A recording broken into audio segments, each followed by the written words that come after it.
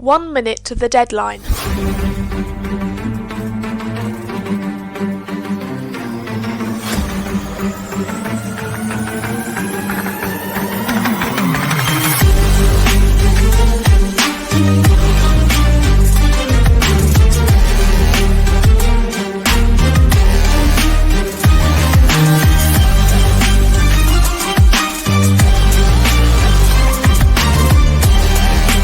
Seconds.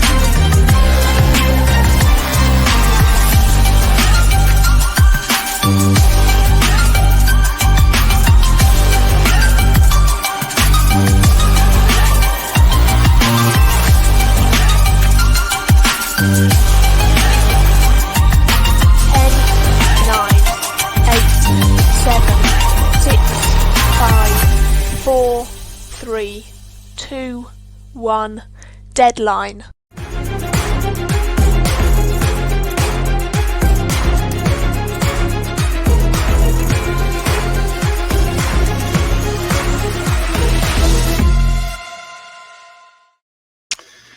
Hello and welcome to DBN's coverage of the Hung Parliament Handicap 2024. The Hung Parliament Handicap is a brand new invention coming out of Canberra, Australia, the capital of Australia.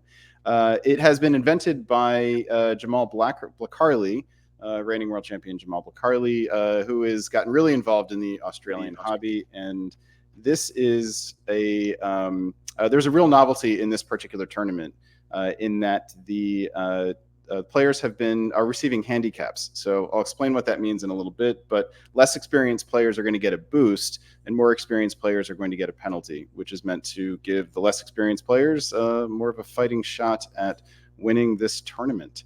This is the first time that this tournament has happened. It's the first time, as far as I know, that a handicap has been implemented in a tournament in the DBN era.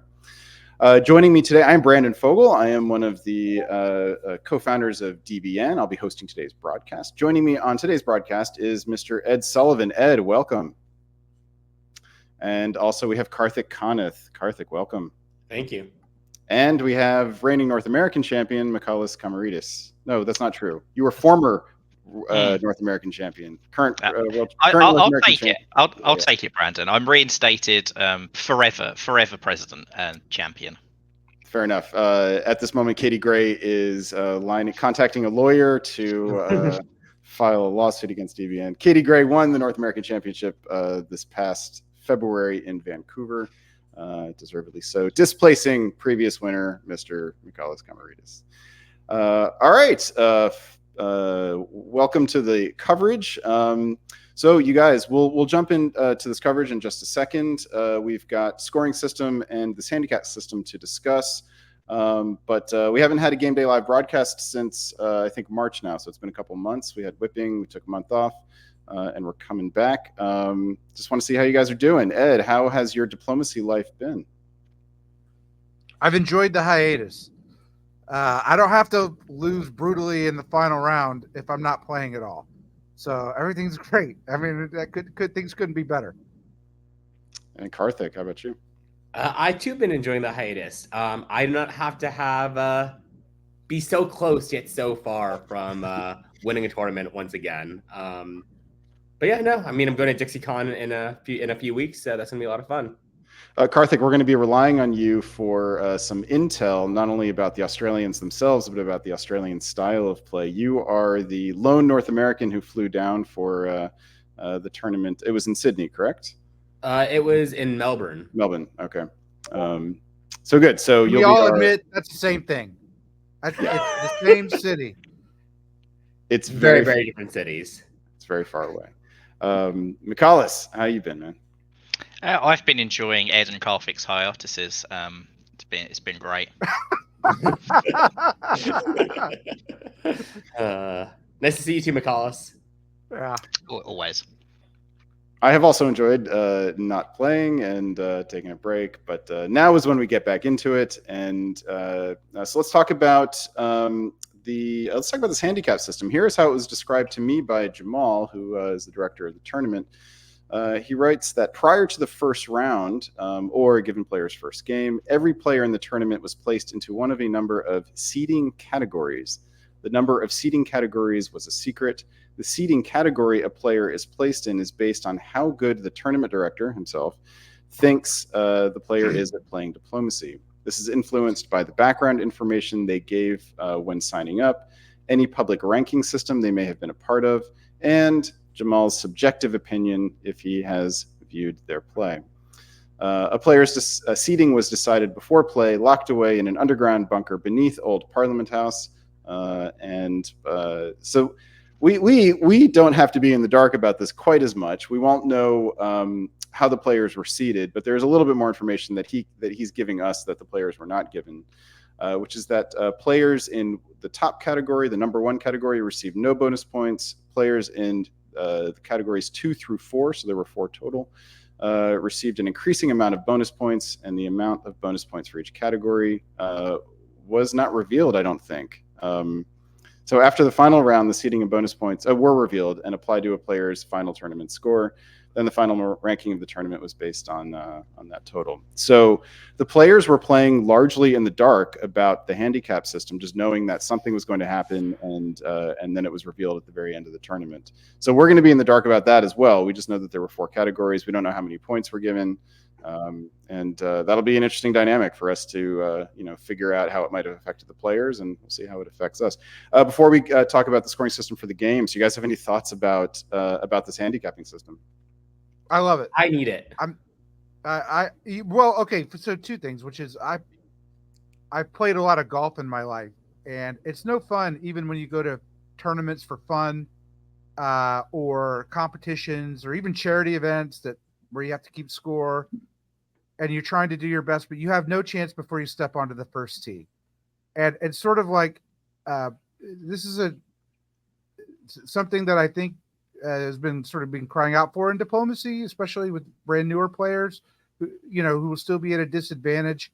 I mean, as we all know, like Karthik, he can't tie his shoes. Right. So compared to McAllis, if they were on the board, you'd want to give McAllis maybe -3 centers to start.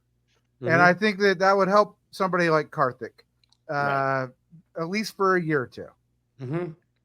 Alms for the poor are very much needed, and I'll happily take any and all that will be given to me. I think that's a little harsh. Karthik's quite used to getting -3 centers at some point in the game.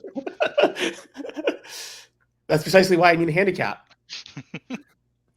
I feel like the handicap would allow Karthik to threaten to throw the solo even sooner than usual. Brandon, it's been 3 years since the last time I've thrown a solo. Yeah, but when's the last time you threatened to throw one? All right, but the point is, I like the handicap. I'd be curious what the other 2 think about it, to be fair, but I think that we need to start experimenting with this, because I really thought the concept is fantastic. I'm interested to see how it works. I haven't seen it in play before. I'm not someone who follows golf particularly closely at all, so I don't really know how it works in that either, but it seems like an interesting idea, and we'll see how it affects the play, and then sort of make a judgment at the end, I guess. In a more serious comment, though, I do think this is really good for one class of tournaments. When I was talking to Jamal, he made very clear that this was a fun tournament, meant to be different from sort of like, the Melbourne Open, which is like, supposed to be like a more cutthroat, one. This one was meant to get newer players into it, help them learn, help them grow, and help them have a really, really fun time. And I think there's a lot of space in the hobby for both kind of events. Ones where you have these really cutthroat events where everyone's going full pedal to the metal, made the best man or woman win, so on and so forth. And then also have where newbies do get a chance to sort of find their own footing and see where things evolve and go for them. I do fear there could be a counterpoint in that experienced players not knowing how far behind they are, but knowing that they're handicapped, may be looking to grind out extra centers over new players precisely because of that reason, and it may affect play in the opposite way of intended, but we shall see. Yeah, diplomacy tournaments, they sort of exist in this intersection between competition and entertainment, right? These are recreational activities for us. We're not professionals, but we also take the competitions fairly seriously, at least at times. And so as organizers, we're always trying to find a balance between people having fun and also people feeling like the competitive part has a purity to it that satisfies that need for us. Speak for yourself, Brendan. I have been paid for my diplomacy expertise and play. Somebody give you He's money a for that? professional. Yeah, He's I'm a professional player. Oh, He's a pro. Meta right, made us all pros, yeah. Let's leave it to the audience to judge the merits of that while we move on to the scoring system, which is titled Bangkok. It's a scoring system that predates the World Championship from Bangkok last year, and it wasn't used there as well. But there was a there was a Bangkok Open for a few years before that, which was, I think, staged in anticipation of the World Championship. I think Lei staged it. Lei Sarlin, and that's it. That is. So here's how the system works. Everybody gets 1 point per center. 12 points is then divided between the players at the top. So any players that tie, this is a little bit complicated. I'll just say it once and then we can sort of figure it out later. Players who have the most centers get 3 shares. 2 shares go to the players who are 1 center from the top, and 1 share goes to players who are 2 centers from the top. And then they divide all those shares. They divide the 12 points according to those shares. So bottom line is, if you're within 2 points of the top, you get some points. The closer, if you're within 1 center of the top, you get more points. And if you top alone, you get the most points. All surviving players get 3 points, and then there's a small amount of points for eliminated players per year that they survived. Soloer gets 41 points. So, and everyone else in a solo actually do get a half a point per center. So some unusual mechanics in this, but it's sort of like points per supply center plus a small survival bonus, plus a pot of points being shared by people who are topping or close to the top. All right, unless you guys have any thoughts about the scoring system, then let's move on into some game coverage. There were 4 rounds of play and up to 4 games per round. The games were capped at 1907, so there was a forced draw at the end of 1907. And if I can get this working properly, we will take a look at the score, at the player list for the first round. Before we do this, let's talk a little bit logistics amongst the 3 of us. I think we'll have 2 commentators on screen at once, and we'll alternate, we'll rotate as we go. So who would like to be the first to take a break? All right, thanks, Karthik. Good choice. We don't have to bring him back. I'm an Iron Man. That is true. We can just sort of wave at him in the green room. Hey, Karthik. All right, round 1, board 1. We have Lydia Thorpe. I actually don't know. I haven't looked up who any of these are. All right, Karthik, since you're off screen, can you look up who Lydia Thorpe is and post it in the chat? I know the answer to this. Oh, okay, I was going to make a blind guess that they're Australian politicians, given the tournament name. Yes, Ed. she is an independent in the federal parliament. There we go. All right, Karthik notes that she's a senator in the government. All right, so on Lydia Thorpe, we have playing Austria, Alan Thompson. In England, we have Zoe Cameron. France, Jacob Traeger. Germany, Peter Legg. Italy, Max Wanji Rowe Banks. I hope I'm saying that right. Russia, Joshua Crowther. Turkey, Rob Stevenson. All right, so none of these players have a game in last year's DBNI database, so we're not going to know a whole lot about them. Let us jump right in and. I do think we saw Peter at the Melbourne tournament. I think Zoe was in that as well. Okay, so they might have been in this year's, but the DBNI rankings would only show last year's. All right, so here are some orders, and Ed, let us have you.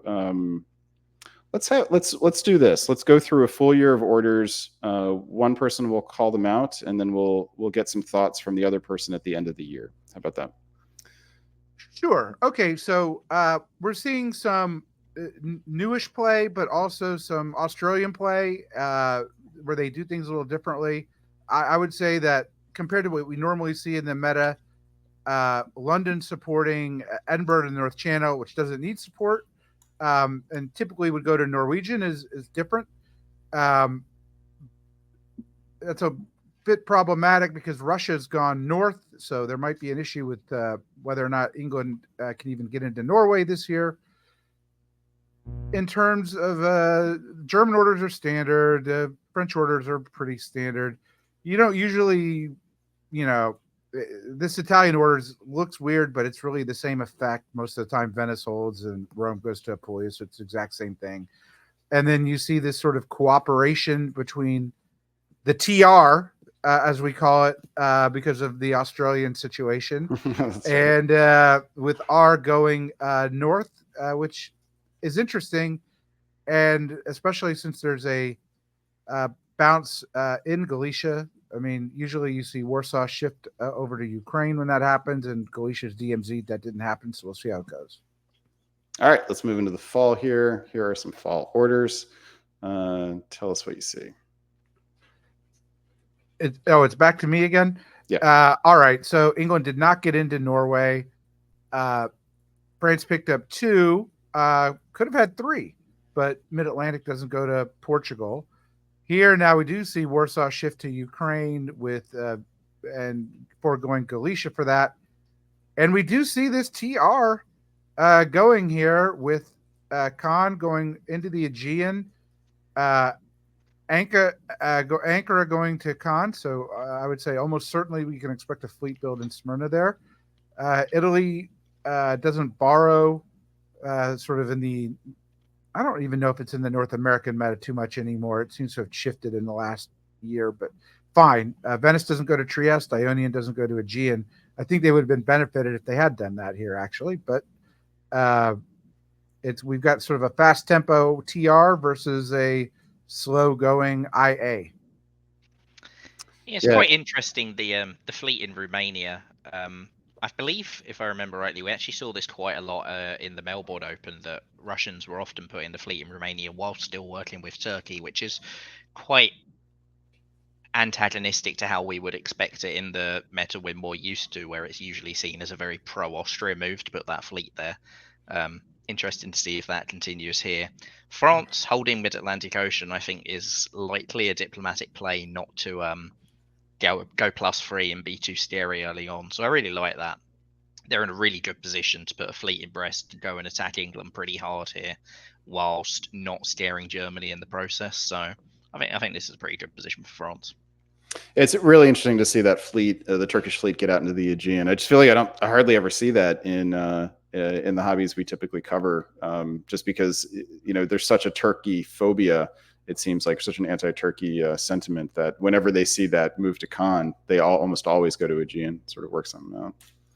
All right, winter 1901. We've got builds all over the place, as we usually do. We've got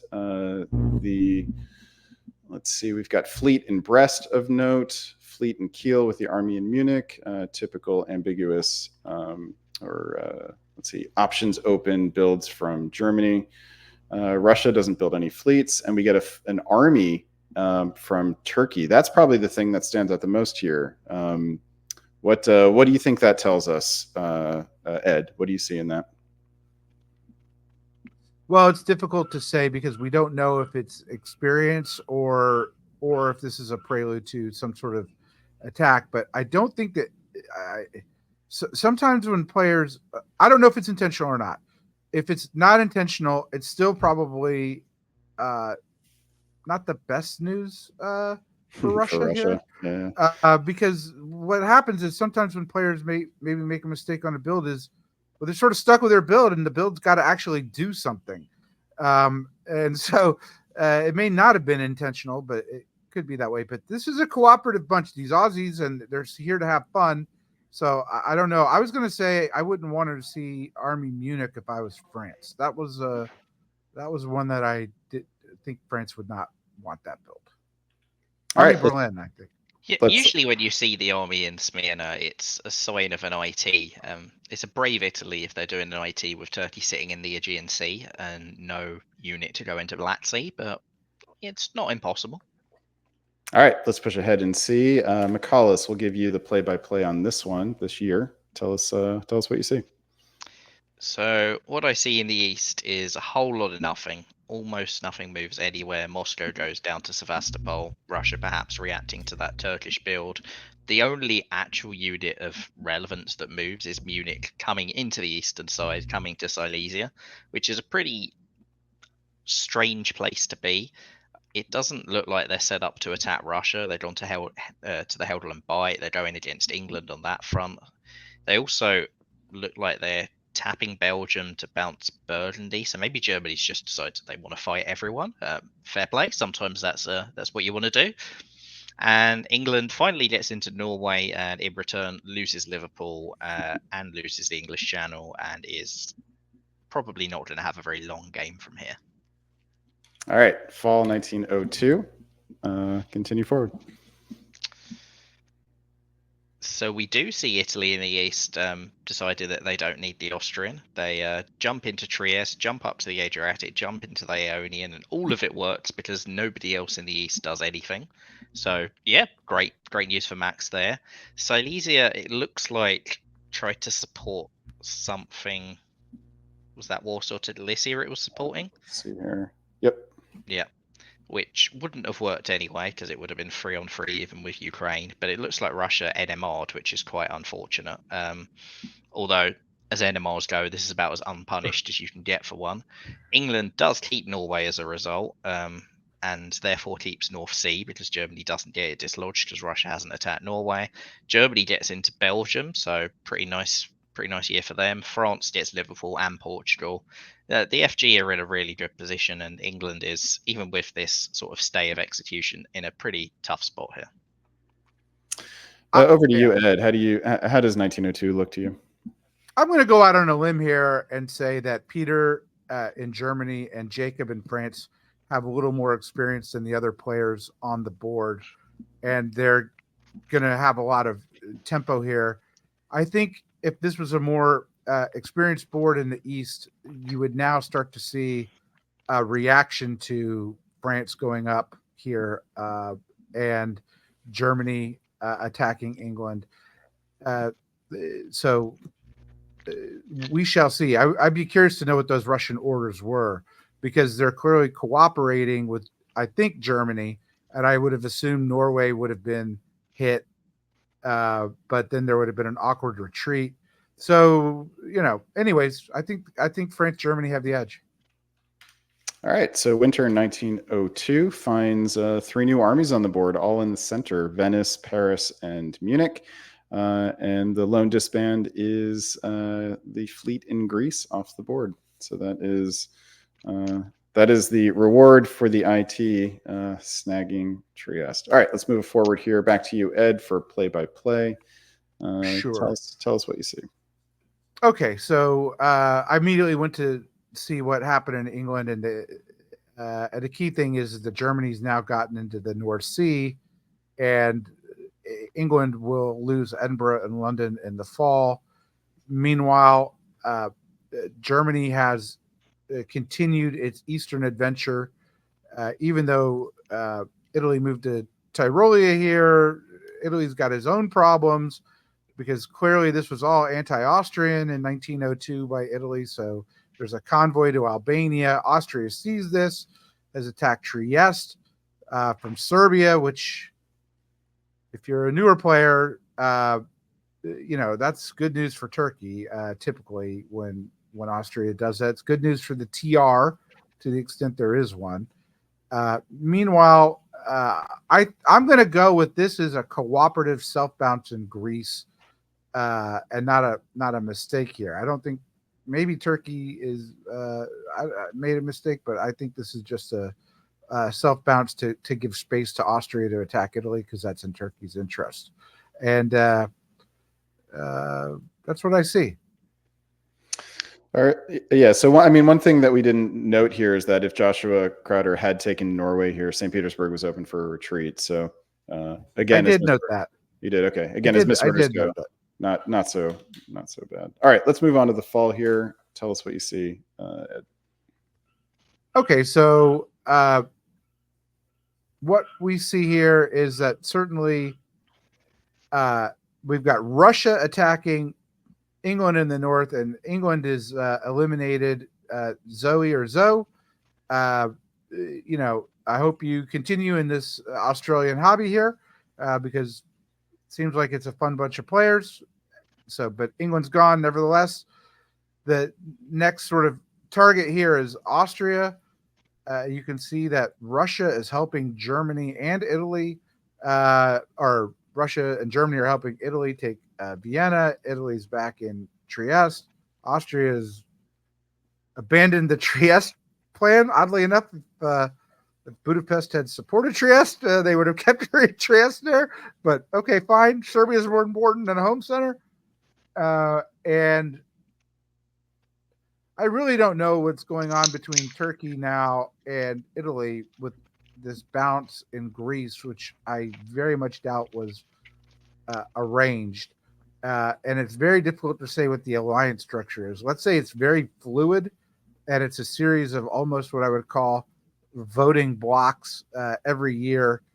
And this might be a function of people being new. It might be a function of short games. They ended in 1907. Am I correct?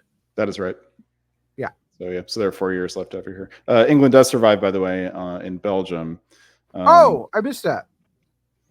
I was just about to point that out. I think Ed made the point that spring it looked like Turkey. I agree that Greece was deliberate. Like, you don't accidentally bounce yourself out via convoy. They obviously intended not to move there in spring. But my question was why. And even though it looked deliberate, I didn't see it as being good for them. And this is sort of their reward. Italy's growing. Russia's getting into a position where they can be anti-Turkish and they can grow in the Balkans. And Turkey's still got nowhere. They've still got 3 armies that have gone nowhere. They're very much at risk of being the next person that's the odd one out here after England and Austria. I'd be quite worried if I was Rob right now. I do say that France only having 2 fleets at this stage in an FG is quite interesting. They're not at all in a position to jump into the Med, which very much could mean that Germany becomes their next target. Like, Germany stayed even for the year, given they lost Belgium. And it's more likely that France takes Belgium than Germany takes it back. So I wouldn't be too surprised to see Jacob just continue going through the north, going through Belgium and pushing into Germany here, perhaps with Russian support if France can get it. All right, let's see what's builds come down here. It's hard not to see that Austria will not be able to rebuild their unit with no open home centers, but we do get a fleet from France in Marseille. We get a fleet in Rome from Italy, which is interesting. Probably a signal to Italy that looking westward. And Russia puts down another army. All right, let's move forward into 1904. McCallus, this is over to you. So once again, we see a lot of units doing nothing. We do see a few that actually move. I wonder if this was sandboxing where they just decided not to put in orders that didn't matter, something like that possibly, given the amount of holds. Because France takes Belgium and does finally kill the English. Germany is coming back to seemingly deal with France, and Russia gets Budapest. Turkey gets nowhere. There's now a sort of standoff between Marseille and Tyrrhenian Sea, but with France not pulling another fleet down, there's still no actual threat to Italy here. All right, fall 1904. Well, Italy decides that there is a threat, though, and Italy is coming west, whether France wants it or not.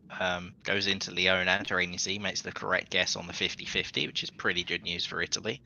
Looks like it is indeed a wintergreen, as Russia tries to support Italy into Serbia, which bounces out the AT's attempts for Turkey to still not get anywhere. God, Rob is wishing that Smyrna army was a fleet by now.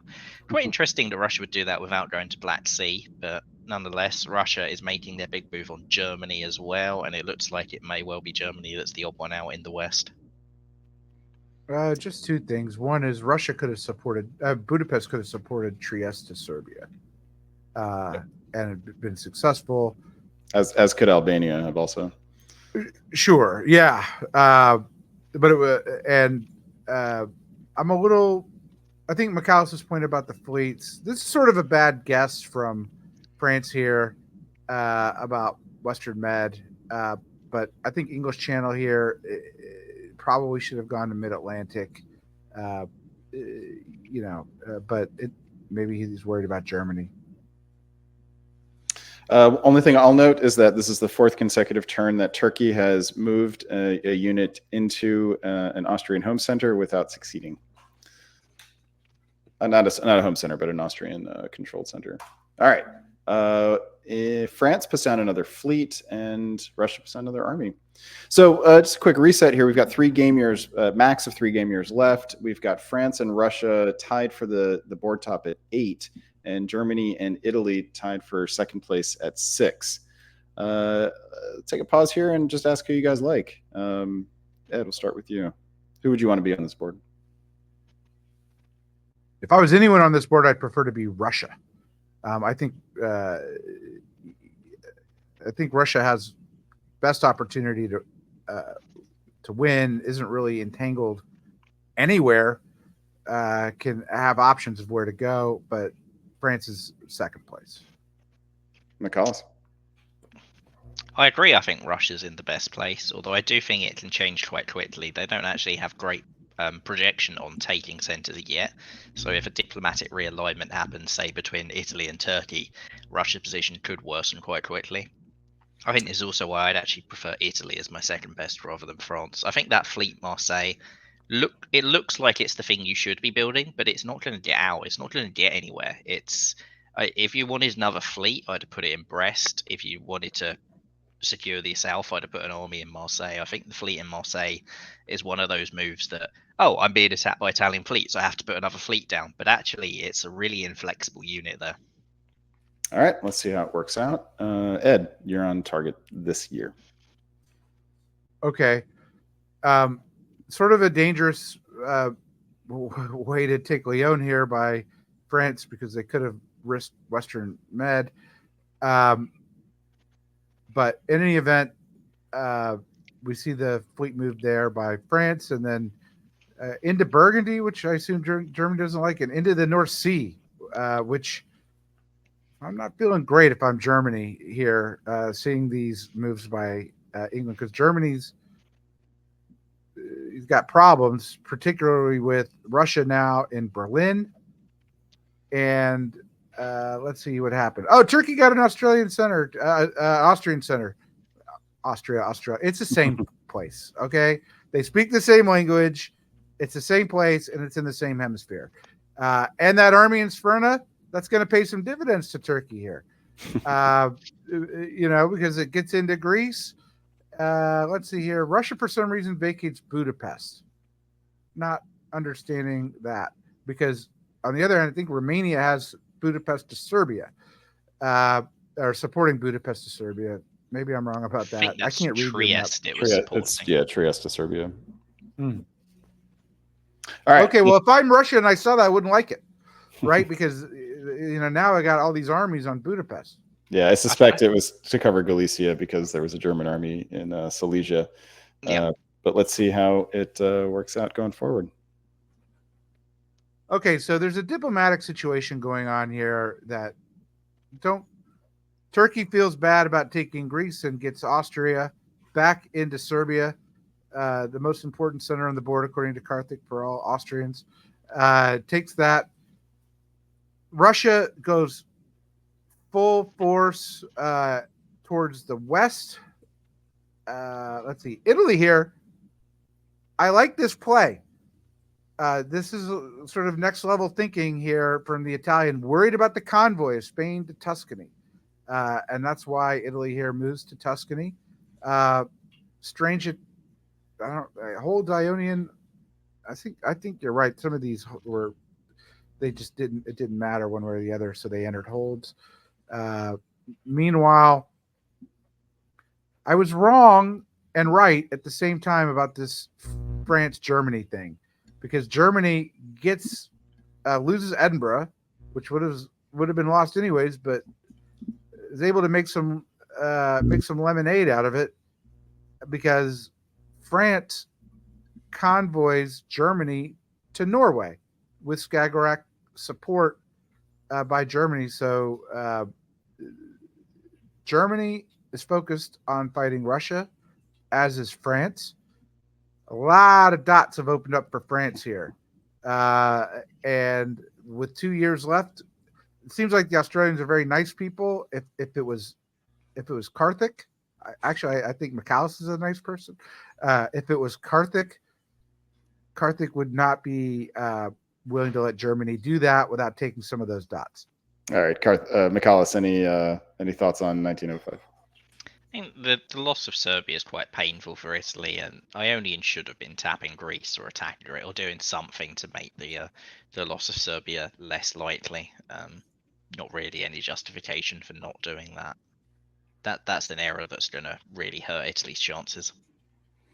All right. The net result here is that France goes +1. Germany has to disband one thanks to giving up Edinburgh, and Turkey goes +1, and that means we get another army in Smyrna. That's interesting. I mean, that says I want to be friends with you, Italy, after just supporting Austria into a dot that you were about to get. France puts down an army in Paris, which suggests that center of the board is where they see their dots. And we do get another army from Italy. All right, let's push forward here. We got max 2 years left. Over to you, McAllis. Well, this time I actually get to see some moves on my year of calling stuff. So Turkey finally goes to Armenia, gets into Romania with Austrian support. Turns out that Smyrna was actually for the 80. Didn't see that one coming. Italy drops into Albania and Trieste. Looks like they're still on the wintergreen. Russia and Germany sort of squabble. Germany gets back into Berlin, but is unlikely to hold it because Russia's bounced Munich, which is quite a good move by them. Russia has lost Sweden, though, and is equally unlikely to take that back. So it's very much a gain one, lose one situation for them. And France presses all the way down into the Med with all of those fleets, and Italy decides not to try and bounce any of them, which I think is another slight error on their part, as France now has incredible position to go for either Tunis or Tyrrhenian Sea. So guess which one they'll get, and they've only really got 3 attempts to make that guess correctly, or 2 attempts to Tyrrhenian Sea. Getting that in that final year doesn't actually matter.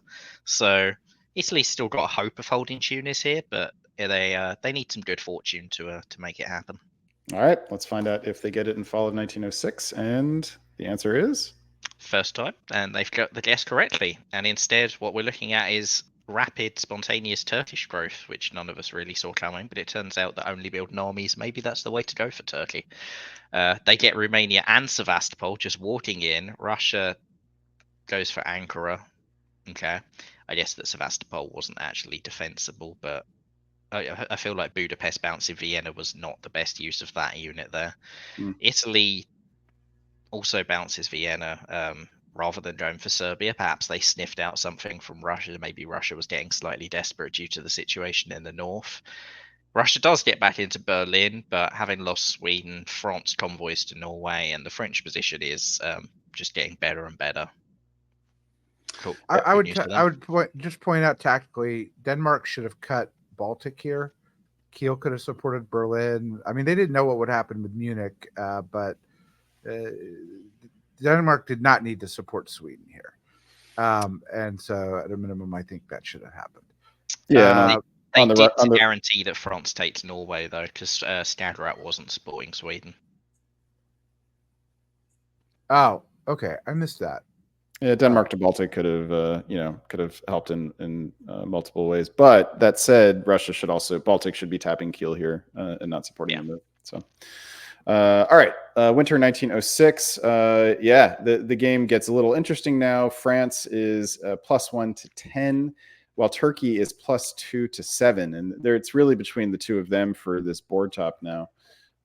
What does Turkey hasn't built a fleet? Turkey could top this board without having built a fleet the entire game.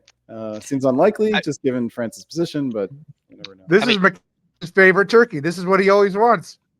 I do love Turkish armies. I will say that this isn't really a race for the top unless something really wacky happens, like Russia throwing the dots to Turkey. But it is a race for these points for finishing close to the top. We know that you get points if you finish 1 behind, 2 behind. Yep. There we go. Fair enough. Surprise the game draws here? Maybe given the scoring system, because I think Turkey could have probably got within 1 or 2. But I think in a normal scoring system where that wasn't a thing, I would have drawn as anyone on this board. Yeah, I think given given Russia's pulls here, I think if I'm Turkey, I definitely keep going here.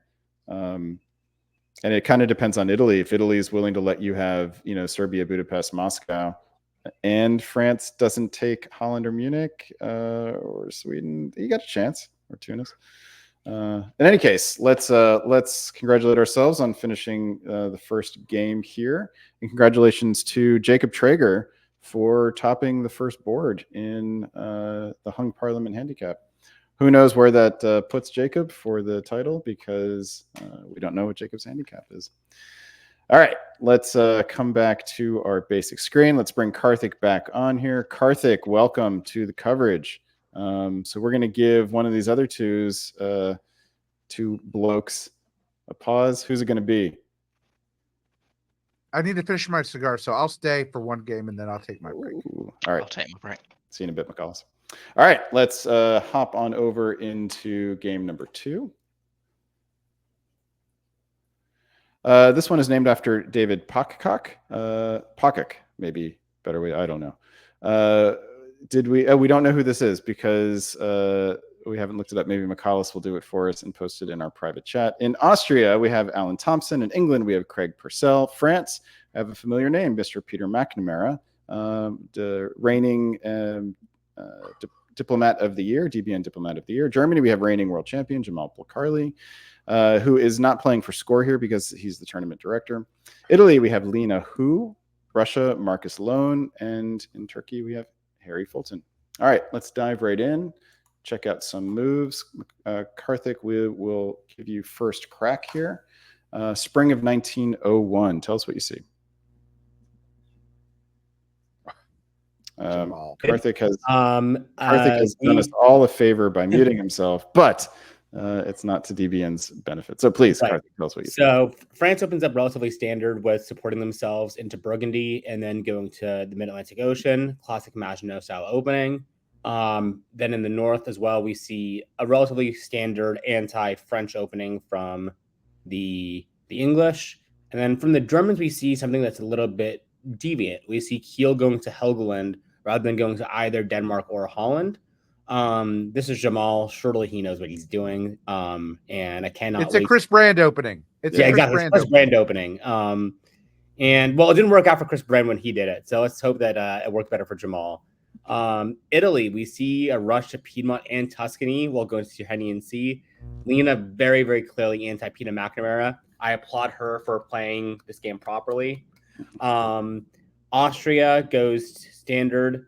And then in Turkey, we see what we've seen many times in the Australian hobby, the move from Ankara to Constantinople, trying to get out to Aegean as quickly as possible.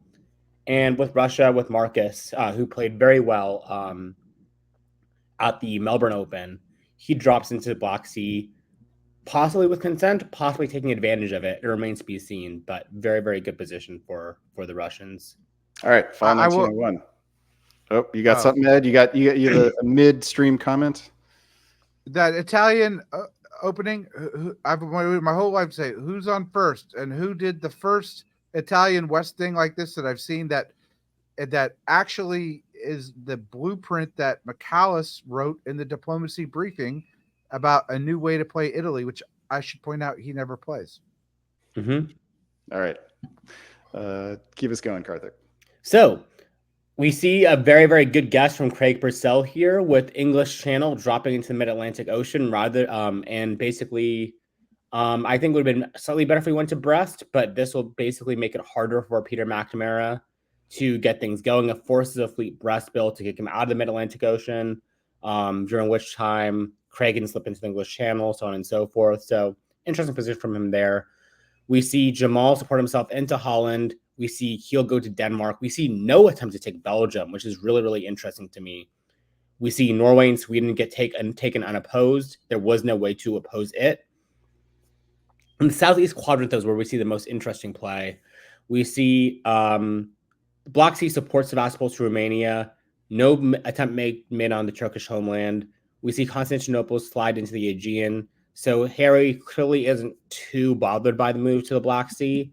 And then we see the convoy of Tuscany to Tunis, which is really, really fun to see with the sort of Western style Lepanto, as McCall called it. All right, Ed, you used one of your comments mid-year. Do you have an end-of-year comment for us? 4 units on Belgium. No one moved there. No one moves on it. Yep. All right, and we have Turkey getting out of the gate here for the second game in a row. For the builds, let's see what stands out. This Turkey wants to put down a fleet in Smyrna. We've got relatively unsurprising builds elsewhere on the board. Austria doesn't have the guts to put down fleet Trieste, but it's probably for their benefit. All right, let's move ahead here into spring of 1902. And Ed, you are on play-by-play here. The only thing, I mean, the East is cooking up for a hot war here with Moscow going to Ukraine, Smyrna going to Eastern Med, but it looks all anti-Austrian to me. It looks like another TR here with Turkey feeling good to vacate Ankara and leave that Brandon Fogel Russian Black Fleet there, always ready to pounce on Turkey. Meanwhile, I dig this. If you're going to go west by Italy, go west. Italy's just going all in on the anti-French thing here, aided by England, and it looks like aided now by Jamal, who's bouncing Burgundy and Munich, and Holland's getting into Belgium. So it looks like these Australians, as best I can tell, have determined that Peter McNamara has to go, and they are going to try and effectuate that. All right, fall of 1902. Tell us what you see. Okay, so looks like Peter kept everything except for Marseille and Burgundy, but successfully kept Brest and got a disband of that English fleet, a PIF of the English fleet in Gascony. Italy just continues to go west here without any struggle from Austria, but now we got a slight little problem with Turkey going to the Ionian, which is always the danger when Italy goes west, that either Austria or somebody's going to take advantage of that. But maybe that's just going to be used to go after Greece. I don't know. Sometimes if in this situation, if I'm in the East and I see Italy doing this, I'll just let Italy keep going and get committed and worry about Italy later. Karthik, your thoughts on 1902? I think really, really good play by the EGI. Gascony, the retreat to Gascony guaranteed Marseille for the Italians. And taking Peter down, like, I definitely get it from the perspective of England and Italy. Letting Peter get out, like, big as France is always something to be worried about. And they're doing a good job of containing that. The one thing I would have done, though, as Italy is I would have covered the Ionian Sea when Turkey puts 2 on it. But the play to try and go after Spain next makes a lot of sense to me as well. And hopefully with them getting a build to be able to put down, that should scare Turkey off enough to go into Adriatic instead and go after the Austrians. So because it's Australia, we say IGE on this broadcast, just so you know. All right. I failed to note North Sea didn't go to Norway, no bounce, and so Russia takes Norway, which might be significant. I missed that. Yeah. All right, let's push forward here and see what we've got. Winter 1902 finds a northern fleet from Russia. So definitely a marker in the sand here. Russia. Marcus Lone says, I want to be a player in the north. We get an army from Jamal in Munich, and Lena faced with a decision between protecting Venice and Naples, chooses Naples. Peter takes off one of his fleets, and here we go. Spring of 1903. Karthik, back to you. Sweet. So we end up coming to a diplomatic arrangement in the southeast where Lena and Harry agreed that it would be better for the fleet to go into Greece instead of making any dangerous plays on the Austrians. At the same time, Alan doesn't make any play for Venice either. Figuring that I guess he has his hands full with the Russians and the Turks, and no need to antagonize the Italians as well. The Germans come in for the pylon as Munich goes to Bohemia. Actually, I suppose I shouldn't say it's a pylon yet. Jamal could be coming to help, but Jamal saying that he's coming to help is one of the scariest phrases in the English language. Baltic Sea supports Denmark to Sweden. That goes successfully. But in a surprise, instead of working with Jamal as Craig has done so far, and instead of punishing the Russians for taking Norway, takes Russian support into Denmark. So very, very interesting to see what the plan here is. But one thing that I guess we didn't expect and is good to see is that the board is effectively containing both France and Germany, the two strongest players on the board, in Peter and Jamal. All right, fall of 1903. Keep it going. Sure. So here we see the Austrians failing to retake Greece, but losing nothing else. We see that Jamal is actually indeed here to help as he supports himself into Galicia. At the same time, we see the English forced retreat out of Denmark, while the Russians displace Jamal out of Sweden. So basically, this has been Marcus getting a good deal of position on the Scandinavians and in Denmark and basically his side of the board. So kudos to him. Craig is probably the biggest victim here, as he is stuck on three centers with no real clear path to growth beyond maybe the Italians helping him into a French center. Ed, how do you see this game developing right now? I'm very curious about Italy here. Italy's got Italy had a Turkish fleet in Ionian that's now in Greece. Left the Ionian again, didn't help Austria back into Greece, which Italy could have done. So clearly kind of working with Turkey, but they've got those Austrian armies on the border. And I don't know how I don't think Italy should be committing much more west. Okay.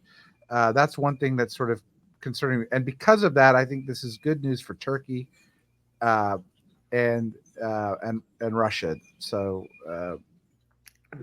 that's what I'm looking at.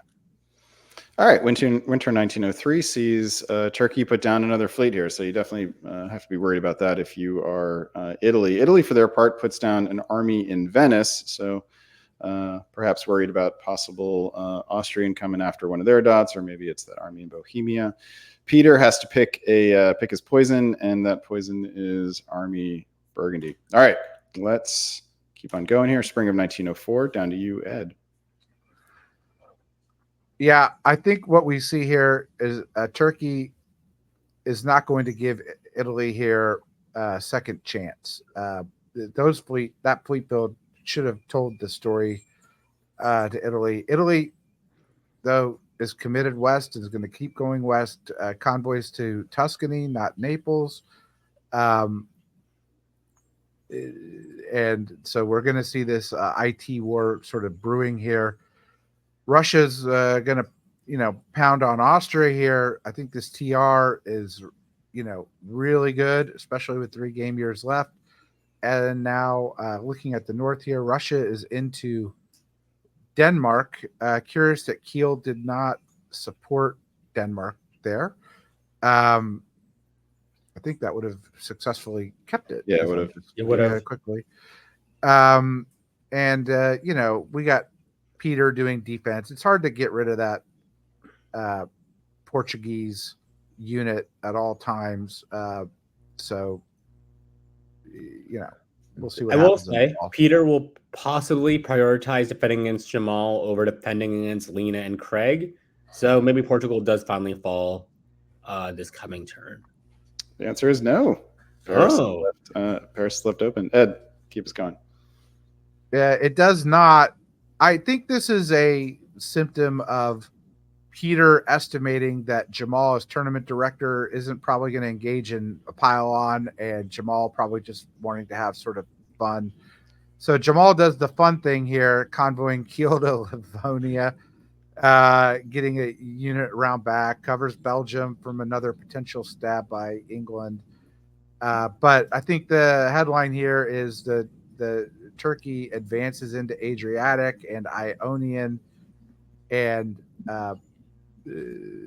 looking really good to be Turkey here. Yeah, it's quite good position. Karthik, how do you feel this game developing right now? I really like the Russia position here. If I could be anyone on the board, I would want to be them. I played with Marcus before. He's a very, very strong, capable player. I think after Peter and Jamal, he is probably the best player on this board. He's very, very new to the game, but very, very intrinsically talented at it. So very excited to see that. I think Peter will be kept in the box for the foreseeable future. I think Jamal could be kept in the box, but has a way out.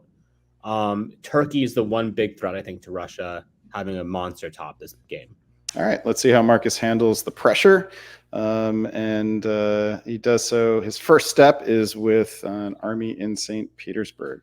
All right, let's keep on. The right call. Yeah, I think we'll make sure that Craig doesn't see a path to growth off of him, and he can instead promise Craig path to growth through Holland.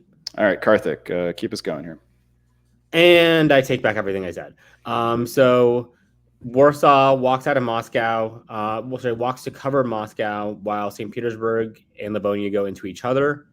This lets Silesia simply walk into Warsaw, which creates some problematic situations around Moscow. If I was Russia, I think I put a slight pause on the Austrian offensive, knowing that Turkey's going to keep him really, really busy. I focus on Jamal for a little bit and try to get Jamal to go away. But such is life. The Italians do slip into Burgundy, which probably will not make Jamal come back, honestly, because of the fact that it's probably going to be supporting itself into Gascony. But I wonder if Lena will notice the fact that Munich is actually indefensible and a free take if she wants it. All right, let's see. There's also guesses around Denmark and Holland and Kiel, and the answers are Karthik? And the answer is Moscow gets taken as well, which is exactly what I was worried about. And Force retreats to Sevastopol. So Marcus loses two major critical home centers to Jamal. The attack on Holland does not go.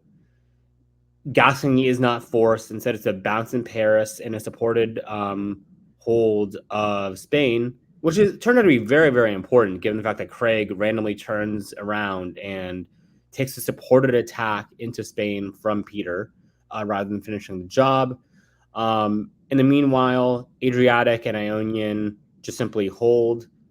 Aegean rotates into Constantinople while Turkey stabs, for Romania.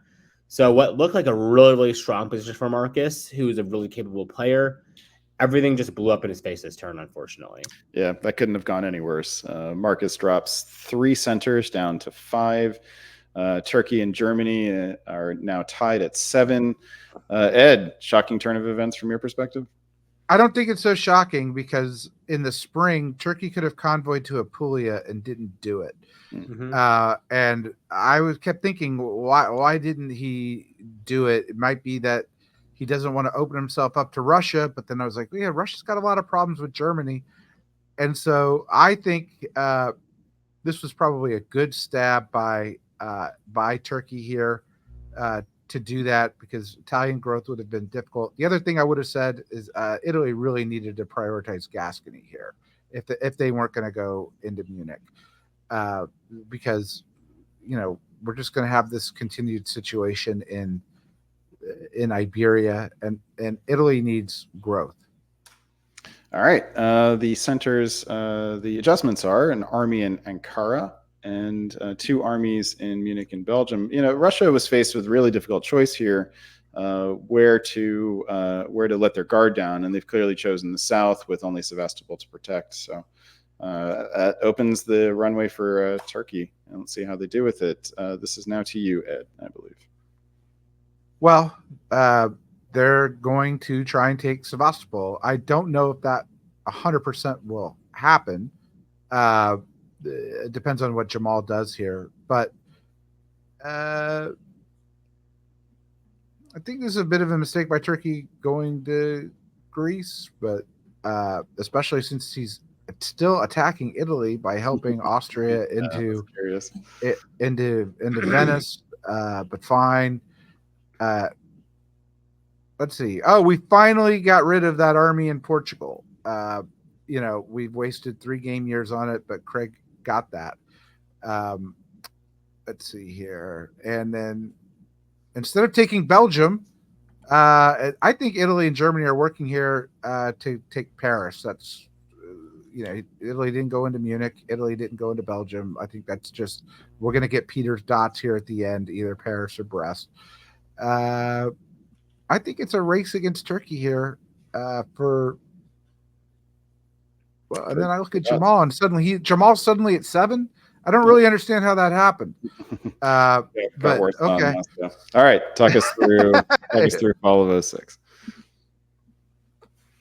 Oh, me, I got to do this again? Crap. All right, Turkey gets Sevastopol. Turkey gets Trieste. Turkey could have decided to go for Budapest here, I guess, but decided to take Trieste with the fleet. I think I would have preferred the other way. Italy jumping back and takes Paris. Those are all the sort of big news. Oh, and Russia gets Moscow. So Jamal's position not looking so great in the East, and coming up roses for Turkey. Yeah, Karthik, Turkey, really nice year for Turkey, wasn't it? Yep, fantastic year for them. Everything went about as well as it could. I disagree with Ed slightly that I wouldn't. I like taking with the fleet because I want Serbia to be held by an army whenever possible. Because if Austria was to sneak in, we'd create so many problems for them. So just really, really good play by Harry there, I think, tactically. Yeah, I mean, it's clearly a double cross, right? Like, Austria doesn't expect this to happen. Although, is it Tyrolia? Let's see, Tyrolia supports Adriatic and Trieste. Yeah, so this looks like a double cross by Turkey on Austria. Yeah. All right, let's move forward here and see. We get 2 armies from Harry, which seem like just the right things. A fleet from Craig. Craig Purcell finally gets to build as England. After 1901 for the first time in 1906. Let's keep on going here. Spring of 1907. Karthik, to you. Sure. And I think the theme here is that the Turkish armies go marching along. While they're displaced from Trieste, they do get Warsaw with Russian support. They move into position to take Budapest, and while covering Serbia, the Italians seemingly move away from the Austrians. They get back Venice. So people are trying to make moves on Turkey, but I think it's a little bit too little too late. The English slide into the North Sea while going up into Mao. So seems to be a reorientation there towards the Russians and the Germans. While Munich slides into Burgundy, I'm not sure what that's for, if it's just to hold like in a position or if there is some further play in mind. There's a scenario here where Italy snags the sport top, I believe. If Turkey can't get back Trieste and Italy gets Portugal and Brest and holds on to Paris, which could all happen, I think that they would pip it 9-8. Let's see. That would be pretty sick, but I don't think that's likely. Well, a couple things happened. So the English get Brest, which is what I kind of like. I didn't see much reason for Craig not to take that. Unfortunately, Peter does get Marseille from Lena, so only really goes up Venice, which will put them at 7. And for whatever reason, Moscow, I guess, is that supporting St. Petersburg? I guess that makes sense. Warsaw gets taken. Nothing much that can be done about that. Turkey basically just goes down 1 to 8. But Moscow supported Sevastopol, by the way. So presumably that's a misorder. That needed to support Warsaw there. Actually, no, probably better, for him to let the Turkish fall down to center, and then just be like, oops, misorder. But I think all in all, a really, really good board played by pretty much everyone on it. Just slightly better by Turkey. Kudos. All right, so the game ends here with Harry Fulton in Turkey getting 8 centers. Italy goes up 1-7, so that's worth a decent score. Let's see, that is 17-11. I'm sorry, 17-14. Yeah, Germany has 11 in third place there. That's Jamal, but his score doesn't count because tournament director. All right, final comment over to you, Ed. Is this the right result for this game? 100%. Harry played the best game. He shifted when he needed to shift. He was kind when he needed to be kind, and had all the units in the right places at the end. Was fairly impenetrable, and so I think this is a deserved board top. All right, congratulations to Harry Fulton, and that takes us back to our main view. Let's welcome Michalis Kamaridis back to the stage. Welcome back, Michalis. Hello again. Ed, you can go do what you need to do with that cigar. We'll see you in a bit. All right, let's hop on over to game number 3 in round 1. Featuring Brandon Austin in Austria, Shane Cubis in England, Nancy Jin in France, some guy named Andrew Goff in Germany, another Shane, this one Armstrong in Italy, David Hicks in Russia, and Hector Sukovong, I hope I'm saying your name right, in Turkey. All right, let's jump into some moves. Michalis, you are the recent returner, so we will give you first call. Here are the orders for spring of 1901. Tell us what you see. So again, we see there Italy doing the sort of swap around that looks different, but is the same as normal. England with a pretty aggressive move against Russia is how that's normally seen, with the move to Edinburgh, so that the convoy to Norway is more easily done. France, pretty standard opening. Germany with the unusual opening in the west with the move to Tyrolia, which actually gets in. You don't see that very often. Quite a lot of the time, Germany doesn't actually want to get in there either. It's quite hard to use that in a productive way in the full. And Turkey doing the more old-fashioned opening with both armies shifting up rather than pulling a fleet across. Yeah, I'll just add that Andrew Goff did this to me. I was Austria. This is at Cascadia. He was Germany. I was Austria. Came into Tyrolia, and it was a prelude to a Western triple that rolled the board. So let's see if that happens. Fall of 1901. Michalis, tell us about it. Andrew Goff decides that he did not want to be in Tyrolia, and it was all a big misunderstanding. Back to Munich he goes to cover it from Burgundy. France is +3. They get Belgium and both Iberian centres, so great start for Nancy. England does do the anti-Russian convoy into Norway, which could still be a Western triple, but a Western triple where France is building 3 and Germany is pulling out of Tyrolia seems unlikely. Austria gets Romania in 1901, which is interesting, not something you see too often. Russia instead, it looks like makes some sort of misorder, but given that Sevastopol was bouncing Black Sea, they wouldn't have got it either way. And so Greece is taken by the Italian with Austrian support. Again, not something you see too often. This is a pretty interesting looking AI that have got quite the upper hand against Russia and Turkey here if they stick together. Karthik, over to you. How do you feel about this set of moves for an AI? Oh, I love it. If you feel confident you're going to get Romania for whatever reason, then there's no reason not to give this position to the Italians, get them to remain on side, and then keep on pushing. No worries, though, if about the unit position, though. You've got an army in Greece here rather than a fleet. Yeah, just move it into Bulgaria, and then slide Albania down while Ionian goes to Eastern or something like that. All right. Let's see how it works and how it affects the tempo. We've got a bunch of armies from Austria and Russia, fleets from Italy and Turkey. No surprises there. But the headline here has to be 3 armies from France. Mm-hmm. Don't see that too often, usually with good reason. It certainly puts one on a particular diplomatic track. Michalis, you have a thought? The last time I saw this, I think it was Sabine playing France, and I don't think it worked out too well. This is difficult to make work. Where are they going? Yeah, I will say the one saving grace here is that England also builds an army here, so there's less threat than there might otherwise be from England, at least in the immediate term. But let's see, we've got some unusual play here, and let's see how it works out. Karthik, spring of 1902 to you.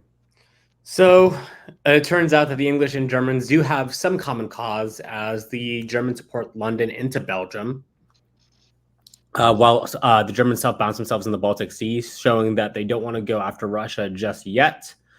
At the same time, in the south, we see the Bulgarian army get blown up, which is a crippling loss for the Turks. This does come at the cost of giving up Romania, which is why I wish that Budapest supported Vienna to Galicia instead of the other way around. That way, they would still be able to take Romania pretty easily back, like, in the future. By the same token, Ionian slides into Aegean successfully, which means that Constantinople or Smyrna, there are going to be some guesses involved there. No, there's the fleet in the Black Sea. Never mind. But yeah, so then we see the fleet in Portugal sliding up into the Mid-Atlantic Ocean, probably just for defensive purposes. But one of these armies that Nancy built is going to get pulled off the board, unfortunately, for her. All right, let's move into. You say unfortunately for her. I kind of am glad I'm pulling one. Honestly, probably true. But... Karthik, tell us about it. Yep. So they attempt to slide back into Belgium, while North Sea supports Belgium into Holland. Andrew Goff beats this attack back pretty easily. Seems to see it coming. No surprise there, being like the 15-time world champion that he is. By the same token, in the south, we see Ukraine hold Romania successfully, while the Austrians self-bounce in Budapest. Once again, I don't really see the reason why Vienna is in Vienna instead of in Budapest right now. Serbia supports Bulgaria to hold successfully, but will not be building because, once again, that they lost Romania, which is a major loss, unfortunately. But the Italians do continue to put the full force against the Turks as they slide into the Eastern Mediterranean, ensuring that the Turks are not going to be long for this world. McCallus, do you like the apparent diplomatic play here by Austria? Not really. I think that you want to be in Budapest. I don't get why you're in Adriatic Sea. I don't get why Russia's going to Livonia. I get that they're clearing Warsaw for a bit. That makes sense, but Livonia doesn't help you at all. Silesia, possibly, especially if you can square it with Goffy that it's to take Galicia next turn. If you can't do that, probably Moscow to maybe be able to drop into Sevastopol, because it doesn't look like Turkey's much for this world, so you probably want to be getting your share of Turkey fairly soon. A couple of things I don't really understand in the east there, but all in all, it's really good news for Shane in Italy, who, despite the fact that they haven't taken Tunis yet, is in a really, really solid position and has no real worries. Probably, commentators tell us, but probably no real worries about a France suddenly dropping in on them. And Italy feeling comfortable despite having a foreign fleet in the Adriatic. Let's see how that goes, if I can advance this properly. All right, winter 1902 finds France removing Army Gascony. And we get a couple more armies on the board here, one in London and one in Warsaw. I think if you're Andrew Goff, you probably would rather have seen Shane building a fleet. I think if you're Shane, you might also have preferred seeing Shane building a fleet, but time will tell on that. All right, spring of 1903. Over to you, McCallus. Well, Andrew Goff may not have liked seeing Shane building a army, but I think Andrew Goff will like much less Russia going to Prussia and Silesia. Didn't really see that one coming, but they needed to do something to get out of the little bind they were in while AOA continued to dismantle Turkey, so I guess this is an okay throw of the dice. The fact North Sea is empty and therefore there's no combined threat on Denmark is a problem for them, though. Elsewhere, Austria finally parks that Adriatic fleet in Trieste, where I kind of expected it to have been for some time. Italy gets into Smyrna. Constantinople is looking potentially takeable for somebody. Romania's at real risk for Russia. This AOA just continues to dominate, and Tunis is now under no threat whatsoever. Tunisian neutrality is to be respected in this game, as France moves even further away from it up to Irish Sea for a one fleet attack on England. Let's see if Tunis can remain neutral through the end of the game. Fall of 1903. McCallus, tell us about it. All right, so Italy takes Constantinople. Sure, why not? Doesn't really matter which of them you take. And Austria takes Greece, which is by agreement almost certainly, given Greece walked out. I'm not entirely sure why it needed to be by agreement. I think if I'm Italy, I just say take Romania. It's right there for you. But they've decided that it's an heir, and so Austria's taking Greece in order to build in Vienna because they couldn't just put Budapest in Vienna or something. And Russia takes Berlin. Goffy takes North Sea. France takes Belgium. England takes Brest. Excellent little dipsy doodle there. The convoy of Belgium into Brest is delightful. Germany, yeah, Germany. If it wasn't the fact they've lost Berlin, would be pretty delighted by this year. But they have lost Berlin, and they have a few issues to solve. Karthik, how do you feel about what you've seen here in 1902? I really enjoyed the English convoy to Brest. Like really cool to see just tactically on the board. I don't like the AI play in Turkey as much. I would have wished that the Austrian army slid into Constantinople and that there was some other sort of play going on. But I suppose if there is a convoy of an Austrian army into Smyrna next turn, I'll be forgiven. Yeah, I think an AIR against Goffy is probably smart. Shane is the big winner of it once again because he's not committing anything against France. He's just getting bigger and bigger and bigger and being quite happy with where his units are. So well, let's see if the building though. Yeah, let's see if the AI inefficiency around the Turkish centers comes back to bite them because we do have a Turkish fleet in the Eastern Med now. And no possible build in Naples. But something has to be pulled by the Turks, and these Eastern ones what goes. So yeah, I think I would have chosen Ankara there personally, but but Turkey was respecting Tunisian neutrality, which is important. Indeed, right? All right, but the other headliner here in winter 1903 is that Fleet South Coast St. Petersburg, which is a strong declaration whenever it happens by Russia. Spring of 1904. This is just why the AAR is really good and why you want to have a Russian partner when you're going after Germany, is because when you can get a Southern fleet built in St. Petersburg South Coast, you have so much more room to play. Putting stress on the Baltic Sea opens up so much for the rest of the board. And if Galicia was going to Bohemia, Goffy would be in a huge deal of trouble right now. Munich would be gone. Berlin would be safe. But for whatever reason, Warsaw holds and Galicia holds. So Goffy gets, for now, some respite from the storm. Yeah, this is a bit rough. Sweden really needs to do something here, like go to Denmark and right, exactly. Free pass. Do not let both of these units go through unopposed. That's just not acceptable. And you have to wonder too if you're Brandon Austin in Austria. You've got Galicia, great spot to be if you're Austria, but you got to use it for something if you're going to have it. So. Right, exactly. Austria is either about to stab Italy or about to stab Russia. Like Venice or Romania, one of them has to be about to go. Because otherwise, why are you not in Bohemia? Answer is helping France into Munich. All right. Karthik, well, talk us through it. Goffy turns out to be in trouble anyways. Not in the way we expected. Not in the way we thought would probably be advisable. Instead of supporting their Russian partner into Munich, they choose to support the French in. Belgium just walks into Holland unopposed. France takes back Brest, which is great, but then loses Spain in the process, loses mid-Atlantic Ocean in the process. And then somehow the Italians support the Russians into the Black Sea, which goes unopposed.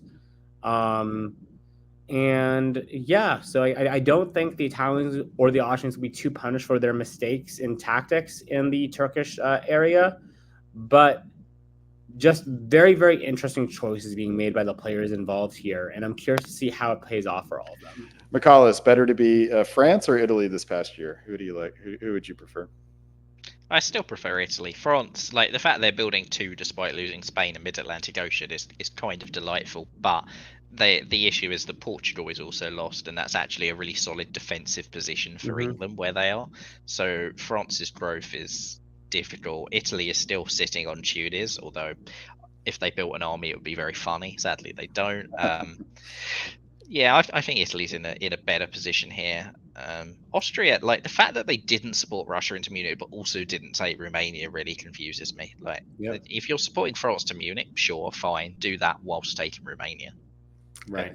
And I will say one thing though, in France's defense, McCallus, I think you undersell their position. I think Gascony to Spain and then Brest in Atlantic Ocean will ensure that Portugal is not defensible because it's so easy to blow up the army in Spain, and England simply does not have the flexibility to send North Sea down to English.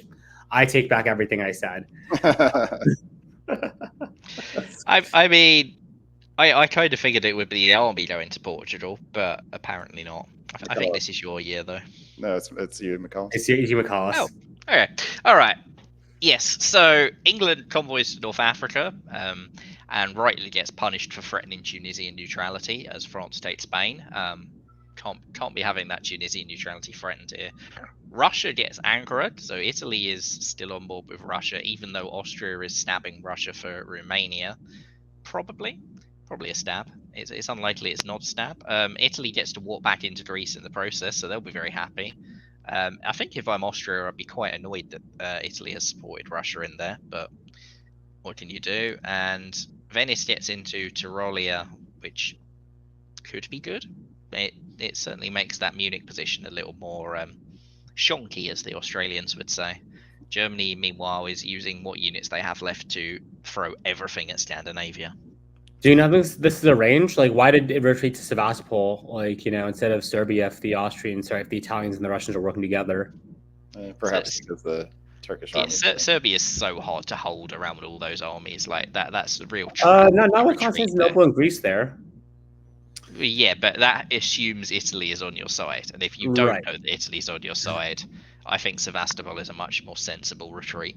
Fair enough. All right. So just a quick tip here to David Hicks. It's a bit conservative here up in the north around Sweden and Bothnia, and you're letting Andrew Goff have just too much freedom to get into position to be a problem. Yeah, ever since he built that fleet, it's been like the second fleet in the north hasn't actually done anything, and there we go.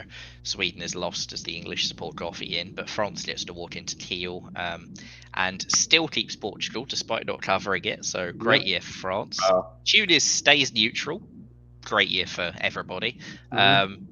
Italy does get Greece and Austria. This is very much not a range. They are very much attacking Russia in full force, and in a really good position actually. Oh, you still there, McCallis? Yep. Looks like the camera's cut out for a sec, but yeah, I think other than that, yeah, it's a really good year for Italy and for Austria. England does get the walk into Brest though, which is a small problem for France. All right, winter 1905. Karthik, any thoughts on 1905? No, I think McCall said everything that I was going to say, so nothing more to add. All right, then winter 1905, we see army from France in Paris and a fleet in Naples. And let's just push forward here, spring 1906. We've got just a quick reset. Nancy Jin in France has a 2-center lead over Italy and Austria, Shane and Brandon. And there are lots of opportunities here for different players. It kind of feels like France has the advantage, but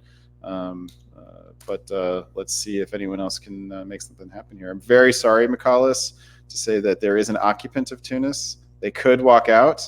So Tunisian neutrality is still possible. But Karthik, down to you to talk us through 1906. It's not that possible it would take a lot of coordination from all powers involved to come to a treaty to respect Tunisian neutrality, to allow the English a spot to walk out to.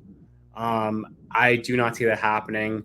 So unfortunately, I do think it'll be the English mandate in Tunis taking over. In the meantime, just meaningless bounces around Brest. So France seems okay with the English holding it for now, or maybe they just don't want to deal with the retreat. Also possible. In the other side of the board, we see Ankara going to the Black Sea, which is smart, allows them to defend themselves somewhat against the Austrian invasion. Though part of me wonders if it's a little bit too little, a little bit too late, because David just couldn't get the fleets he built to be quite useful enough against Goffy. Goffy tries to take back Kiel, does not succeed. Now it's going to be a lot harder with the army in Holland able to back it up as well. So very, very curious to see what tactically happens here. All right. And now we get to see. Oh. Yeah, so I don't know why Munich didn't order a support order for Kiel. It had nothing. There's no reason to support hold Ruhr. And in doing so, let Goffy get Kiel when there was no reason to let him get it. By the same token, Mao offers the support for Paris to Brest, which seems to go untaken. And the English mandate in Tunis collapses as the French and the Italians work together to dispossess them of that. Italy stabs Austria, which is really, really interesting here.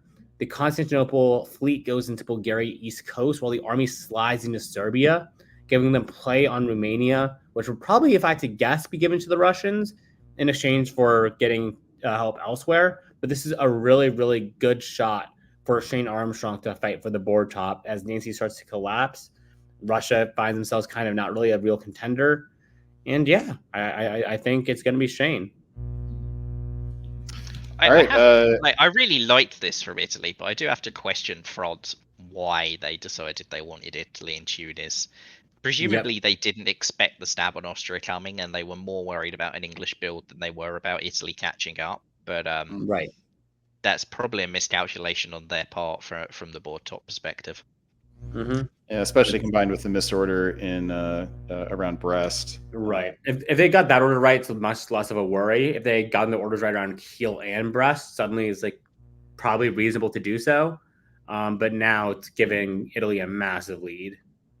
All right. The net result of 1906 is that Italy pops up to 9. That's a +3, while France drops down 1, giving Shane Armstrong and Italy a 2-center lead and several new units on the board. And that is where this game ends, presumably by draw vote in spring of 1907.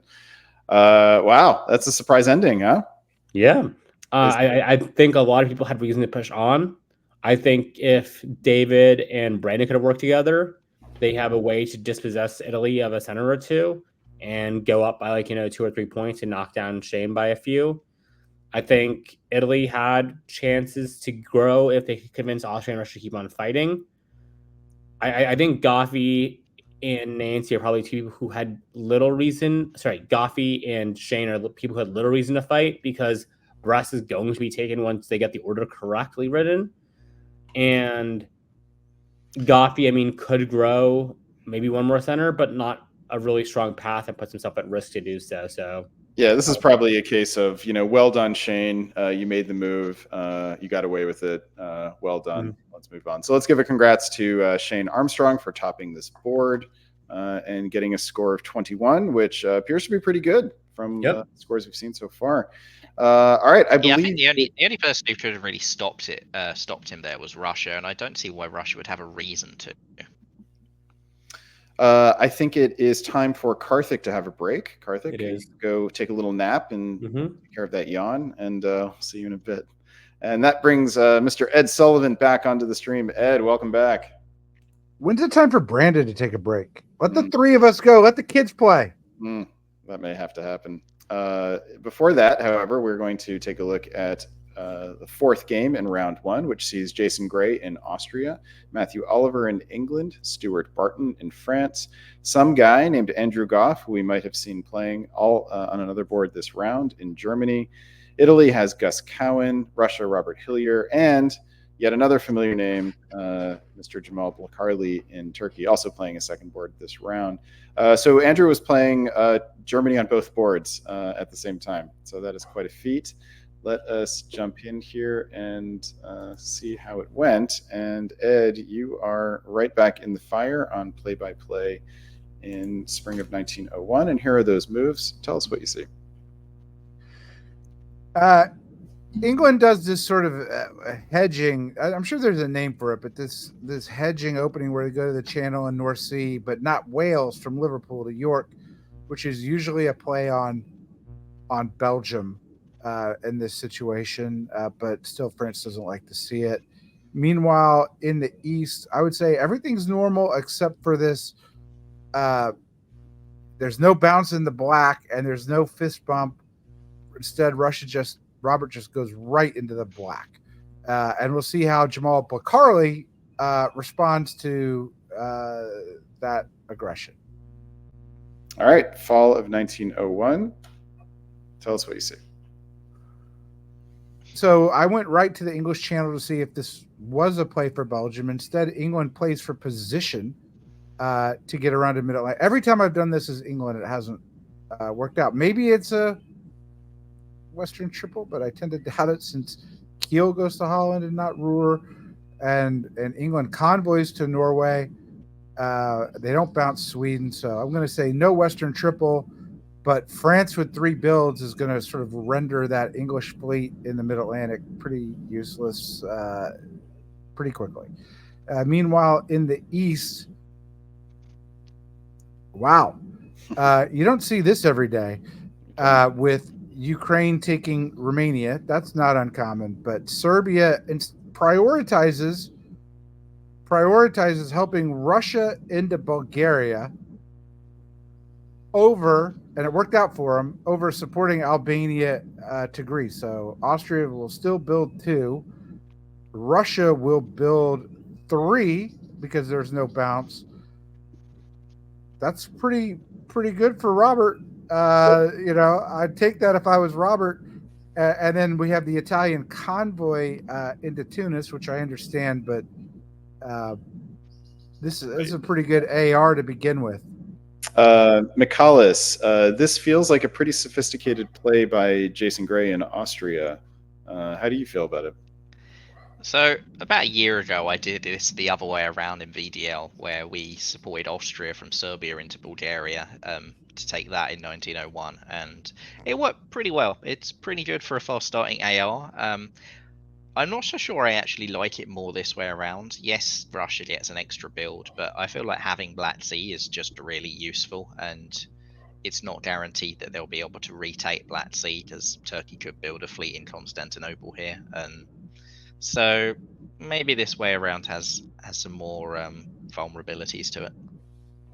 All right, let's find out how this works out. So Jamal does get a rebuild because the didn't pick up a center, but the army was piffed. Does build fleet. Khan, however, is facing a second Southern army in Sevastopol. Robert putting down 2 Northern armies. In the West, we've got lots of fleets as well. 2 fleets from France, plus an army. We got a fleet in Rome as well from Gus. So this it's very interesting. And we get fleets from England and from Goff in Germany. Just real quickly, what do you guys think about that Rome build? How does that make you feel? I mean, it's a diplomatic signal to Turkey, and Turkey probably likes it, but I question whether Italy could afford to be making that diplomatic signal to Turkey, because what this actually tells me if I'm Austria is that, oh, I should go to Tyrolia. That's true, but I think Italy thinks he's in an air. He might be, but I doubt it. All right, let's see how this progresses. Spring of 1902. Down to you, Michalis. Well, someone's reacted, and that someone is the West, because this does look like a Western triple. All the English and French fleets come charging into the Med. Germany goes up to Baltic Sea to pressure Sweden. They go into Tyrolia to threaten stuff. Does look like Italy does think they're in an air, so they do support Austria into Aegean Sea. I'm not too sure what Italy thought they were going to get out of this air, but with the Western Triple coming in, sort of a moot point. Italy's getting nothing and is going to have a miserable game. And I mean, it's just what's going to happen. The air coordination is lacking slightly as Austria taps Bulgaria, which stops Russia getting into Black Sea, which is oops. That's actually quite a big error. They don't, given the Western Triple moves, they don't have turns to waste like this. They needed to kill Turkey as quickly as they possibly could, and that slowdown could just buy Jamal a survival here. Yep. All right. Fall of 1902. Take it away. Italy's miserable game continues as Tuscany is convoyed into by Spain. Austria, maybe they were actually setting up for a stab on Russia, as they stab for Romania. They have their fleet in the Aegean Sea piffed in the process by Turkey, who also gets Sevastopol. So what a comeback for Jamal. What a dreadful year for Robert, who loses Sweden. Does get Norway in the process, because England decides to mess around doing joke orders instead of defending Norway. I like joke orders as much as anyone, but not there. Yeah. Okay. Austria's taking a pretty big risk here. It looks like Germany actually supported them into Venice as well. So they were. It looks like the West was trying to get Austria to attack everybody. Austria is really hoping that this Western Triple breaks now, because if the Western Triple doesn't break now, this Western Triple is going to roll this board, and Austria will be the one who caused it, which means that Russia and Italy and Turkey will probably all punish Austria. Okay, Ed, yeah, over to you. Yeah, sorry. Okay, anytime you're on a triple, your goal, and usually this duty falls to me, is to find your sucker on the other side of the board, because that's going to make things go a lot easier and help roll. And that's what happened here with Austria. Okay, this isn't. And Jamal may have been part of it because who knows. It's sort of a disaster for the air. First of all, it's bad. I mean, that Jamal's in Sevastopol doesn't cover it with Moscow. Yikes. Bad turn for Russia. Even sort of impending doom. Lots of things with Italy not covering Tuscany. This is the thing that we saw before when the Italy did cover. Anytime you see that army in Spain or Marseille with a fleet in Leon, that needs to be the first thought of the Italian. Just like when you see a fleet in Baltic and an army in Kiel or Berlin, you have to think about those convoys. So this is coming up all Western Triple, and with Austrian and now Turkish help. All right, let's see how the builds work out. We've got a fleet, and that was I almost pointed that out or highlighted that as a possibility here. So this feels very AT all of a sudden. We get the army in Smyrna. Oh, interesting. I suppose there's a good argument for that. And then England had to pull one. Oh, and they pull North Africa. All right. Really quickly, because we want to move on here. Let's talk about these AT builds here. Do you guys like them or dislike them? McCall, let's start with you. I mean, I don't think it's an AT. I think if it was an AT, they wouldn't have piffed a GNC. I think Austria stabbed with the West as their ally, and maybe they'll form an AT now, but I don't think it was a coordinated AT, and I think that's why we have the builds that we have. I think Jamal is going to go secure Sevastopol with that Smyrna and potentially try and push into Russia, but also, given they're likely to go to Black Sea, they could be trying to take Romania and Bulgaria pretty soon and just playing for themselves. All right. Ed, any quick comment? No. All right, let's push forward here. Spring of 1903. Ed, to you. Okay. So I wanted to see what happened in the East here. And what I see here is Turkey, Jamal now helping Russia into Romania. So I think we can say it's not an AT. Like we've taken that off the board. It's a T that's flexible. So it's a Brandon Fogel T, a BFT, if you will. Meanwhile, things kind of go from bad to worse. Yes, if you're Italy, there might be an argument that you can't hold Tunis in the long term. But maybe convoying to Rome would have been a wise thing here, as opposed to Albania. I kind of like Gus's play. He's all in every turn. And so, but France keeps coming. Stuart's not laying off this deal. And everybody hates Austria here. Turkey doesn't like Austria. Russia doesn't like Austria. I guess Italy doesn't like Austria. And the thing is, Austria has no choice but to sell their soul to the West and hope to survive. Maybe that happens. Having already sold Maybe it doesn't.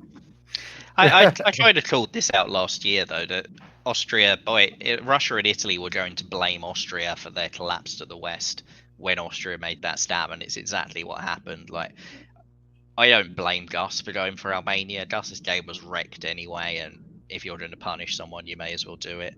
Austria's only hope was that Germany wouldn't follow up, and well, there we go. So what happened here is new plan. Austria, we don't need.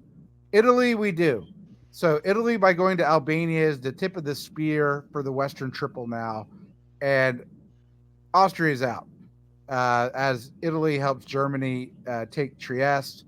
And you can see this is this cute little Andrew Goff bullshit where even though he's not here, I know this is him of Rome going to Tunis, uh, convoyed by Italy. Uh, that's all part of the Italian job here that they're going to do, and they're going to push forward. I don't think the game's going to, I think this is what we're going to continue to see because I've been in this situation where Goff referees all this stuff, and here we are. McCallus, anything to say about Silesia being disbanded here rather than retreated? Not really. Germany's building one anyway, so they can put armies in Munich and Berlin if they want. So, all right. So that means Germany gets to put down 2 units, and we get builds kind of all over the place. I think everybody except Italy here has an adjustment of some kind, and we get 2 armies back from Germany. Turkey puts down another army. In fact, I think everybody puts down armies. That is what happens. All right, let's move forward here. McCallus, over to you in spring of 1904. all right. So in the Eastern merry-go-round, France pushes into Tyrrhenian Sea, but lets Italy retreat into Tunis, which is probably better if they're working with Italy just for fleet position, and if they're not working with Italy, it's good just to get the fleet forward anyway. So that's fine. Down into Tuscany, so you have more control over Italy, or you can stab them for Rome. The west, we see a bounce in Denmark that's probably arranged. England gets St. Petersburg. Turkey gets Romania. This is still the Balkans are being cleaned up now pretty by Turkey, and Germany is probably about to get their share given they're in Tyrolia. All right, fall of 1904. Turkey does get their share in Vienna, but loses Trieste. Probably not what they expected to happen. The RIT takes Serbia as the final killing of Austria is almost complete. They do survive in Trieste for now, but it's all but over for Jason. The fat lady is also singing for Gus as Rome, Naples, and Tunis all fall to France, so Stuart will be quite happy with how that's gone. But the West, we do see the first signs of some real tension, as there's now the German fleets coming back, England convoying to Norway, and a position where England can stab Germany and they can fight each other, but also a position where England could drop in on France if France is too committed. But given that France is building 2, I don't think they will leave the door open for that in this position. Yeah, quite a good year for France here, Ed, don't you think? Yeah. I mean, I was going to say just continue to watch this game. This is a good game to say because now we got a new plan. We don't need Italy or Austria. They're gone. And so, I think this, whether there's going to be German, French, or German, English tension or whatever, but I've been in enough of these situations where I think this is probably all defensive and we're going to see a bunch of bounces now. We're just going to push. I mean, I think if you're Jamal, you probably are hoping for some sort of tension in the West. Let's see if it happens. Winter 1904 sees armies in Edinburgh and Paris and Munich, a fleet in Marseille, and another fleet in Smyrna. All right, let's dive into 1905. Back to you, Ed, for some orders. What do you see? I see a Western triple that continues, and I think is going to continue with Italy losing Venice. Austria did not lose Trieste, but will on this next turn, and then a bunch of armies, Russia and Turkey, trying to race to the line, but they don't have enough. They don't have enough force, so that's what I see. I see Western triple bullying. Yeah, it does seem like the game simplifies now that it's clear the West is not going to fight. With a 1907 end, this isn't bad for Turkey though. Like, yes, Turkey couldn't hold this off in a VDL style game that went to 1910, 1911. There'd easily be enough time for FG to come over and crush them. But with 1907 as the final year, I don't think Jamal's going to lose out from this at all. Yeah, you mean not so bad as far as surviving in maybe 3rd place, but the board top seems hard for Turkey to have forward. The board top, yeah, but I think a pretty good score is, and given Jamal is actually tournament director, it doesn't matter. I think he'll be quite happy to get a solid result in this draw. Yeah. All right, so fall of 1905. What happens, Ed? The only thing that really happens is Italy lives. They put Italy into Trieste while Tunis convoys to Albania. I hope Italy doesn't think it's going to be 11-11, 11-1. There's just not enough time for that. You can't be the Fogel and the Fogel here. And a fleet in Trieste is essentially, I don't know, I'm coming up with a McAllisism, useless to a Western triple right now. So I don't know if Italy's going to make it out of this one. I'm pretty sure a Fogel has never been the one in a Fogel. So I think you need a different term for that, Mr. Sullivan. Also an architect of Fogels, shall we say. Winter 1905 finds armies in Paris and Constantinople, and one coming off the board in Piedmont. I gotta say, we got to give some credit to Stuart here. Last year, he put an army in Gascony in the spring. Then he moves it to Marseille, but builds another army in Paris. He's doing the thing to make sure that he can't be stabbed easily, because France can very easily overcommit when they're in the bed like this, leave themselves open, and EG just come and take Belgium, Brest, Paris, and take off that board top. So Stuart's being really smart in always keeping that singular army back there to just block all of that from happening. Yeah, and I think your point is that you don't actually have to leave a lot of firepower behind in order to accomplish this. You just have to make it not easy, not simple for people to take your dots.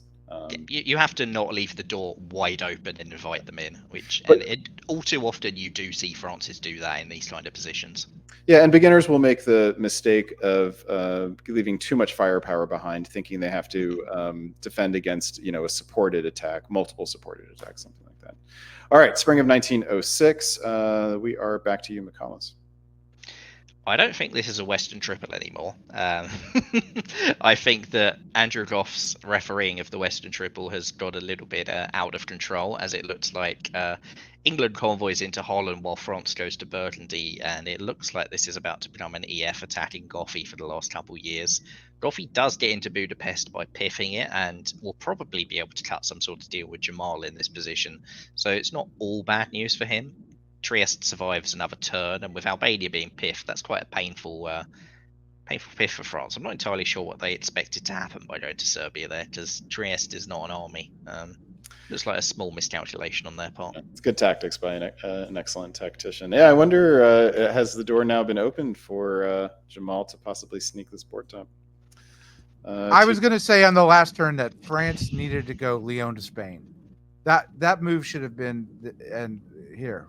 Look, Macau's can take over, but yeah, they finally stopped having that unit in reserve, and England has now walked in to try and do it. I'm not entirely sure it's going to work for them, because they look like they've stabbed both Western partners, which I don't think, given that they're already 5 centres behind. Okay, it's 4 from Holland, but actually it's 5 because they've lost St. Petersburg for their troubles. So I think Matthew has bitten off more than he can chew here. He really should have just focused on Goffi. I think we're misreading it. I think this is all dot rearranging to get even centers between France, Germany, and England, and that's what we're seeing here. That there's no other way that Germany would be going to Galicia and leaving all this stuff. I just don't. I think this is all arranged. If so, I have to question why Stuart would agree to it. Yeah, and why the West would be giving up St. Petersburg in order to make that happen. Yeah, like Goffi tapped Norway to help Russia take St. Petersburg. That's not dot rearranging. But it's a fair point that if you're Matthew Oliver, like why should F and G why should you be content to be so much smaller than F and G? You should be demanding a dot.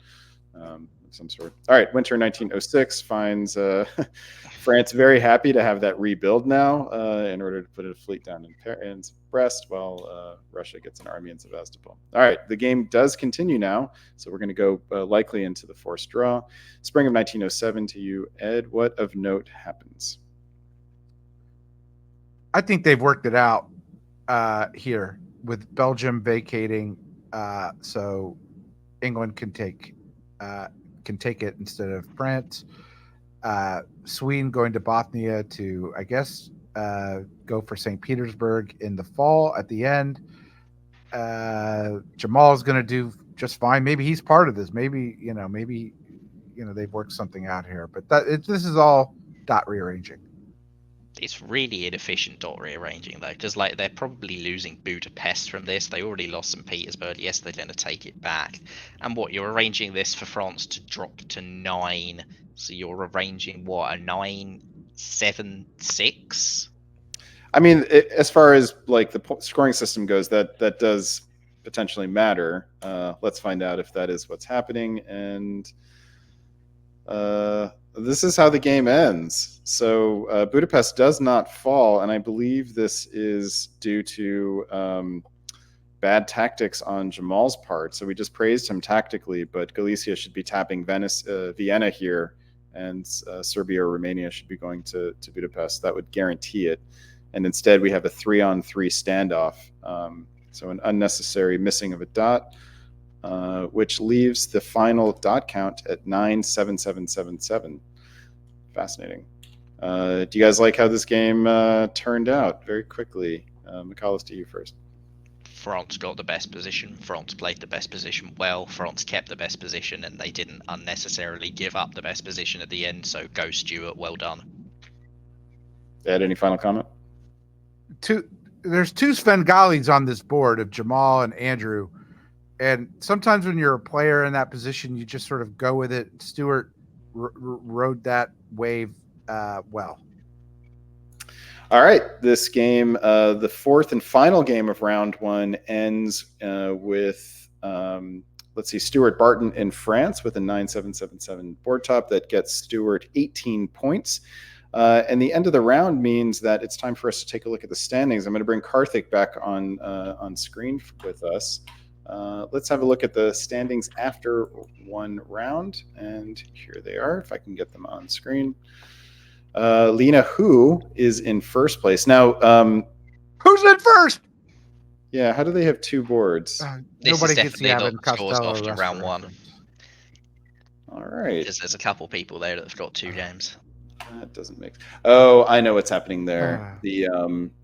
There is a board later on that didn't have orders, and that's getting included in there. All right, and I don't know. I can't. This is a technical issue. I don't know how to keep it out. All right, so we won't be able to look at the full scores accurately until after round 3. C'est la vie, c'est la vie. All right, Karthik is back with us. I believe, Ed, it's your turn, or Michalis? My turn.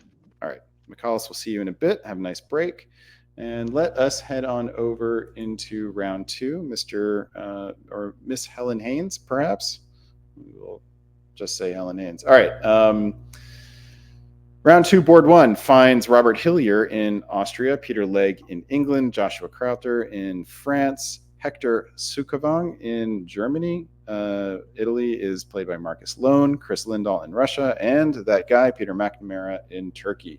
So let's dive in here and check out some moves. And I believe, Karthik, you are first up. Tell us what you see. You are muted, my friend. In the West, we see Liverpool going to Edinburgh, and basically the standard anti-Russian, pro-French English opening. We see a pro-German-ish opening from the French, opting not to go to Burgundy, going to Picardy instead. The Italians and the Germans bounce in Tyrolia, which means that Belgium will be an English and French dispute. Germans are saying, I want no part of it. The Austrians DMZ Galicia with the Russians. Warsaw goes to Ukraine. Vienna goes to Trieste. And also we see Ankara bounce in the Black Sea while Smyrna goes to Ankara.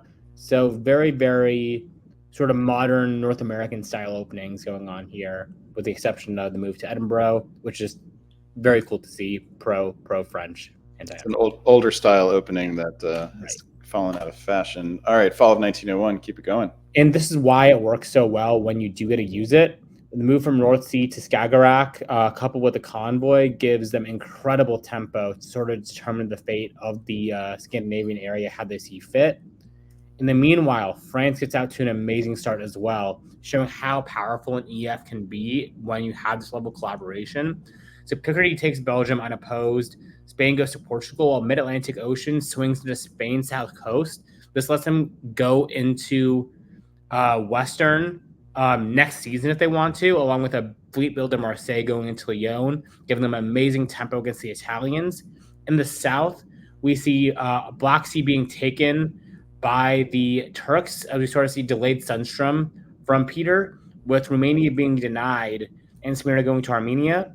I think this is a mistake from Robert, because if Russia's willing to put the fleet in Romania, you should let them do so. You had the trust from the DMZ of Galicia already. Like, why are you flipping on Russia here? To me, that seems like a big mistake by the Austrian player. Ed, you agree with that assessment? To be fair, I wasn't even really looking. I keep thinking about France here. If it's a Western triple, it's, which I think it is. I think this is a Western triple. I think that's why we see Munich to Tyrolia, and I think that's why we see the bounce in Russia. But I would like France here, instead of getting 3 builds, to be in Western Med and just take 2. Right. I think that's the better tempo play. And then, of course, Peter here's like, the Western Triple really needs to, at some point, maybe they need to really think about sticking together, because if they don't stick together, I sense a Peter McNamara board top. Right. Yeah, they'll just harm the East enough for Peter to get going, and then not take advantage of it. All right, that's the scenario you're worried about. We get a bunch of fleets here. Joshua Croucher in France puts down 2 in Brest and Marseille. We get 1 in London from Peter Legge. Marcus Loan does the standard. Same with Peter McNamara. And then some armies elsewhere, plus the fleet and kill. All right, let's move forward here, see what we got in spring of 02. Over to you, Ed Sullivan. Not a Western triple. That's the first. We knew that by the fleet build in London. And frankly, Germany building a fleet. I'm a pro German fleet guy, but that was a sign also that it wasn't a Western triple. And indeed, we see France moving on England here, pretty hardcore if you look at it. Meanwhile, Italy thought it was a Western triple. Maybe they'll back off. Now this is let's see here. England takes Sweden with Russian help here. I think England England built in London. What I'm suggesting here is maybe England needed to prioritize thinking about defense over bearing this army in Sweden. And I guess who's helped here? I mean, we have Turkey in Sevastopol, and we damn near had Turkey in Romania. So we have this AT, with it's looking pretty good. And I think this sets up well for Peter. It sort of looks like an AIT at the moment. Let's see if that continues into fall of 1902. Oh, not at all. Tell us what you see. First of all, never doubt my read of a board. Yes, sir. I just don't accept it. I think Russia, oddly enough, Austria thought it was an AIT, but it wasn't. And Italy moves back. Now I love the Italian position here because there's no need to go west. Going to stick east, and we'll see Peter quickly change horses in midstream, and it's going to turn into an IT. Let's see. France, I know France left Portugal there because he wanted a convoy. It still needed to move to Spain. Still needed to go there. Let's see. I think nothing else of note that I'm seeing. England got the North Sea back. Karthik, what stood out to you in 1902? In 1902 is just, for me, the flip of the Western Triple, and then the success of the AT. Biggest themes, I think, of the year. All right. Let's move forward here. Winter 1902, we see a couple fleets in the south, plus an army in Liverpool, which came from Sweden. Yep, very good. That should make Austria feel much more secure than they did a few minutes ago. It should mean that I and T will continue fighting, which should give Austria some level of security to deal with the problems that they're dealing with. So yeah, let's see the orders. I agree with that. I read Peter more loyal than I suspected. It it certainly opens up diplomatic possibilities for Robert in siding with either I or T against the other, trying to play them off and maybe getting back into it. Let's see if that happens. Spring of 1903, Karthik, to you. Yep, and this is exactly what I think you'd want to see if you are Robert, is getting support into Moscow while Warsaw vacates. I mean, there's no way for you really to be dispossessed of it. You will be building. Hopefully, you can manage to have a space to build. That is also very important. Yeah. And I think there's going to be a lot of pressure being put on Italy here, right? Because you're going to have 3 units on the Ionian Sea. Italy will be hot to defend that. They won't have really the ability to do significant harm towards Austria anymore. So I think if you're Italy, you'll have to be looking at some way of having this like peaceful surrender with them, where you'd be like, "Oops, I fucked up. I stabbed a little too early. My bad, mea culpa," and find a way to get back in with them. I just don't know if Italy has the ability to wherewithal to do so. In the north, though, we see France and France really just getting their way. They manage to slide into London. They get position on Liverpool, which will guarantee. No, it's not guaranteed because both can be cut. And then we see England supporting Baltic into Denmark, which puts Germany under pressure. So I really, really, really, really love the French position in the north, just because everything is so chaotic, and France has the tactical power position. So. Yeah, England can protect both Liverpool and retake London. Correct. Do both of those. So let's see what happens here. Fall of 1903. As expected, yeah, they choose to defend Liverpool. That is just really, really important to do. And they let London go for now.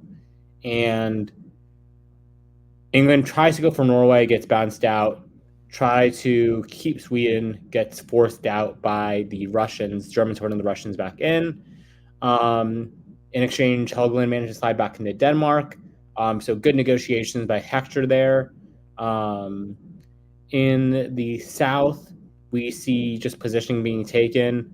As I mentioned, now you have the 3 fleets all on the Ionian Sea. The Italians are going to be very, very busy now. Good guesses by the Austrians around Budapest. Budapest is left open for a build from Moscow. Trieste is guaranteed to fall. So Marcus really needs to find a way out diplomatically, because there is no way out tactically. Yeah, it's quite a year for Robert Hillier. Really had to walk a tightrope here and managed to do it beautifully. Whereas France gets the upper hand in the West here. Ed, what do you make of all of this? I really like Hector's play with his 2 fleets, working with Russia here from a precarious position, but I think makes a mistake with his armies. I think he clearly thought Silesia and Munich were going to bounce in Berlin, but if he had successfully gotten into Tyrolia with Italian help, we would have seen an Austrian retreat into Munich. That would have been horrific for Hector. All right, let's push forward here. Winter 1903, we get a couple new armies on the board in France and Austria, plus 1 off the board in England. Spring of 1904, down to you, Ed. What stands out to you? It doesn't look like anything happened with Italy with a bunch of support holds. Vienna does not fall. I think this move to Romania maybe is not good for Peter. Maybe Austria and Italy are coming to some strange detente here. I don't know. You guys can figure it out. In the West, yeah, I mean, France takes Liverpool, France takes Clyde, England janissarying, Germany in the North Sea. That's all coming up great for Joshua, who has done really well, except for that army in Portugal. Sorry, I don't like that army there. All right, push forward in the fall of 1904. Ed, take us forward. Oof. So, yeah, I don't know what the oof is because I haven't looked, but I went right to the west. France is in Edinburgh, walked out of Liverpool, some sort of arrangement here with England, which is great when you're France. Meanwhile, let's see, in the north, nothing happened in Scandinavia. Austria loses Warsaw with Turkish help, although I guess it got cut. there's a war between Austria and Turkey right now. Peter enters the wrong coast. That's unusual from Peter to see that, and so he wanted to go to. Maybe he didn't really want to be in Bulgaria's south coast. I don't know. Seems like he would want Khan there if he's fighting Austria. I feel like I totally don't understand what's happening in the east. I suspect that Aegean order will be corrected in one of the coming. We'll just see it that it's in Bulgaria, because that's in a face-to-face setting. It'd be unusual to actually to get that coast wrong. And there are even some rule sets by which the coast should be ignored, since Aegean can only access one coast. So we'll see. We'll see how that works out. But that is 1904, which sees definitely a splitting of the AT, apparently to the advantage of both Turkey and Russia. What do you make of that, Karthik? What stands out to you as important from 1904? Yeah, I think Robert walked a really, really good tightrope in the previous year. And then last year, especially in the spring, fell off of it as he tried to move on Peter and didn't have the diplomatic or tactical wherewithal to make that happen. And timing is everything. And when you make those mistakes, it can be really, really detrimental to your game. Karthik, do you like the walking out of Liverpool here? Or does that concern you? Oh, no, I love it. If you can be a good Janissary and get a good Janissary partner, definitely go for it. He's getting Edinburgh. So, yeah, and then you have the Norwegian Sea helping you into it. All these things. Definitely go for it. And, Joshua is a really, really good, loyal player. So, I think Peter has good reason to trust him. And that's the alliance dynamic you have, then, I think it's going to work really, really well in your favor. I like it too, because hopefully they keep the English army there in Finland. But I was going to say, you have to be careful for mid-level intermediate players when you do this. You can't let England build now. You cannot if you're France. Okay, that center is horrible for you if France if England's building. All right, winter 1904 finds the army going away. That can't be what you.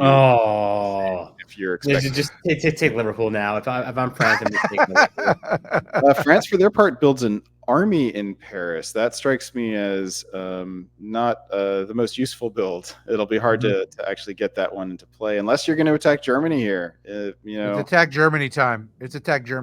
Yeah, maybe. Yeah, that's why you walk out of Liverpool, because it is attack Germany time. Yeah, but even then, I think you want a fleet in Brest. Oh, agreed, 100%. The army's not going to do anything to you because you can't get into Ruhr. So who cares? Elsewhere, we have Peter McNamara putting down Army Ankara, which you have to imagine is headed right for the Balkans, along with that army in Warsaw. All right, let's keep on going here. Oh, no, hey, go back. Just click one back. Click one forward. There's a fleet on the south coast. If you watch Bulgaria, yeah. So this is what I thought would happen. That they entered it wrong. They didn't catch that until spring of 1905, so they just edited the backstabber. Yeah. So he got the order right. I just wanted to point that out. Yeah, because there are a lot of players that are new to backstabber, so misorders on the backstabber interface will happen, and then they just fix it in later editing in a later turn. All right, so Karthik, to you, spring of 1905. Perfect. So now we do see the Austrians getting some success against Peter. Peter tries to realign his fleets and armies, and Austria is wise to take advantage of that. He gets Romania, and I think while Peter was able to take advantage of Russian opportunism earlier, now I think the Russian opportunism, the specter of that is going to be falling on him. So that makes his units get stretched thinner and thinner. He feels the need to send on card to Armenia, which I think is the right choice. It makes it much, much harder for him to defend his other possessions in Romania and Budapest. Romania and Bulgaria. The Italians, for their effort, get rewarded by being able to go fully west, much to the Austrians' quite happiness. And then we see Germany trying to make their best defense they can against France. And I said, there's no way they get into Ruhr, so it doesn't matter. Turns out with the orders the Germans were writing, you can get into Ruhr. So this actually works out relatively well, I think, for Joshua. I still think you have a glut of armies that like can't really go anywhere, and we see that with the fact that Paris chose to hold. But hopefully, like, it's a sign of good things to come for France in that they can get their armies moving forward and they can keep on churning out some fleets, which can do so much more damage in the north. So yeah. And then St. Petersburg goes to Finland while Sweden slides into Denmark, showing that the Russians are trying to find any way to survive in the north and keep their northern ambitions alive. So kudos to them for trying. All right, let's see if they're able to retake Sweden here. The answer is Carther. The answer is no. The Germans do lose Norway, though, to a combined English-French assault.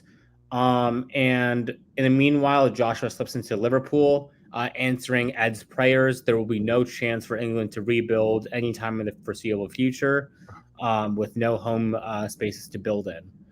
At the same time, Marseille is lost to the Italians.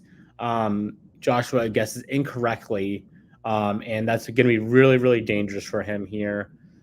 He will hold even, but trying to wage a war against Germany while also having to fight off the Italians can be quite difficult. So here's to see if Joshua can actually figure out how to thread that needle. Peter goes down even more as he loses Bulgaria and gets the army piffed, which will leave him with three fleets and two armies, both of which are not really in a position to do much to Austria, which is an unfortunate positioning to him. It's nice that he's able to support Ionian into Greece, but that doesn't really do much for him. It slows down the Austrians, but doesn't really help Peter's position much. So we'll see what goes on there. Yeah, and he's about to pull one, and it's hard not to see, not to notice that the army in Trieste doesn't do anything. So right, I think exactly. you have to question whether Italy is really stabbing her or not. Yeah, I think Mark is happy to take the center, but I'm sure he talked to Robert about it in some degree, and this is something that they just have to accept. All right, so lots and lots of centers changed hands that year. Ed, what stands out the most to you? Okay, so I think about the game a little differently, but if I'm France here, you have to prioritize not losing Spain over Marseille. I think Spain is, you can't let an Italian fleet go there. So I think gassing Spain was right. If you know that, and I think Italy probably knew that, it means Marseille is vulnerable, and Marseille was taken.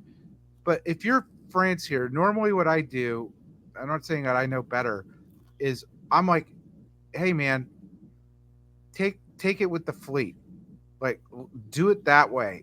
Especially since he pulled back to Ionian from Tyrrhenian, and I'll give you space that you need. Obviously, I'm entangled up north, and this is how we can reach an arrangement. And now they're kind of locked in here a little bit. So just a thinking player. I don't like to lose centers, but if I do, I like to lose them in a way that maybe can work out for both players. And so anyways, that's a bit of a thought here.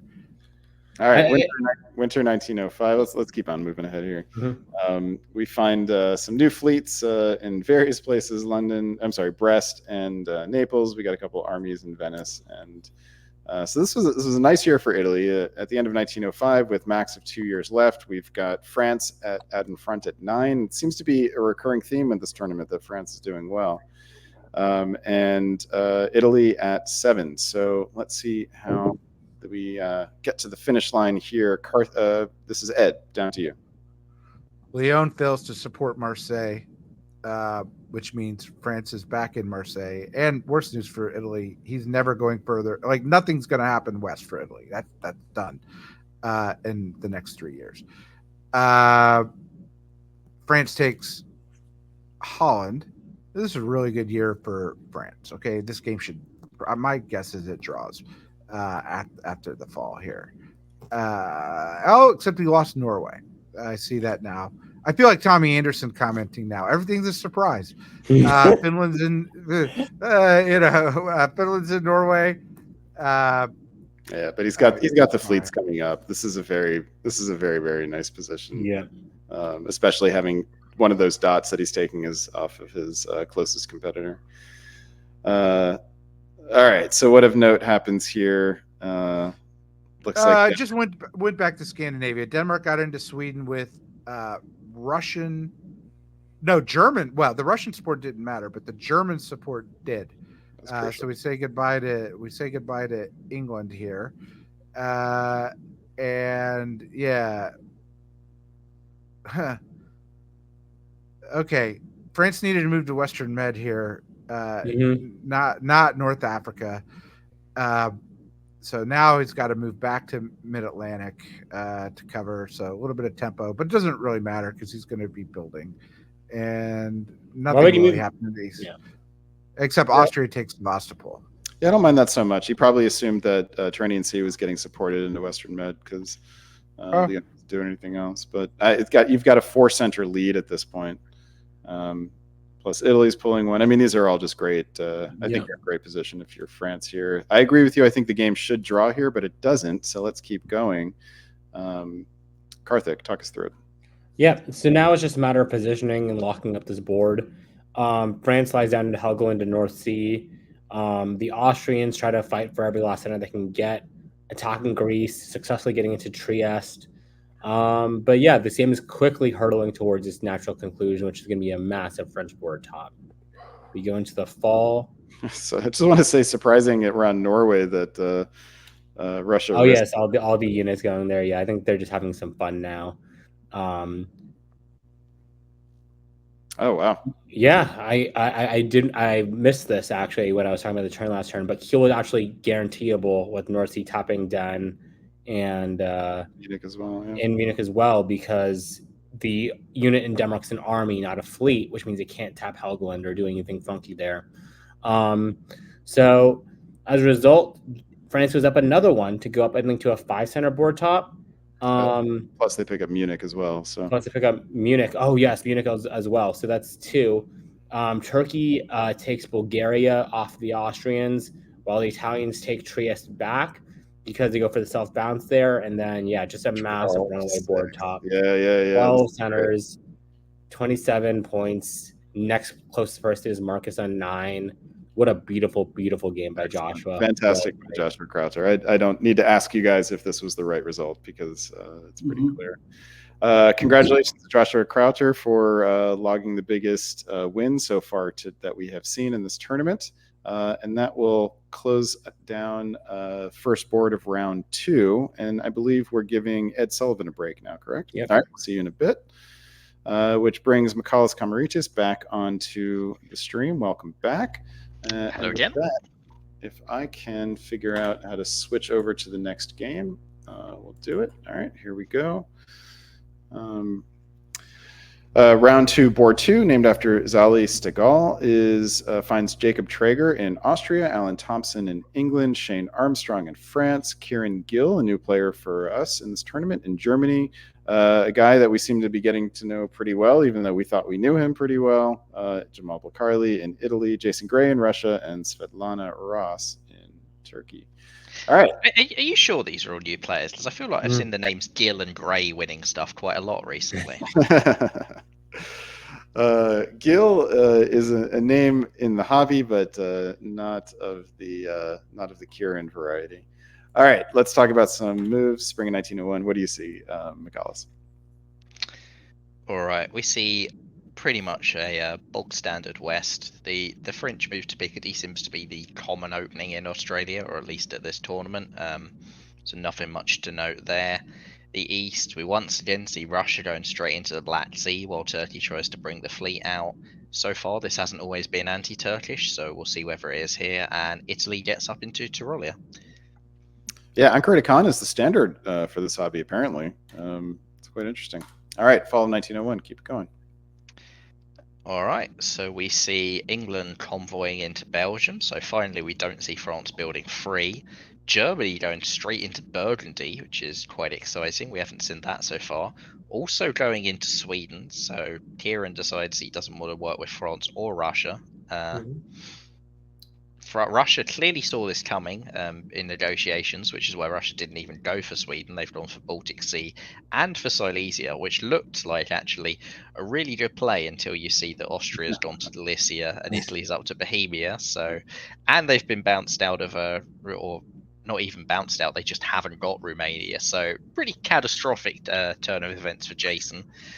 Turkey's in Romania, but not Bulgaria, meaning Bulgaria is neutral, as is Greece for reasons beyond my comprehension, as Albania just sits there and doesn't take it. Maybe this is another backstabber error. They forgot to enter the order, and we'll see that suddenly corrected in spring, because otherwise I don't see why on earth you would not move there. Yeah, maybe they wrote to Aegean or something. Like, it's possible that there's a misorder that just can't be captured. Karthik, though, I mean, sometimes if you're Russia and you ask you wonder whether you have any real allies or not. I don't think there's much wondering going on Jason's part. Right. I mean, normally I don't have to wonder too much because people tell me they don't want to work with me in 1901, and then things go from there. But yeah, no, this is very, very unfortunate for Jason Gray here.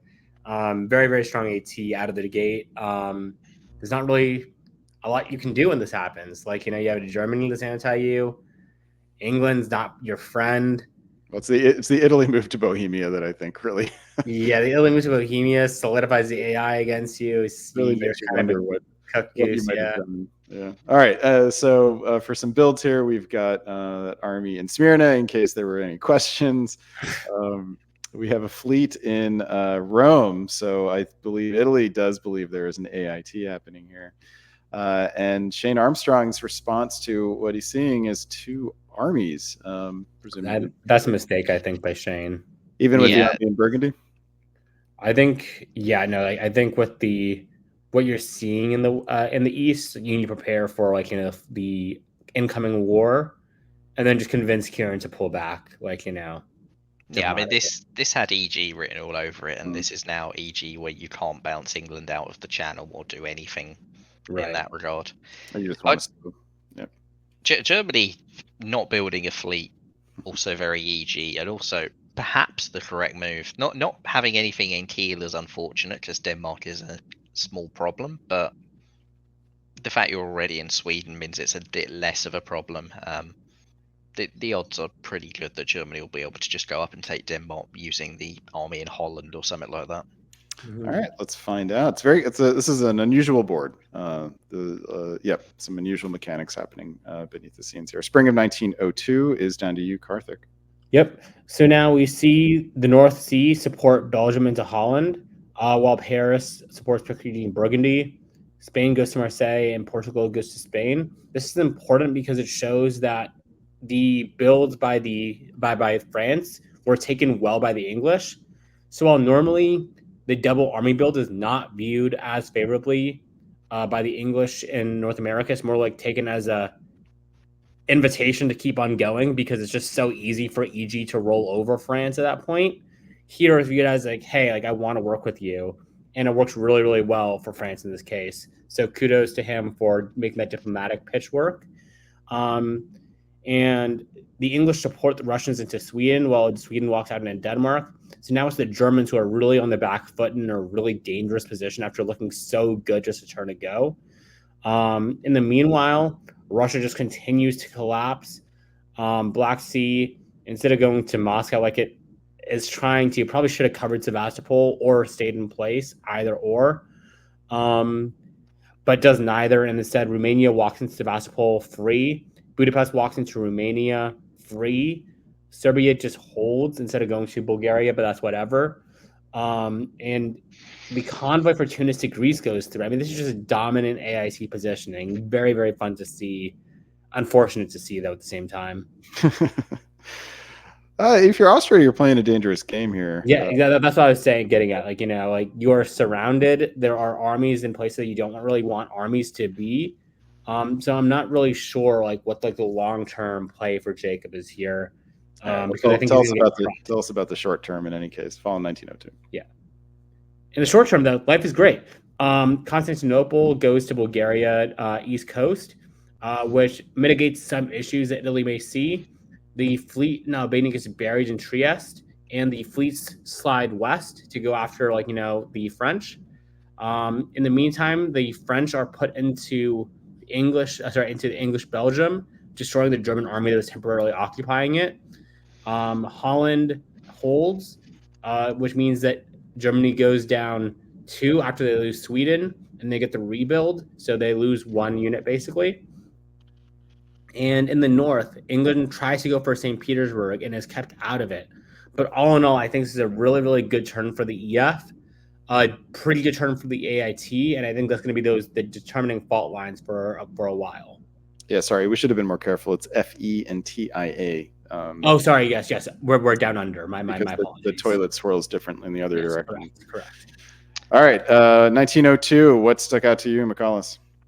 I think Austria's actually played that really nicely. Like Greece, maybe that's somewhat scary, but the fact that Bulgaria was empty and the only Turkish unit next to it was a fleet meant that it always was going to have to be East Coast for the Turkish fleet at best. So I don't think that Austria will be too worried about that. They're putting 2 more armies down, and in return, they've got Italy going and fighting a fleet war against France. I think Austria's actually got a really, really solid core in the centre there, and now has maybe a little bit of luxury to decide where they go next. Yeah, and maybe with Italy having the other army nowhere near Greece, but all the way up in Silesia, a knee-jerk reaction to foreign army in Greece is one to resist.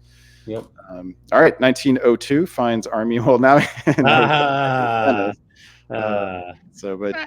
Army Venice is what you'd need to attack France anyway, though, because you have to be going to PA. It's a nice and one. Fleet Con is not something that is going to be upsetting Turkey either. So Austria either. Austria, yeah. Right. Very true. Not going to be unhappy with this. So France gets now an army build a fleet build in Brest, while Russia does the fun thing here and holds on to Fleet Black Sea, which I suspect won't last very long, but you never know. All right, spring of 1903. Tell us about it, McCallus. Yeah, so Black Sea survives all of one turn and is immediately piffed as a reward for keeping it. Sweden is also walked into by Germany as the reward for disbanding it. Italy gets into Mid-Atlantic Ocean because Brest holds. Okay. Unexpected. Yep. Didn't see that one coming. Italy's attempt to convoy Greece to St. Petersburg doesn't quite come off yet, but we'll see whether that can go through in another turn or two. Silesia's up in Prussia now, so Italy loves their adventure units, and if you're going to go for an adventure, go all in, I guess. And Austria just sees both of their allies moving around them. I wouldn't actually be thrilled to see Con go into Black Sea rather than Bull. There's maybe a little bit of pressure on Romania now, although Austria themselves are putting some pressure on Greece, so that sort of balances out. France, they get into Ruhr. England goes into Helderland at the Skagerrak. It's a really nice turn for England, and the fact that France has a big problem with Italy and Mid-Atlantic Ocean is also really good news for England. I think England will be pretty satisfied with the way things are going in the West, as their main ally now has a massive thorn in their side. All right, fall of 1903. Let's keep it going. So Italy just goes up to North Atlantic, which it looks like, oh, that's quite good, and that's a problem for England. But England's taking 2. They've got Sweden, they've got Kiel, they've also got Denmark essentially in pocket. I don't think they'll be too bothered by that Italian fleet, and I think Italy they're about as stretched as you can possibly be with 5 units, and those 5 units are in North Atlantic Ocean, Tyrolia, Prussia, Tyrrhenian Sea, and Greece. Italy, I don't know who this Jamal bloke is, but he's really inviting someone to come and punish this, as this is a very, very precarious position to be this overstretched. The EF get Kiel and Munich, so France's big problems have alleviated almost instantly. So great news for Shane. Karthik, Jamal Blakarli is being foolish here or showing off? What's your opinion? Yes. I think it's a combination of the two. I think he knows that, well, I mean, one, he's not playing for a score, but 2, I think he feels pretty comfortable in his diplomatic position here, that he worked out that he can play, like, send Greece to St. Petersburg, but just bounce in Ionia casually and go to now making an easy play on Liverpool. Like, I think he just feels so confident with his diplomacy that he can do whatever he wants to. All right, let's find out how it works out. Got a bunch of new units on the board here, and fleet in Edinburgh, army in London. Not worried at all about Liverpool. Army Paris and army Vienna elsewhere, while Germany is picking some poisons. I mean, why would the English be confused? Worried? I mean, that Italian fleet's actually going for St. Petersburg North Coast. Like, that's where it's meant to be. Especially with that army up in the north. I think Jamal wants to reunite. Yeah, there you go. All right, Karthik, over to you. So I was sort of joking, but it actually does seem like it's going for St. Petersburg North Coast as now goes to Norwegian. No one seems concerned about it at all. Like, like there's a minor move to defend in Clyde, but like it's just going to Norwegian Sea unopposed. And in the same area, Sweden goes to Baltic Sea, which basically is the death knell for Germany. Germany does get to retreat from Skagerrak. Does get to retreat to Skagerrak, which is nice for them in that they get to put some pressure on the English, but it's not really meaningful because there are more than enough units to cover Norway and Sweden at the same time. Loses Berlin to the French as the FE, or the Iron Alliance as it's called down under, continues to work effectively. And then in the south, we see Austria and Italy work well against Turkey. The IA alliance going really strong there as Bulgaria is forced to retreat. I don't know if I like the bounce in Ionian Sea as much. I think one of them should really probably be there. But I get sort of the reluctance and the worry. They also move to the line at the same time. Austria is now in position where they can put some pressure on Munich to make sure that the French hold their units, but they can't actually take it back. So very interesting turn. All right, I don't think that was a stab on Turkey. You don't? Like, Austria moved their other armies away from Romania. That's not the way to stab Turkey. That's fair. Well, some interesting developments occur in fall of 1904. Talk us through them, Karthik. Right. So instead of doing anything that I expected, Bulgaria supports Aegean into Greece, which unfortunately lets Greece retreat to Serbia, which is one of those things you always have to be careful of when you're making an attack on someone. Where can they retreat to? And here, a bit of oversight as they let Greece retreat into Serbia, which now exposes the entire Austrian homeland to Jamal if Jamal wants to do anything about it. Jamal slides back into Ionian while the French retreat to Spain, sort of creating this detente between them. And then Norwegian slides into Barents, which means that it is impossible for St. Petersburg to fall to Italian fleet. Unfortunately, though, the army in Livonia does get blown up, so there won't be a reunion for the two units as we hoped. Germany, we say goodbye to, unfortunately. So, kudos to Kieran. Thank you for playing. I hope you had a good time in this game. And unfortunately, EF got the better of you this game. Sorry, FE, the Iron Alliance. All right, McCullough. So a bit of dipsy doodle in the south with all three gaining and losing a center. Who's is between England and France now? Who do you think has the upper hand? Let's see. England is building one, so they're not particularly vulnerable. I think England's got the better position here. But the real story is that the FE have just dominated their side of the board in a much more efficient manner than the TA have on the other side of the board, whether or not Italy's part of it.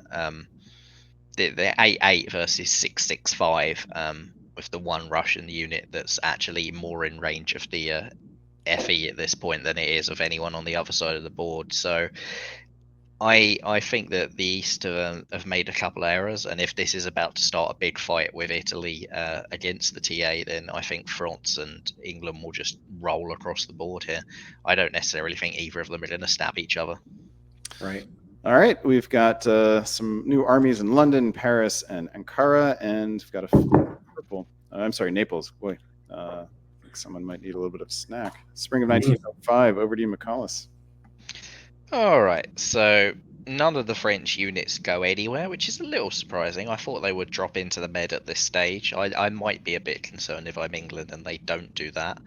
Italy does get into St. Petersburg North Coast. I'm not entirely sure they're going to hold it, but they got there at least temporarily. And in the east, this is probably still a TA attack. It looks like Rome was probably arranged to stop Serbia getting there.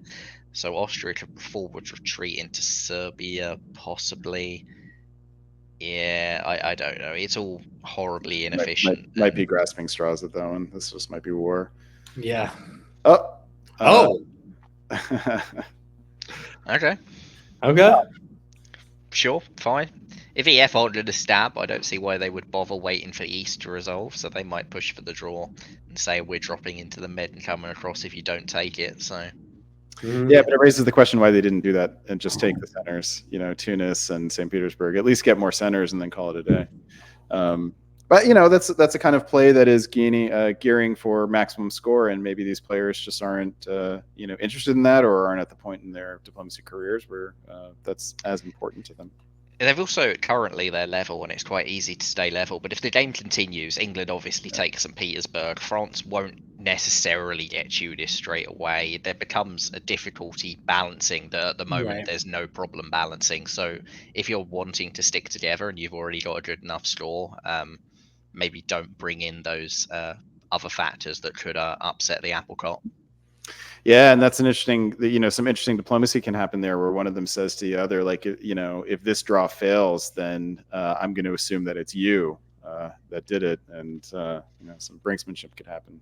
Mm-hmm. All part of the game. All right, that draws to a close. I want to congratulate. I mean, part of me says we should congratulate them for tying for the top, but another part of me says that's not something to be congratulated for. One thing that we do get congratulate ourselves on is saying goodbye to Karthik Kanath for a little bit. Karthik, we'll see you. Have a nice See you in a break. bit. And that brings Mr. Ed Sullivan back onto the stream. Ed, let us talk about our next game, which is third board of round 2. This one finds Peter McNamara in Austria, Robert Stevenson in England, Zoe Cameron in France, Alex Batten in Germany, Andrew Goff in Italy. Russia is played by Nancy Jin, and Turkey has Craig Purcell. All right, let us jump in here. Mr. Sullivan, you are first up. So tell us what you see in spring of 1901. I went right to looking at this AI. That's just if I'm every other player, I'm trying to coordinate a 5-man alliance against the AI right now. I don't know. Let's see. We got the Seb to Romania Aussie meta that happens here. Everything else looks pretty standard. The other thing is, I think the English players in Australia like this Edinburgh move more than our meta does. Yeah, I think you do that until you get burned by it, and then you start covering your bases. Angta Khan, though, I mean, this is clearly standard in the Australian hobby. It's not just predominant; it's dominant. All right, Mr. Sullivan, talk us through Fall of 1901. What stands out to you? Well, okay, I don't really understand it, but fine. Ukraine is going to Romania, and Romania is going to the Black Sea. Maybe this was R&T saying, "Hey, we have to be together, and you're gonna have to support me. We can't beat them unless we're together. We probably can't beat them even then." Aegean gets bounced out, or Khan and Ionian bounce in the Aegean. As reward for that, Peter McNamara would never let anyone else into Trieste, but he lets Andrew Goff in. These players obviously have a familiarity with each other. The other thing that I think that's unusual that you don't normally see, although this is something Jamal pitched, which created endless problems for him, not for him, but for Tim Crosby at the WDC or Winter Classic, whatever that is the fleet. What we see here is England gets 2 because France already had 2. Picardy supports English North Sea to Belgium. And there's been quite a debate about whether or not that's good or bad for France. And we'll see how it turns out. But that's what's happened here. Zoe has let that happen. McCallus, your take. Fleet Belgium, good or bad for France? I don't hate it as France. I don't see how it's any worse than Fleet North Sea for France. I think it's more questionable for England, but for France, I don't think it really makes a huge difference either way. Maybe you want it to be an army so that you've got the immediate pressure on Ruhr, but given that France isn't in Burgundy, you don't have immediate pressure on Ruhr anyway, so All right. This means that English armies can't go to Belgium to die if it's a fleet there. English fleets. They can just retreat to English Channel.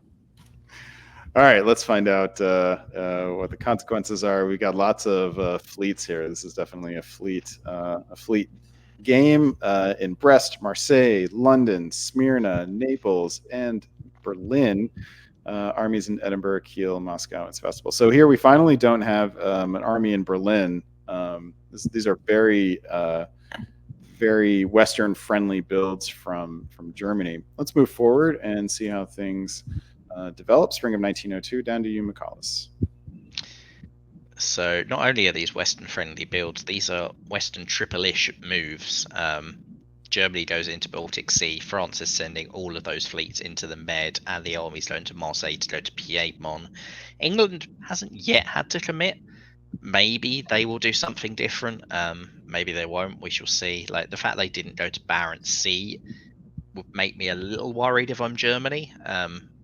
Maybe there's some ploy where France and Germany work together to take Belgium here as a result. We shall see. Meanwhile, in the east, Aegean Sea is bounced, Galicia is bounced, Sevastopol gets to Ukraine, and Naples gets to Tyrrhenian Sea to temporarily take Tunis before the French come and give Androgoff a few more issues. All right, fall of 1902. The French do not come. The French just sit in Leon and Spain and mid-Atlantic Ocean. The Germans tap Sweden to help England, I guess. Not particularly fast tempo from the Western Triple here, but also not any kind of stab yet. England is sending armies against St. Petersburg straight away, which on the one hand is really good for the Western Triple. You want an army to take St. Petersburg, but on the other hand is going to scare Germany about what those fleets are doing sat around there, and might also be scaring France, which might be why France hasn't yet committed into the Med. The East is still a whole lot of bounces. This time nobody goes to Aegean Sea, and therefore nobody takes it. Russia does get into Galicia with support, but given that they've got pressure coming at St. Petersburg, and it's an army, so you have to be really worried by that pressure. I don't know. It doesn't look like anyone in the East is winning at the moment. Ed, what stands out to you from 1902? I thought we did see our 5-person alliance against the AI, and I thought that's what was happening here. And these moves in the fall by Germany and France are giving me a lot of doubt. I think Germany, I can't imagine a world Germany wouldn't want to take Sweden here. I understand it might slow down St. Petersburg, but I don't think that's a good move. You want to disband on Russia. Maybe it is a 5-person alliance. That's why they don't attack. But on the other hand, France's moves, if I'm England, I've now convoyed 2 armies out. I mean, how much more loyalty do I got to show to France here? And they're set up for the convoy if they want it. I don't know what's happening. All right, let's push forward and find out. Winter 1902 finds just a fleet coming on the board from Tunis into Naples. All right, spring of 1903. Ed, back to you. Okay, well, England's not worried about this stuff. So England takes St. Petersburg, moves to Barents, seemingly unaware or doesn't care about France in the Mid-Atlantic right now. Germany takes Sweden. That's all fine. We'll see Russia hitting Silesia, Italy, not even covering Tuscany in this situation. Zoe is just sitting there, and I don't know what Zoe's doing. Maybe it's Andrew Goff, whispering, poison in her. I assume it's her in her ear. I don't know. But then we have, I think the only significant move in the East is Vienna getting into Galicia here, which would not be great for Russia. All right, let's push forward into fall of 03. Ed, tell us what you see. Oof. Yeah, I went and looked at the East. So Russia loses Romania here. That's not good for the RT. Russia lost St. Petersburg. Russia lost Sweden before. Nobody takes Berlin because Germany's opening that up for presumably an army build. Here we go, Zoe, with the move. But you know, this is the right way to do it, sort of. But the problem is it's a fall move. It'd be a lot better if it was the spring, and it would be a lot better if England wasn't building. Of course, England is building here, so that's a problem. Oh, but Germany got on board. I just noticed this attempt to take Belgium, which failed, and the move from Baltic to Denmark. So yeah, I guess it was time to where G and F decided to get together, but I don't know if that was particularly wise, to be honest with you. And McCall, your take on 1903? Yeah, the French moves had to happen in spring. Those are spring moves for a really devastating stab for Liverpool. And if you'd got Germany on board in spring, Germany could have taken Sweden from Baltic Sea instead, and then tapped North Sea with Denmark in autumn. And hey presto, all of these issues are solved, and FG have an incredible position over England, despite England being in St. Petersburg, because Barents Sea would be well out of the way and useless. It's not the end of the world that they've done it in full, but it's a much more difficult battle than it needed to be. Meanwhile, we're going to see what happens in the east. Now that Russia's going down, who's going to actually go in and take their stuff? Because nobody's really in a great position to project power in. And I'm not sure if I'm Peter McNamara. My trust of Andrew Goff stretches so far as to send all of those armies into Russia while he has armies in Venice and Trieste. Let's find out. Winter of 1903 finds a new army on the board, plus some fun disbands from Nancy Jen in Russia. All right, let's push forward to spring 1904, and back to you, McCall.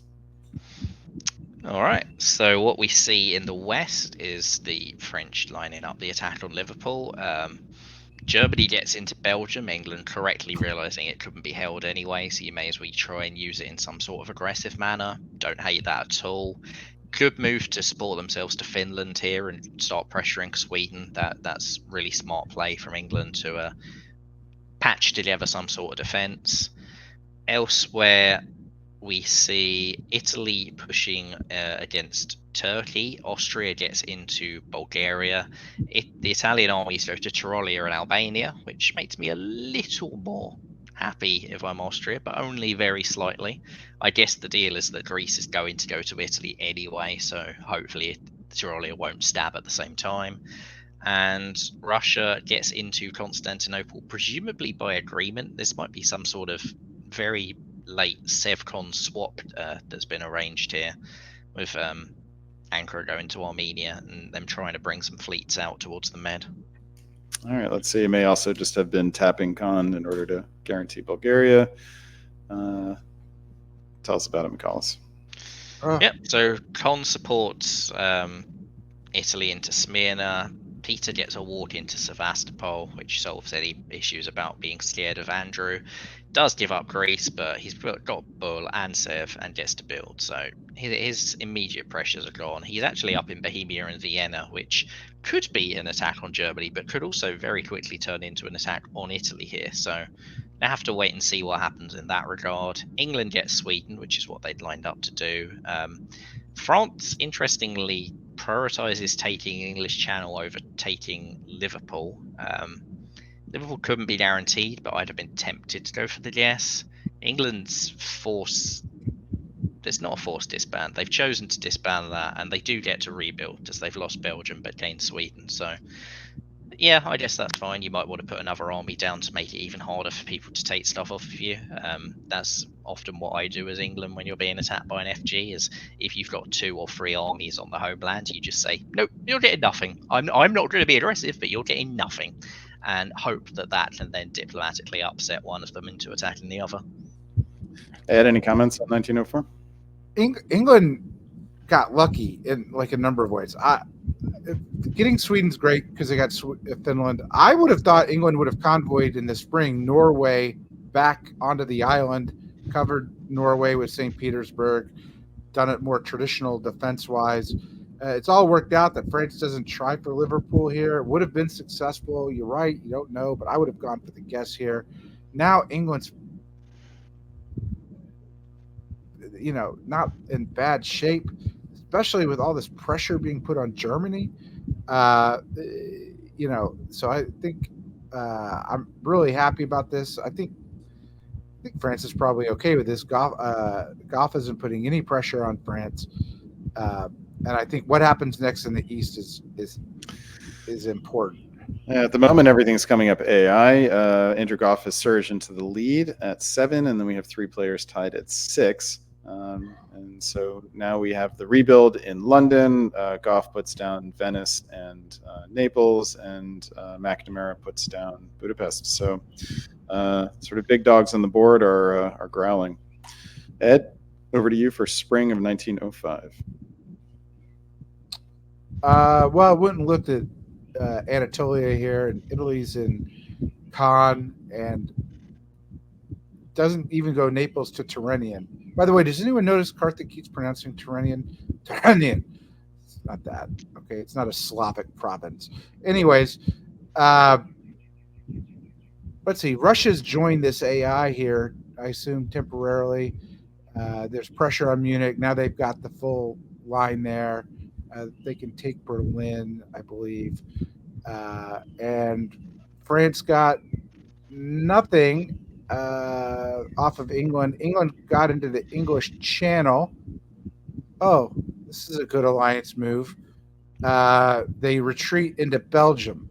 I'm sure it's just in the spring. I'm not there for long. Everything will be fine. But this war against England is being poorly prosecuted, and Germany's got 3 fleets when Germany really needs 4 armies. Germany does have a guarantee to take Sweden now, though. But they don't take it because Edinburgh is available. Ed, talk us through it. Germany gets into Edinburgh. Germany does not take Sweden because they don't use North Sea for anything other than convoying, which, by the way, shouldn't have worked, but okay. Let's see here. And Germany loses Berlin. Look, I don't even understand this because the armies are coming from the east and we're convoying our armies west. So, Alex, you got to fight the people who are fighting you. I know you don't want to fight them, but they're fighting you. When Karthik declares war, Karthik must be destroyed. Elsewhere in the east, though. All right, look, Brandon, I get it. There's a lot of games. Okay. Okay, there's a stab here. They get rid of that Austrian fleet, and Goff takes Bulgaria. He stays in Cannes and helps Russia. They kill Turkey. So those fleets weren't going towards France. They had to go somewhere. And so now they're going towards Austria. Conceivably, Bulgaria could have been arranged to get rid of the awkward Austrian fleet, but not in combination with Ionian to Adriatic Sea. And I'm not entirely sure how Andrew Goff has convinced Peter McNamara not to take Moscow there. I can get why you wouldn't take Warsaw and Moscow when Russia's a useful janissary, but the fact that Russia is somehow building and Peter McNamara was okay with that, I don't know what Andrew Goff sold to Peter that was what he wanted to see, but that is some pretty impressive hokey that he's pulled there. All right, let's push forward here and see what the consequences are. So Moscow gains a new army. We have two new green units on the board, and Andrew Goff has taken a 3-center lead with a maximum of 2 years left. This looks pretty good for Andrew Goff. I don't think I need to belabor that point. Ed, I'm sorry, this is McCallus. Down to you. So Peter's generosity in letting Russia build is rewarded by Russia going to Sevastopol and Black Sea to take Peter's dots. Oof. France finally gets into an English dot. It's taken 3 years when it could have taken 2 turns, but they're in there. They're in London. They've got the convoy. They've also gone to Belgium because they don't need Germany anymore because they've got a dot out of England. Maybe, this can convoy through as well. Sure. Nah, they're just there to take Belgium and go for their own dots at this point. England's valiant defence is probably about to fail, but they will probably survive. They've done well to get Russia to go south rather than go up for St. Petersburg at least. So well played by Rob in that regard. And yeah, this is how much is Andrew Goff going to win by, and who's going to get second place? Because it could be France or it could be Russia. All right, fall of 1906. And if Russia was going to get second place, this is how they would get it. As Russia goes +2, taking Sev and Rum, doesn't lose Berlin because Germany decides to go for Sweden without tapping Norway and tap Bohemia. Cool. Everybody likes helping Russia in this game, apparently. So it's a few years too late. They definitely didn't like helping Nancy at the start of it, but this point of the game, everyone's on board with, yeah, we'll just let Nancy grow. That can't be bad for us. Meanwhile, there's a hell of a lot of tactical mess around in the east where nothing really changes. Goffy gets an army into Greece, which is quite nice for locking the position up. And France belatedly now comes into the bed, but Goffy's going to say, well, you and what navy? Because that's one fleet and it's getting nowhere in 1 year. Yeah, France does stay in Belgium. They don't need Germany anymore. They're just there for dots. I think Zoe can guarantee Tunis, since Aegean can come back. There's a guess on what Tyrrhenian Sea does. Tyrrhenian West Ionia. Right, west of Tyrrhenian Sea and Mid-Atlantic. Needs one more fleet. That's right. Okay, to guarantee it. Right, so there's a 50-50 guess in the spring, actually. If Wes guesses right, then they can do it. Okay. I'm not sure Goffy will even bother defending it, though, because he could just take Anchor instead. Let's find out. Winter 1906 finds some late fleet builds, but why not? I think you might be better off building an army and just going for Munich or something. Munich. Yeah. Venice. All right. Spring of 1907. Up to you, Ed. Zoe takes Liverpool with German support. I think didn't need it.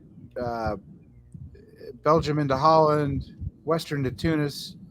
It's a hell of a year for Zoe. Okay, when it's a dot grab at the end, Zoe's grabbing dots. Meanwhile, Goff does not press against Ankara here, but he does get Vienna and Serbia. So great year for season so far for Italy, and I think Tunis can be kept. Maybe I'm wrong about that, but I'm sorry. This was a guaranteed way to get Tunis, right? Because this was the right way to do it. There was no guess here. It was just go to Tunis, and Goff just has to hope you make a mistake. Okay, let's keep on going into the fall of 1907. So it does look like Zoe has a path to winning here. Currently sitting +2, needs German help to maintain this, I believe, or maybe win a guess over Belgium versus Holland. And the answer is, doesn't look like Zoe's in London. Okay, that's the first thing I looked for, which is I don't know why Zoe's not in London. Is it instead in Belgium? covered Belgium instead. Yeah, covered from England, I guess. Let's see, Peter got eliminated on the last year. That's awesome. That's all I see. So Goff is +1, Zoe's +2. So Goff is definitely going to take this. And here is the final tally: 10-9. Wow. I'm sorry. So So Zoe went +2. Quite a finish here. Goff gets the edge on his old friend Peter McNamara, and pips this one 10-9. Was the right results. You know what? I'm gonna bring Karthik onto the stream and let you guys discuss this one while I take a very quick break. Okay, so while he's going up there, when we asked whether this is the right result or not, I'm 100% saying no. I think Zoe. No, I think Zoe should have gotten the share top. I think Zoe could have topped it. Had Zoe actually had a more efficient attack on England, I think we would be seeing a French top. I think if Zoe got the attack on England when we'd said earlier on, you don't know how the East would have reacted though. Like in that situation, there's much higher chance Goffy comes west at some point. So there's a big butterfly effect if that happens. I want to give a real shout out to Nancy for that comeback though, from three Oh, yeah. centres in 1904 as Russia to a solid third place on 7 that's a pretty impressive comeback to a pretty good score, and correctly identifying that working with Goffy against Peter would get her that result. Yeah, well done, Nancy, for sure. Right. The entire FRI, played a really, really solid game to get the positions they did. Do I wish that Zoe made a play for London and then just took the shot on Belgium to give her the chance to get for the shared top? Yes. But 9-10 against Gavi, fantastic result still for her. And then Nancy coming back from where she did, fantastic result for Nancy. Just great game all around. And then Gavi obviously got the top that he needed. So I would like to point out a little teaching moment, especially for VDL, where a lot of times in VDL, what you see is experienced players team up with each other and dominate. It's another shared top. But what does Andrew Goff here do? Yeah, he works with Peter, but then he uses the lesser experienced players. Nancy gets a good result for Nancy. Zoe gets a good result. Those players are happy to be working with someone who's more experienced and pays off for them. So McAllis, you don't have to always play like you do. I work with new players quite frequently, thank you. Some of us don't just go into a game and go, all right, you, me, and this other person, we're just going to fodle it. It's 1901. This is how the game's going to end. We're going to have 11. These are going to be my 11. These will be your 11. And yeah, okay. Oh, Liam, you need some help. I better send all my units to go and help you, Liam. I know that's the way people can play, but it's not always the way people do play. Yeah, this is some classic Ed projection right here. He is the king of working with the players he knows for an 11-11-11-1. Yeah. Me and Sharon have never aligned on an 11-11-11. That's never happened. I didn't say a name, Ed. I never said a name. Odd that you went there. Yeah. I mentioned Liam. You brought up your other people. Right. I think what we're saying here is that me and McCallus are a Kendrick. You're Drake. We just mentioned the sort of I'm not gonna go there, but Hey, Drake's from Houston. Look. I think Drake's from Canada. Yeah, Drake's Canadian. He lives in Houston or something. There's some Houston connection I'm unaware of. All right, look, it doesn't matter. You're picking the wrong side. The point is work with new players. Yeah, of course. If you work with new players, Karthik, good things can happen to you. And you're not going to be defiled by all the DBN commentators. Karthik knows to work with new players because experienced players know not to work with Karthik. Right, exactly. He will give me a chance. The older players are like, oh, I've heard Karthik's name. Let me go attack him. It's funny. DBN will give me a good laugh if I do so. Whereas newer players, he's a stand-up chap. He honors his word. He gives good results. So yeah. That's why I enjoyed Australia so much when I was there. None of them knew me that well. All of them were very, very happy to work with me, and they all got good results for it. Let me ask you a serious question about Australia. We have so many Western triples. We saw it the last time. Yeah. In your tournament, and we're seeing it in this tournament. Do the Western powers talk to each other and we go, okay, so it's obviously a Western triple. We're going to start that. How does it work? It depends on the game. People will go talk to each other. And then sometimes people are a little hesitant to make the first move and attack somebody. Therefore, they stay together until the friction naturally arises. And then sometimes it never does arise, and then they just stick together from it. But I don't think it's an intentional, oh yeah, all three of us, let's go. It's I think more people want to be loyal early, and then they're loyal, and then it's the easiest way, the least friction, most frictionless way possible is just stick with the Western triple rather than going FG versus E or EG versus F or whatever it may be. I think we've got room for a public service announcement here, though. Australians, if you're at the point where Ed Sullivan is questioning why you're tripling too often, you need to take that to heart. Ed Sullivan, like, just don't listen to anything he says. That's what I use as my motto. Wow. This all turned wrong. This all turned up down under on me. Feels just right to me, Ed. Yeah. All right, I think it's time for Ed to get a break here, right? No. I think so. But I think it's McCullough actually needs a break. All right, get out of here, McCullough. All right, then let us put Karthik up top here and As it should be. on over to. I'm always on top. I feel outnumbered by Longhorn energy here. You should be. And it makes me deeply uncomfortable. Round 2, board 4, named after Sophie Scamps. We still need to figure out what if it's just politicians or if it's a subcategory of politicians. They're all independent members of the federal parliament. Every single one. Meaning they're not members of a particular party. Okay, well, you stumped Ed because I'm just telling you what Jamal told me and pretending that I'm smart. Yeah. They're all like, This is your legal strategy. Your general legal strategy. Let's repeat what someone else said and pretend. right. Austria is played by Harry Fulton in this game. England by Gus Cowan. France, Brandon Austin. Germany, Matthew Kehoe. Hopefully I'm saying that right. Italy is Stuart Barton. Russia, Max Wanji Roe Banks. Again, I apologize if I'm mispronouncing. And in Turkey, Lina Hu. And let us see what happened in this game, shall we? This is the final game in round 2. And Mr. Karthik, you can tell us what happened in spring of 1901.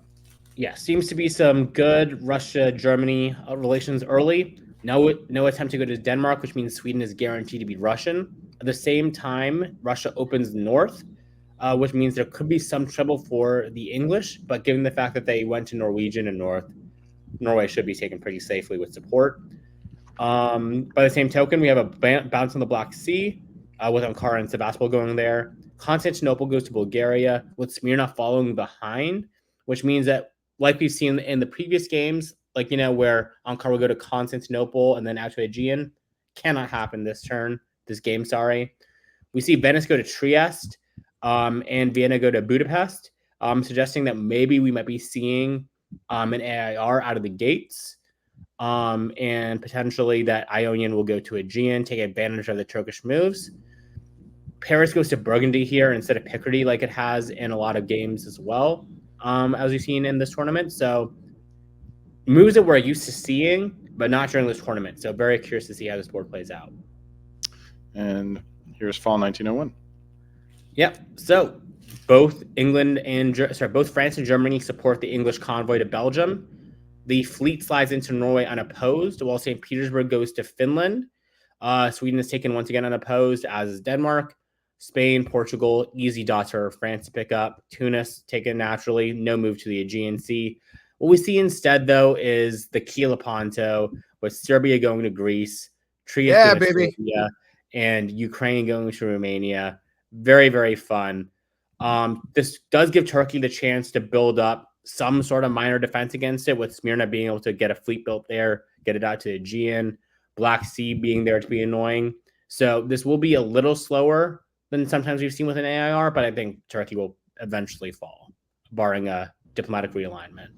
Yeah, it's an interesting variant here of the Key Lepanto, made possible by the DMZ in Galicia, with Budapest being able to support Trieste into Serbia. These moves are guaranteed now, and it can't be thwarted by Bulgaria going to Serbia, which is something you often see.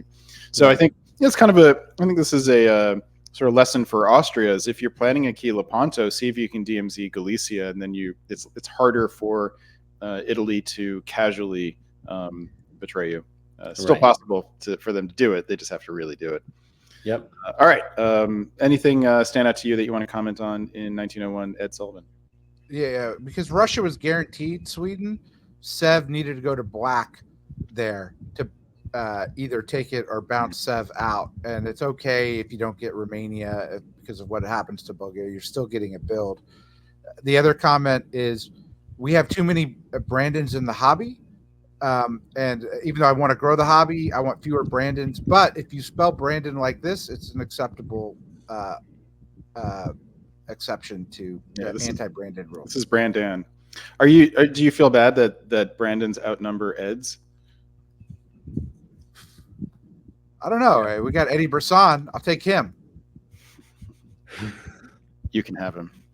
1901 winter finds Fleet, North Coast, St. Petersburg. A nice variation on stuff we've seen today. We get 2 fleets out of England, which is near and dear to my heart.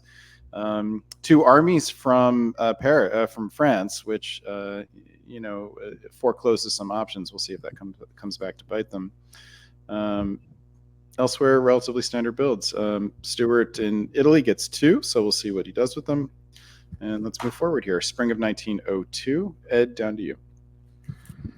Yeah. So I want to look at England because the game's hilariously fluid, I think, with those builds. London goes to English Channel, but loses Norway. We have Russian dominance in the north now, with Finland being there. And more problems for England, where Germany goes to Helgoland, isn't making a move on Sweden. And then couple this with an attack on France by Germany, and England, even though he's moving the English Channel, supporting Burgundy and moving to Mid-Atlantic. I don't even know. Like, I can't even. Whatever. That's going to be awesome. We're just going to keep watch this space. Oh, and even worse, where Italy's going towards France and Piedmont, while getting the guarantee convoy into Syria as part of this key Lepanto. They take Bulgaria. That's all I got, which I think I did a great job under time. Let's go. Fall of 1902. Here we go with the convoy to Syria. One problem though. Mid-Atlantic goes to Western Med. Awesome. I love this game already. Yeah, we have a key Lepanto and a real Lepanto. Damn. Yeah. So we've got all that. Austria doesn't need Serbia. Karthik knows that Serbia is not important to Austria. Yep. Germany's moving west.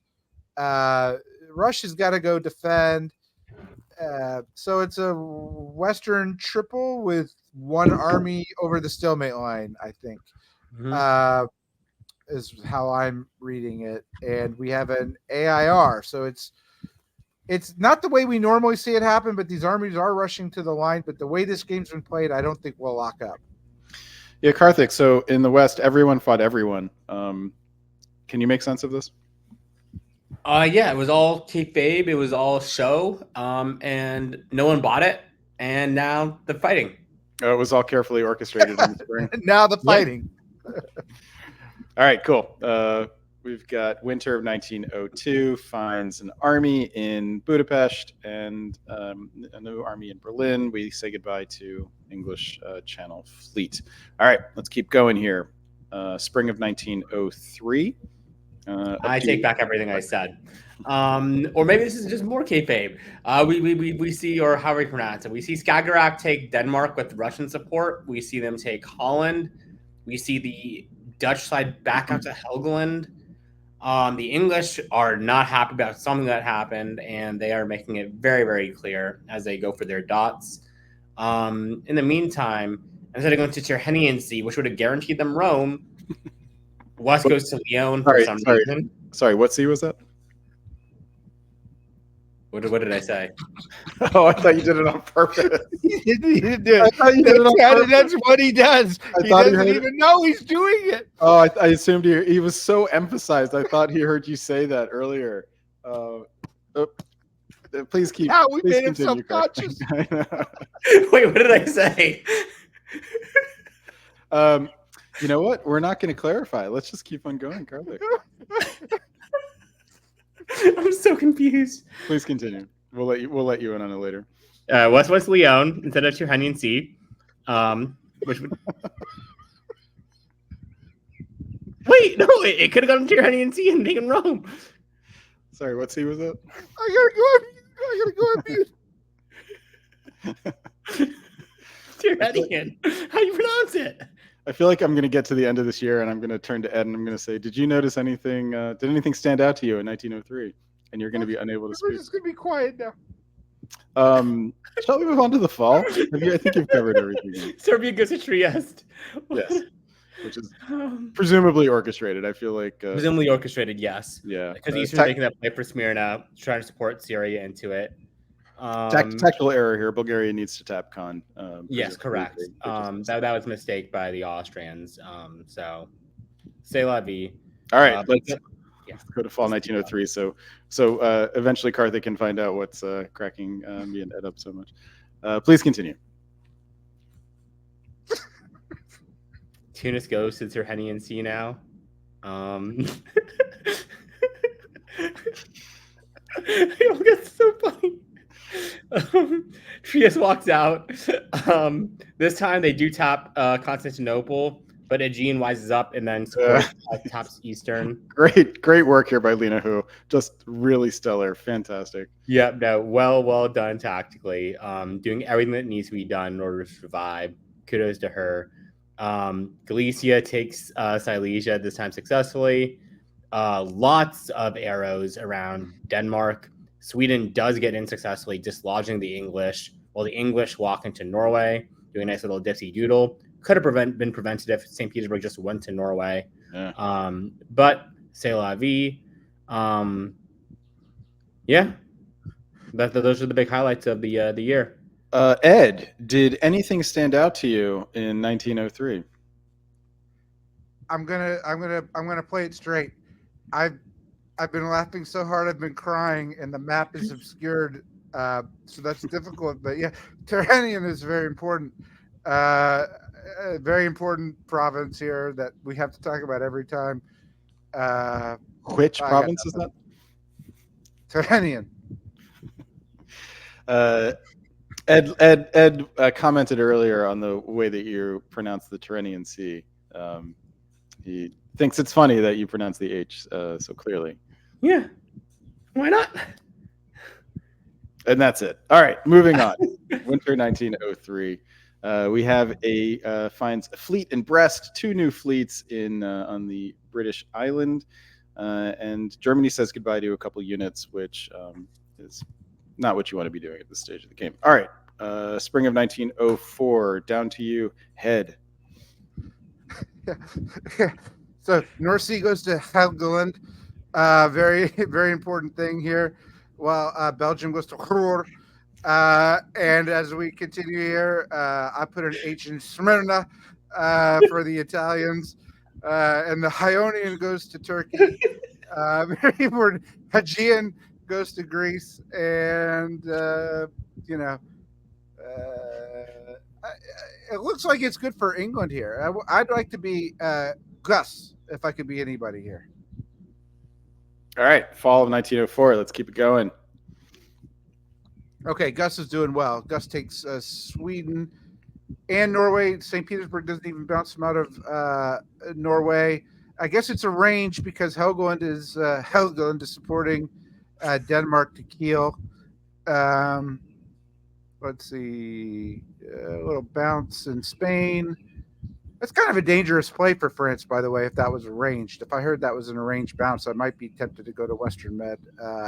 And Italy loses Naples. So, look, this is Lena Hu. I like the way Leanna plays. Like, this is awesome.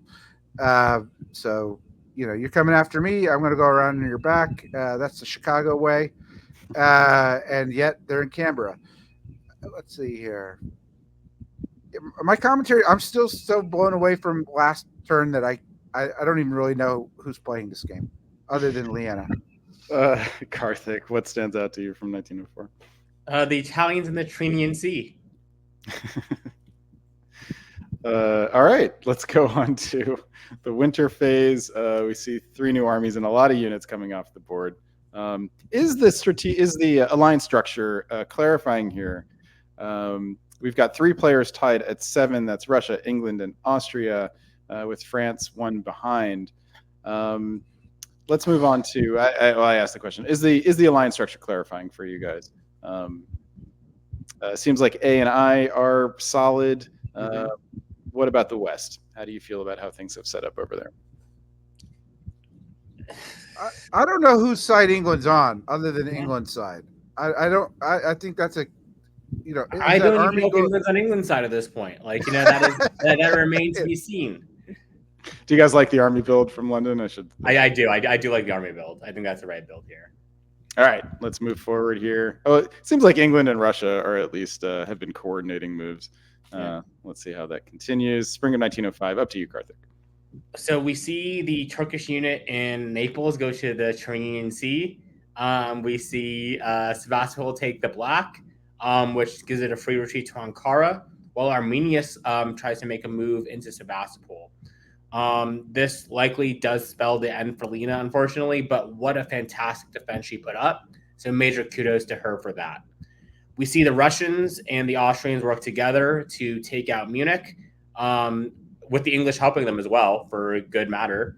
For whatever reason, the English convince France that they're not coming for them at all. So gets a free walk into Brest while Mao goes to Spain and Paris goes to Gascony, basically ensuring that there's no way for Brest to be taken back this year by the French, which makes for massive, massive losses that will be hard to recover from in the coming couple years. I noticed, Karthik, that you pronounced you changed your pronunciation of a certain He C. did. Oh yeah, He does it, Tartanian Sea. He doesn't even know what he did before. No, I did. Look, I said Tartanian Sea last time. I'm mixing it up as I go. All right. All right, keep it going, Karthik. Okay, so now we see the Tyrrhenian Sea go back to Naples, trying to cover it against the Romans. We see Eastern going to Ionian. We see the Spanish and the English bounce in the Mid-Atlantic Ocean, while Brest walks out. What is going on? God only knows, for I do not. Sweden walks to Denmark. Denmark walks to Kiel. Kiel walks to Holland. There is some fancy rearrangement of units here for some trade that I just cannot see. But everyone seems to be happy with it, so I should be happy with it as well, I guess. Silesia goes to Prussia, maybe going to Livonia soon, who knows? And Lena, we finally say goodbye to. Fantastic. Oh, no, she still has Naples. Yeah. Amazing. What a beautiful play. No, so this is a great turn. Very, very happy with it. Head is 1905. Can you make sense of the walking out of Brest? No, I cannot. Me I was neither. Head, sorry. No, Me neither. Head is Kartik. Ed is Ed. All right. I can't make sense of it. The one thing is, Brandon, as you know, you and I have run a lot of successful England-Russia alliances. And it's difficult. We've actually run 0 together, but Yeah, it's but it's a difficult one with these fleets that present a problem to England here. And, you know, I guess England being in, I don't know what's going on. Is this must be all arranged between England, Russia, and France. That's the triple that we see here against the AI. But it seemed to me the more efficient way is just to pick up what seemingly were easy French dots and handle it that way. All right, let's. My recollections of our England-Russia alliances are you being in England and me in Russia, and you ending up in St. Petersburg and possibly Warsaw and Moscow. If anyone's wondering, we have new armies in Warsaw and Moscow. Piedmont comes off of the board. I said they were successful, and I think you just showed that. Exactly. All right, spring of 1906. Down to you, Head. Okay, so I'm pretty sure that France is now. I mean that England is fighting France. If I've gotten one thing here, which is that England's in Paris, and England's going to set up to take Brest here. And I really like this Lena play. And I know that we don't talk about one center powers enough, but you know, maybe Lena can be in Spain. The way this is going with the Gascony support or something, who knows? Let's see here. Meanwhile, it's kind of while those two are fighting, the AI is kind of sticking together with Russia. Is Russia in an alliance with everybody? That might be what's happening here, except for I don't know what's happening. but we got a convoy of Bulgaria to Apulia, as Chris Brand would say. That's interesting. And but that's Italian, and the Italians are, maybe they thought they needed. I don't. It doesn't make sense to me, but fine, cool. They got an Austria. I'm sure Austria's not opposed. Yeah. All right, let's push forward here. Fall of 1906. Ed, keep us going. Apulia does nothing. That's the first thing I looked at. Meanwhile, Russia, I guess in trade for Paris, has given Livonia Moscow. Okay. I can't come up with another explanation. There's Kinda no feel- attack on. Feels like they're playing a different game right now. Yeah. There's no attack on Brest. Cool. They totally fucked over Leanna here by not giving her Spain, which I think was natural the way this game is being played. And we see the convoy back to Tunis from Smyrna I'm doing a little with Khan open. Reverse the. It's cool. I like this game. I mean, I don't know what's going to happen. Can we all be equal? Like everybody just get the same amount of centers. That's how I would play it. Kartik, do you can you make sense of what's going on here? I cannot, Brandon. All right, let's push forward here. We've got a new fleets in Rome and London. A couple other units come off the board in Piedmont, Ankara, and West. We thank Lena for her service. It was much appreciated. Mm-hmm. All right, back to you, Kartik, for 1907. Thank you, Brenton. Let's see. So we see Moscow being forced to retreat now, and Brest finally gets taken. Does this mean that France and Russia and England are breaking up? Or do we see something funny next season? Who knows? We see Italy moving from Tyrrhenian Sea to Western Mediterranean, and Ionian following in behind. We see Romania supporting Budapest to Serbia, and Trieste taking Venice as well from behind. So some good little chaos. Wait, what happened to the convoyed army? In Tunis? Oh, no, never mind. Ignore me. Anyways, so Serbia gets taken, which should mean that unless Austria walks out, Austria will go up 2, which should put them at 9. So good place to be. Yeah. All right. Fall of 1907. Brandon. Uh-oh. What happened to the convoyed army in Apulia is what I think that's he what was I was trying to asking say. about. Uh-oh. Because it's not It was there. disbanded. It was disbanded. Okay, disbanded. What I was going to say, there's only one player playing this game right now, and that's Austria. Austria's going after the dots in the final year. Damn. So Austria picks up Smyrna here. So it goes +3. Loses Bulgaria, though. Loses. Oh, yes, indeed. And then Italy is unnecessarily too. It's worth pointing out. Yeah. Italy is more concerned with taking out the Gulf of Lyon, which they do so successfully, but fail to take any centers. The English sides, my units may as well hold. Holland, never heard of her. No attempt to make any plays for Kiel. Not like it would have gone anyways, but not even an attempt. But kudos to Austria for making the grand plays at the end to take the board top. I actually think England pips this, don't they? Let's see. Yep. Oh no, Russia. How did Russia do it? Let's see. They got Moscow back in Bulgaria. Oh, they got Moscow back. I forgot. I just already kind of Moscow as Russian. Okay. Sorry, I'm so distracted by the Tyrrhenian Sea pronunciation that I just could not think straight for the rest of the game. Wow. So Max Wanjiro Banks pips this at the end with a lot of play that confused us during the game, and ended up being much smarter than we are.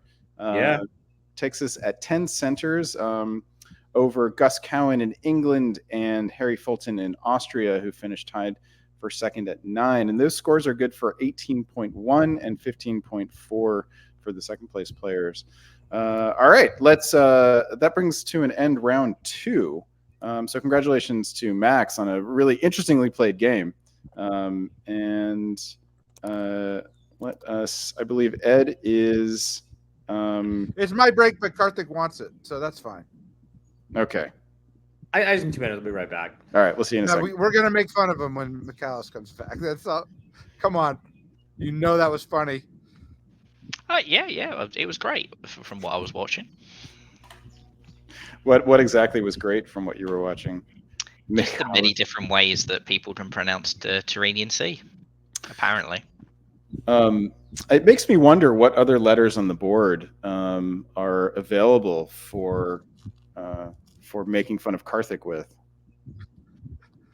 I mean, just any board Karthik's on, you can make fun of Karthik with. Pretty much, it's just board.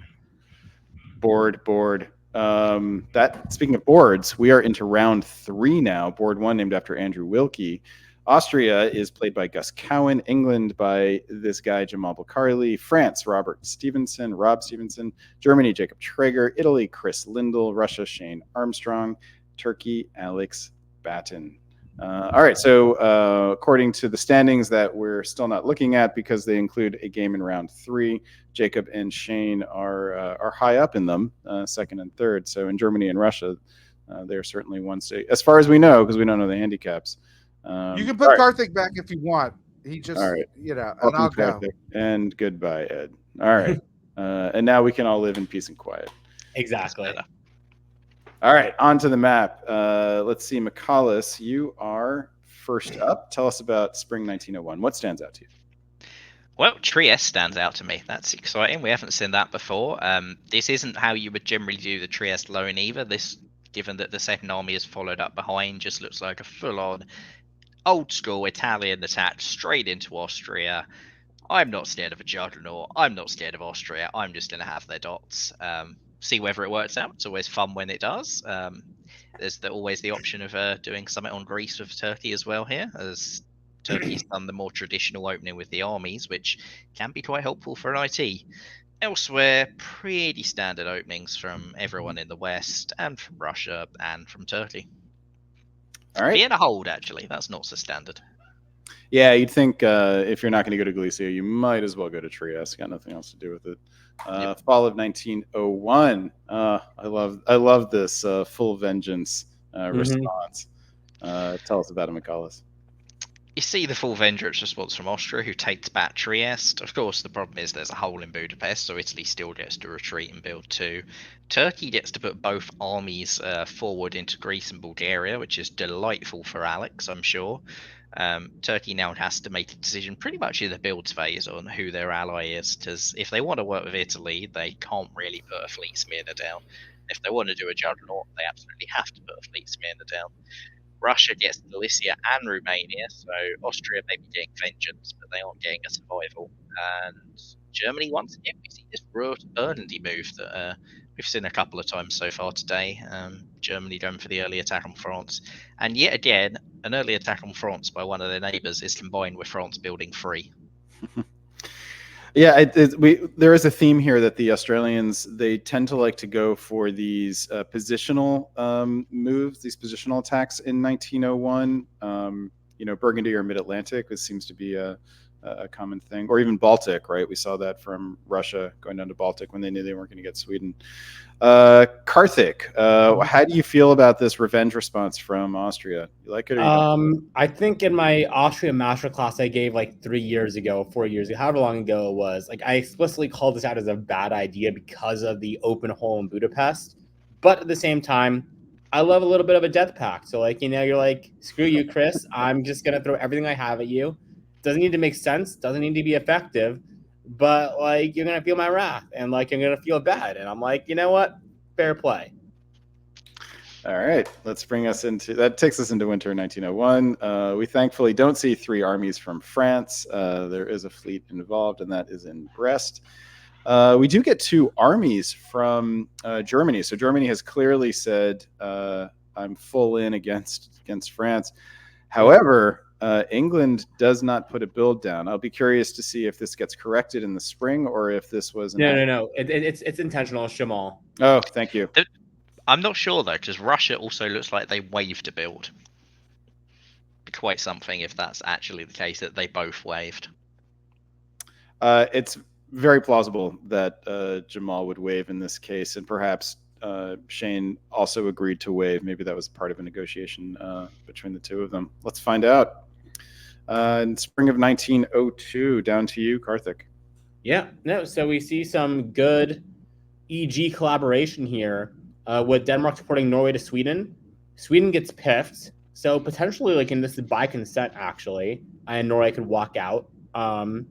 We see North Sea going to the English Channel to bounce it out, while London goes to Wales to defend against the incoming French attack. We see the Russians move into position to take out the AI, getting into Bohemia successfully, getting into Galicia with no defense, going into Ukraine. Sorry, I shouldn't call it the AI. Go taking out Austria rather, and the Italian unit in Austrian lands. Constantinople makes it into the Black Sea, while Ankara slides into Armenia and Smyrna goes to Aegean. This is slightly incoherent in that it's very, very anti-Russian moves while having built the fleet in Smyrna. But maybe he's hoping that he can get away with having that fleet for defense against the Italians, but still saying, hey, IT, right?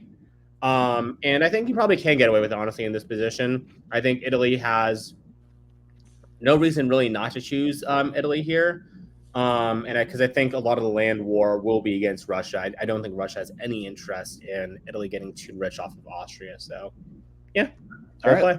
let's move forward and see what happens in the fall. And we see this actually not bear out. We see that Russia and Italy do collaborate here as Romania supports itself into Budapest while Russia supports Budapest into Vienna, which I think is really, really smart negotiation by both Russia and Italy to get what they want and what they need to work out here. And I think Alex is now really worried about how this diplomacy is going on because he walks out of the Black Sea into Constantinople, which if I was Italy, I'd look as a gigantic glaring warning flag. But luckily for Turkey, Italy has other warning flags to deal with as Rob tries to convoy Spain into North Africa and succeeds, though chances are he probably wish he didn't. I think most of the times that convoy to North Africa never works out as well as people would hope it would, and is generally inadvisable.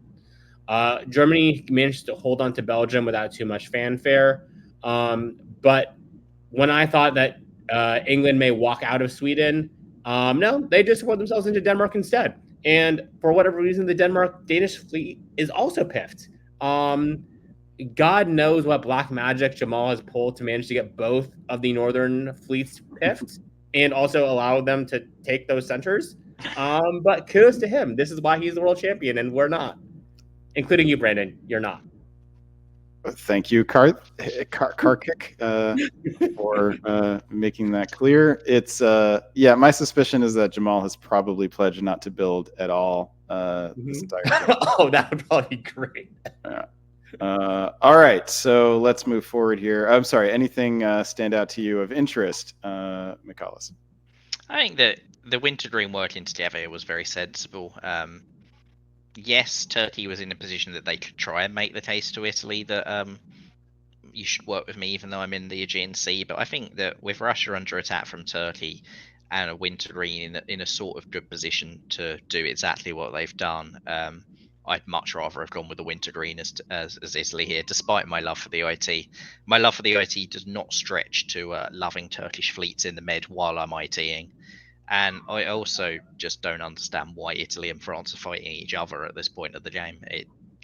From either of their perspectives, this doesn't make sense to me. I don't really understand why either of them wants to be at war. Yeah, it's peculiar that and France would send an army south when they're being beset by Germany. All right, so let's move into winter 1902. We find an army in Moscow, another fleet in Smyrna. Austria is quickly bidding adieu to the game, while France decides to keep that army in North Africa and release the fleet in Brest from its misery. And Jamal does not build at all. All right, spring of 1903. Talk us through it, Michaelis. So Germany forces Burgundy, which was not guaranteed, but was basically guaranteed because France had to convoy back out of North Africa, wishing they hadn't been there in the first place. At least that was a correct move. Italy, meanwhile, they've got another fleet west to deal with France. That's good. Oh wait, no, there's 4 Turkish units coming at you. That's not so good.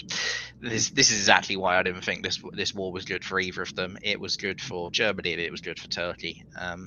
Russia, meanwhile, is now that the Turkish pressure's gone away, they basically are in a position they get to choose who they work with, and it looks like they're going to choose Turkey, but we'll see. They might go for Serbia in full and still turn this around. Meanwhile, in the West, Jamal's 3 units don't move anywhere to take a centre this turn, but they could still get something. All right, fall of 1903. Talk us through it. Russia does decide to work with Turkey, takes Vienna. Turkey quite smartly puts Austria back into Trieste to really put the hammer blow on Italy while they take Naples. So I think Chris's game is cooked at this stage. Germany, meanwhile, having finally got all of their units through against France, decides that actually it's time to pull back and defend from those 2 English units. And meanwhile, England's in the English Channel, so we'll see how they react to that. Wouldn't be too surprised if Jamal is annoyed by this enough to start putting France into Belgium or something like that going forward. Or maybe building Nah. a unit. Nah. He's committing to the meme here. Mm-hmm. Karthik, what stands out to you from 1903? I think that Jamal is well on his way to a solo with 3 units. I think Alex is playing really, really well here as well. So my prediction is an 18-16 with Jamal on 18. All right, winter 1903. We get an army in Smyrna, a wave from Russia, and continual waves from England. Spring of 1904. Back to you, Karthik. Yep. So Jamal is continuing to wave because, as we know, the song "Rule Britannia," England shall rule the waves. And as you see, England slides into Mid-Atlantic Ocean, while Mid-Atlantic Ocean slides into Western Med. Is this a Western Triple we're seeing out of nowhere now? Possibly. The army in Yorkshire gets convoyed to Norway, and I'm very, very curious to see what direction it goes from here. The Russians and the Turks work together really, really well. They take out Trieste and are sliding into position to take out Tyrolia. The army gets convoyed to Apulia successfully, despite Venice trying to block it, which is a major, major blow. It will guarantee that Rome falls. And yeah, just a really, really great all-around turn for the Juggernaut here. Well, for one of the Juggernauts, the other has some issues going into the fall here. I think that the Russian decision to wave there was very dubious. You're not Jamal at the end of the day. Some people can get away with that. Some countries can get away with that. Russia isn't one of them. Yeah, that may be something that Shane regrets at this point. Perhaps also pulling Galicia down to cover Budapest is something that. Yeah, there's no real need to cover Budapest there, so kind of a mistake. However, gets away with part of it. Mm-hmm. This is to you, Karthik. Yeah, I think it was diplomatically poor play by Jamal to take St. Petersburg here. But what can you do? Even world champions make mistakes sometimes, I suppose. Vienna and Tyrolia both try to put Munich into Tyrolia. Munich chooses not to take it, even though. So I think Munich goes to Berlin instead for whatever reason.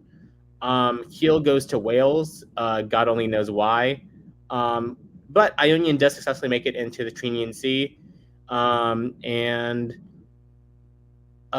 think those are the big highlight points. Oh, actually, no, sorry, I missed one thing. Trieste does support Adriatic into Venice, which goes. So the Austrian does survive another year against all odds. And the Italians and the Austrians are down to 1 each. Yep. Yeah, which truly fitting. Given Austria-Italy conflict in 1901 is not terribly surprising. McCallus, any comments on 1904? I think it was pretty clever play by Germany not to take Warsaw, just because I think Turkey absolutely runs away with this game if Russia collapses. So from a board perspective, I'm not too surprised that they've done this, but I kind of think Turkey will still run away with this game. I see very little reason for Russia to throw everything at Turkey to stop them.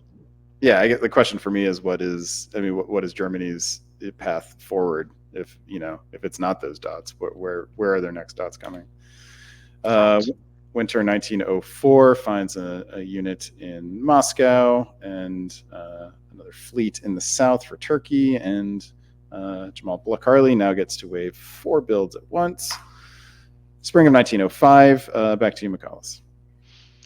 So Germany didn't do what I expected, which was to force Burgundy there and go after the French dots, but they have decided actually they do want the Russian dots, and that's just a bit of an error. Like either you took them when you could, or you back off entirely.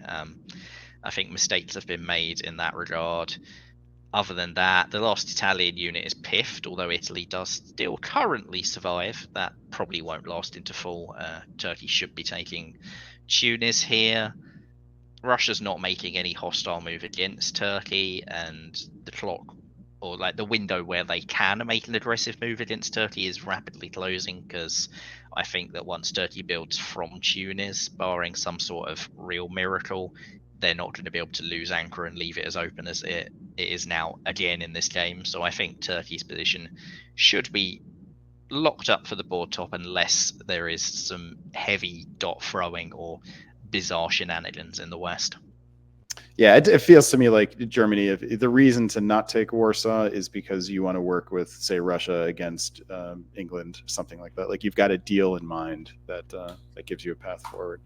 Fall of 1905. Maybe it's not too late. All right, so Germany does get Warsaw because Russia doesn't defend it, which is interesting. England snags Brest. Fine, sure, that's what Jamal's been doing all game. It's just one-dotting people with the only unit next to them.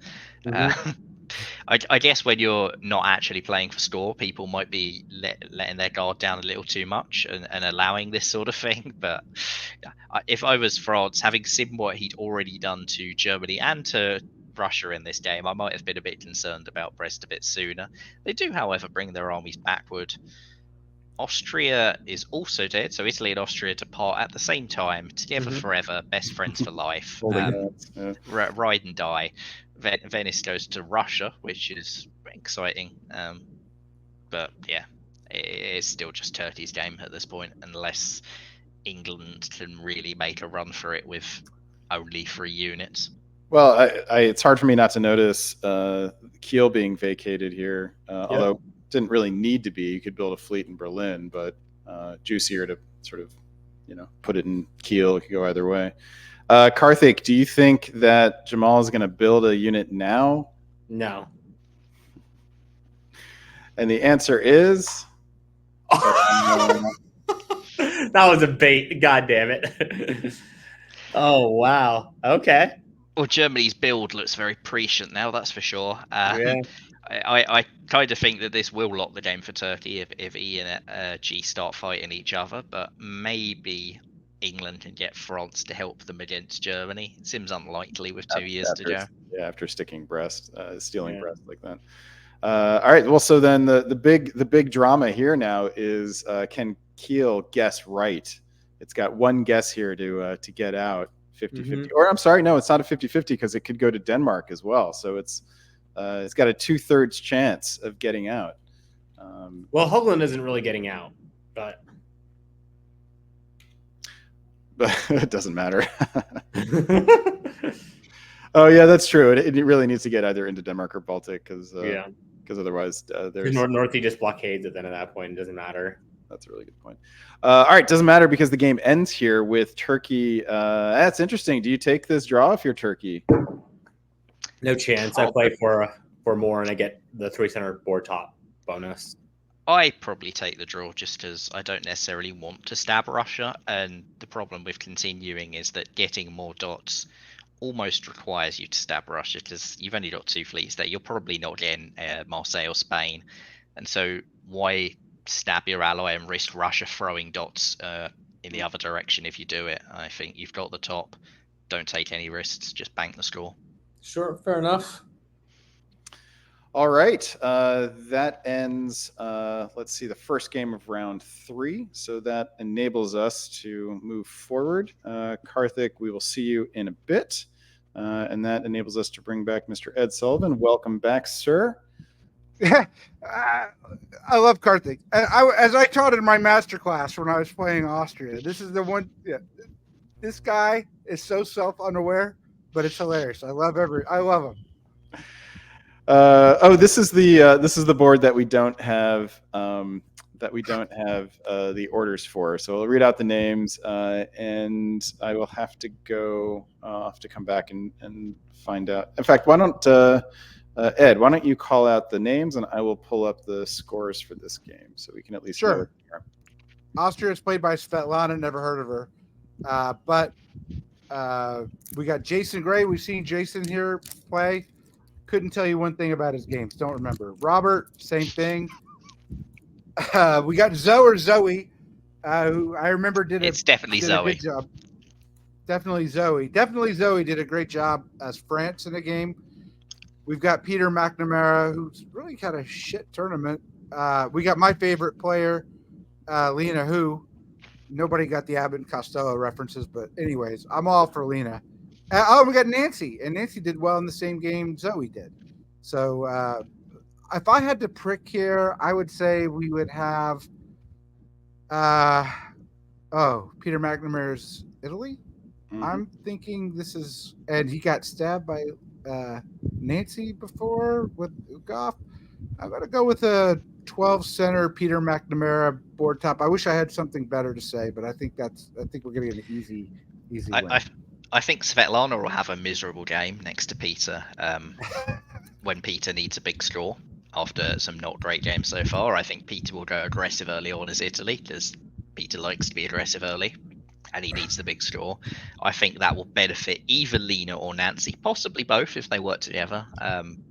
And I think Peter will probably play for a wintergreen, and I think he might be stopped. And I think Lena's going to top this. All right. Well done, you guys. The Austria did have a rough game. They were eliminated in 1903. So I think we can presume that Peter went hard. Turkey survives with 6 centers. So whatever you thought of Peter's plans, they did not end up involving removing Turkey. Behind that, the West was a bit of a mess. England and Germany both finished on small center counts of 2 and 4, respectively, which means that the other 22 centers were split between France, Italy, and Russia, and they were split almost evenly. France coming out on top with 8 centers. So Robert Hillier manages to pip this board top, while Italy and Russia, that's Peter and Lena, end up tied for second at 7. So not huge scores here. That in the Bangkok system, that worked out to 15.5 for the board topper and 13 each for the next 2 players. So what I get out of that is Peter plays like an Australian in Australia. And an American other places. Yeah. So given that Nancy was the highest placed going into it, and the 6 centers was only 2 off the top, that's actually a pretty good score for Nancy from that game. Well, I think this place may include these. I'm not sure. I need to check I need to check the code, because when I showed the standings, I mean, now the standings are accurate as far as what we've seen. So without having the rest of round 3, there are 2 more games in round 3 to look at. Shane, Jacob, and Andrew are the top 3. With Nancy's in a pretty good spot then if she's up to 4th, so it must not have included that. Yes, that's a good point. So maybe that part of the code is accurately seeing that. But it's showing these standings is not. Okay. In any case, let's move on to third board of round 3, which is named after Kailia Tink. In Austria, we have Matthew Kehoe. In England, we have Kieran Gill. France is played by Hector Sukavang. Germany, Joshua Krauter. Italy, Robert, it's probably Crowther. I think I'm pronouncing it like the Germans would. Krauter. Italy, Rob Stevenson. Russia, Andrew Goff, that guy again. Turkey, Marcus Lone. So coming into round 3, Andrew was in first place. So I think we can assume that these place settings are correct as far as the start of the round. Okay, so Germany and Andrew, Germany and Russia then are again sort of the 2 in contention, and Marcus Lone and Turkey then I think I didn't call out. All right, let's move forward, dive into some orders here. And Ed, I believe you are up first. Spring 1901. Tell us what you see. Another Liverpool to Edinburgh opening for England. Also, I love the name Kieran. It's underused. People of Earth, do better. France here. Oh, you see the unusual bounce in Piedmont, but I don't hate that bounce typically. Let's see here. Oh, look, we're hitting. It's like the greatest hits of Australian meta. We've got Anchor at a Con. We've got Russia. Oh, Russia didn't move to Romania. Russia, you could have done better there. Andrew, you're not playing like an Australian. And something I've never seen ever, which is a bounce in Galicia with Budapest. Awesome.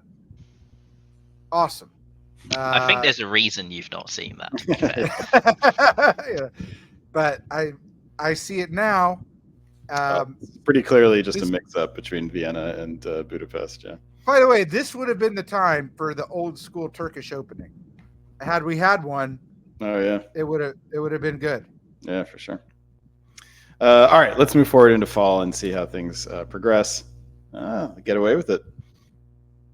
Wow. Look at this. This is great. Austria picks up Serbia and Greece like God intended.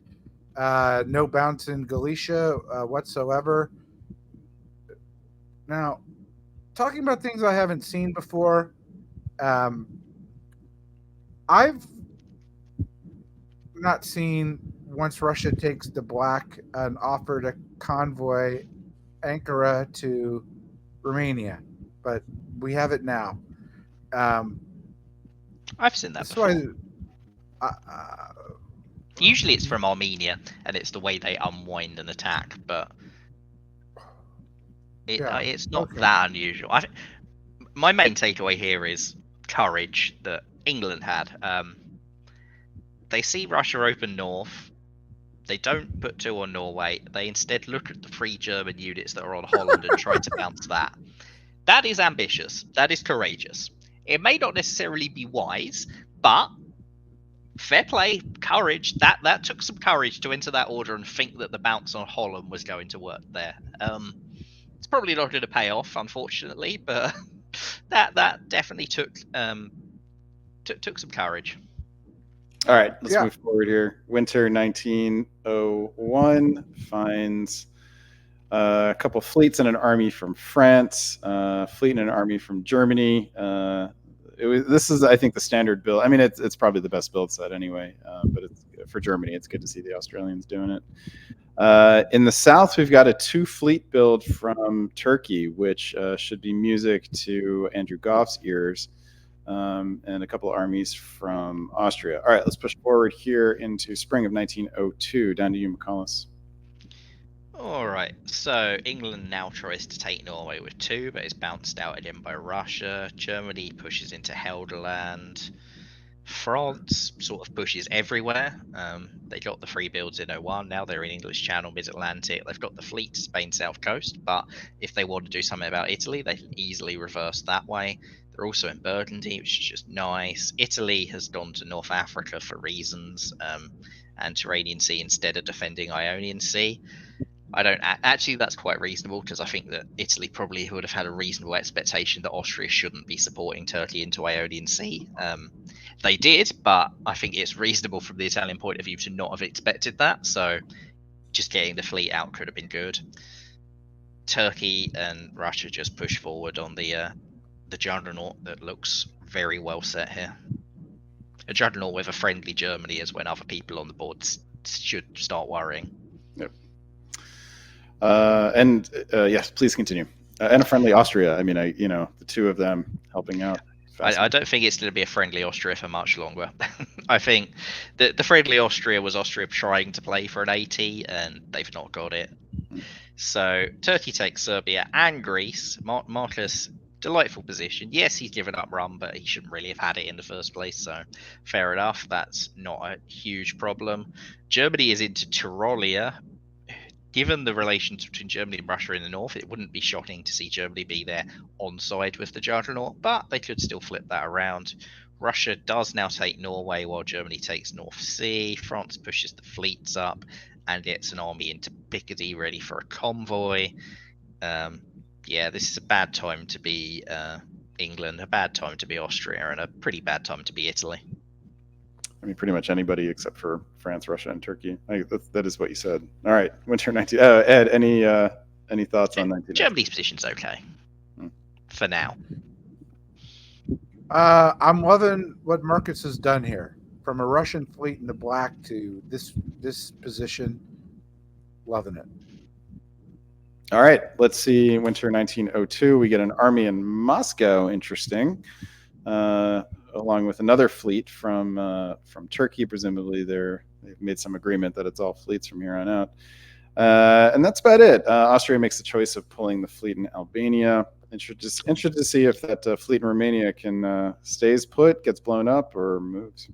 Goffey waved his second build as well. He did. Thank you. All right. Spring of 1903. Tell us what you see, Mr. Sullivan. I see Turkey in the Ionian. I see Romania pulled back to Sevastopol, so they're just setting it up for the complete demolition of Austria by 1904. Austria here helping Germany attack Italy. Austria, this is like your last priority, dude. Okay, you got bigger problems in Italy right now. I don't get it. Man, France got lucky here, getting into Liverpool. Germany totally unworried, convoying into York. I mean, leaving Munich open, leaving Holland open. I might turn around if I was France right now, looking at this. This is nuts. But that's what I see. All right, move forward into fall.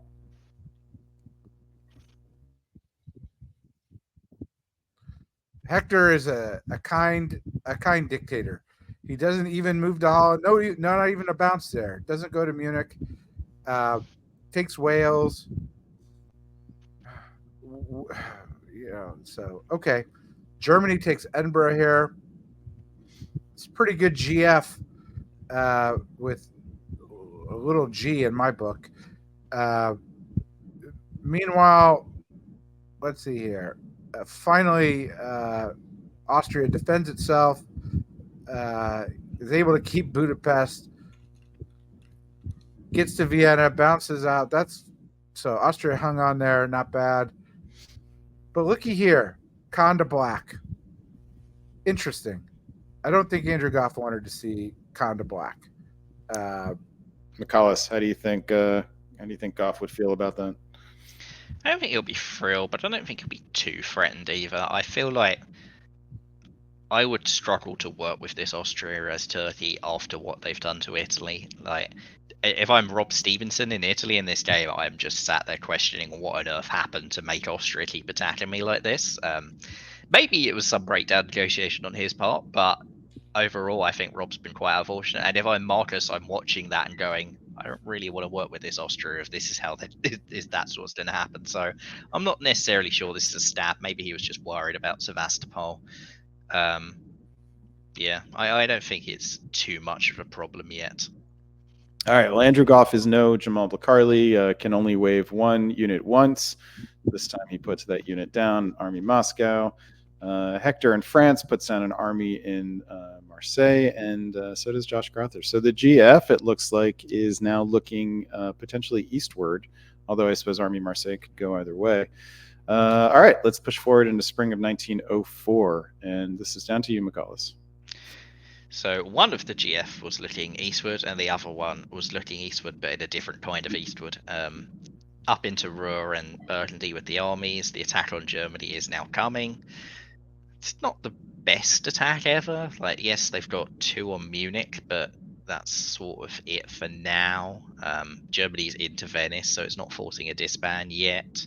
There's a lot that could go wrong with this attack, and what it is doing is it's going to give the RT or TR time to catch up and get back on track after a year where they sort of had a bit of stasis last year. So rushes into Tbilisi and Budapest. Austria having prioritised putting Germany into Venice again. Rob, I feel for Rob in this game. This is one of those games that I just sit. The orders come through and I've just got my head in my hands, going, "Oh, why is this happening to me? Where's the bar? Can it be over? I'm Italy. It won't even be over quickly." And yeah, we've all been there. yeah, and Turkey's into Apulia. Cool. And followed on from France that, got lucky. France got lucky. France, yeah, they get into Munich. I mean, it was the guaranteed one, probably. Guaranteed would have been taking it from Ruhr, but it's unlikely that Holland was going to be risked to defend Munich when Munich was in such a precarious position. I think Denmark to Helderland is a dubious move, though. That should really be in Kiel to give that support and at least block Kiel up as well. France is therefore +2. Turkey's into Naples. They make the correct guess there as Italy prioritises getting rid of Venice. Bad news for Germany in that regard. Turkey is into Trieste. Done it with the fleet rather than the army, which is a little interesting. I would have thought the real juggernaut move there would have been to put Serbia in. So yeah, but maybe Romania had to be evicted and you didn't want to open a retreat for it. That's fair. Yeah, good point. And yeah, that's put the fleet back into Rum, which is now a very pro-Turkish fleet to be in Rum. And turned out Black Sea was actually necessary to deal with Austrian units. So there we go. That's why it was there in the first place. They were planning this 4D chess miles in advance. Ed, you talked about France getting lucky. It looks like there were quite a lot of tactical inefficiencies over here that sort of all came out in the wash. I just want to say, I think Hector set this up right by not taking Holland and Munich. He lulled Germany into this, but Germany's spider senses should have been up with the army build in Marseille. I guess maybe he thought it was going to Piedmont for an attack on Venice, but I think that was the error there. France here still, gets 2. It's obviously correctly a good year. All right, so that brings 1904 to a close, and it ends with France at 9 now taking the lead, with the members of the TR both at 8, close behind. As far as new units go, we get a new fleet and an army from France. We get a new fleet and an army from Turkey, and just an army from Russia. All right, let's keep going forward here. Spring of 1905, and back to you, Ed Sullivan. So I tend to think this is a mistake from France building in Brest. France does not want Italy to fall quickly. That's just going to induce the juggernaut to keep going, which it does. Instead of thinking about Turkey, thinking about what to do, because I guess maybe there's only 3 game years left, they're just going north. But I don't know what IRC does for you. I guess to get Liverpool back if Yorkshire moved there, but okay. But anyways, France is in Holland. They could have been in North Sea, but they're in Holland. It's looking good for France, except for now we got all these Russians coming up to the line, which they got to go through Germany, but they really haven't attacked Germany. So, we'll see if Andrew's going for free dots. I think Andrew wouldn't ask for a dot. I think that explains this Bulgaria move, or it's to blow the. Well, no, I don't think it'll blow it up. You're nodding your head. McAllis is a better explanation. Yeah, I'm sure. they could blow it up. I think that's to blow it up. I'd be surprised if they didn't. I think the real lead here is Austria putting Vienna to Tyrolia. I can't wait to see how that's going to be used against Italy in full. I have a feeling it's going to Munich, but it'll put either Venice, either to put Turkey in or to take it. I mean, it would ruin the narrative if it was used against Munich and not against Venice. Answer doesn't do anything. He could have gone. Look. Oh, well, actually, he couldn't have. I thought he. It could have bounced to Vienna. That was it. Italy was supporting them into Trieste, but it wouldn't have worked against the 3. Oh, yeah. Even. Yeah. Okay. All right, how hilarious is that? Okay. Look, Brandon, chill out. We're on time. Take us. Could have been fine. Look, RT sort of domination, and France also. So France loses Munich here. picks up Holland, picks up North Sea. Germany really paid the price for that that fleet being in Helgoland rather than Kiel at the end of last year, because they then put the fleet into Kiel in spring, which got the army in Holland piffed. If it had been the other way around, they wouldn't have had to do that. They would have held Holland in spring. They may have even held it again this turn. It would have been a much better position. So that one error really hurt Germany dearly. All right, that brings 1905 to a close. We get a few new armies on board, and we say goodbye to the Austrian army. Spring of 1906, down to you, McCollins. A little surprised Goffey didn't put a fleet in St. Pete here, but either way, he's sent a unit north. The Juggernaut continues. They're holding France back at Munich and Kiel at the moment. France does get into Edinburgh, which puts them to 10-10 for now. Meanwhile, Turkey takes Venice and will be in position to take Rome. So there could be some sort of 10-10-10 happening here, or there might not be. We shall see at the end of the year.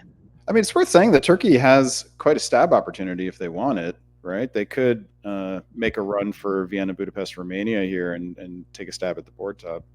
I would imagine that there would be arranged bounces to prevent that, but maybe. Right. Let's find out.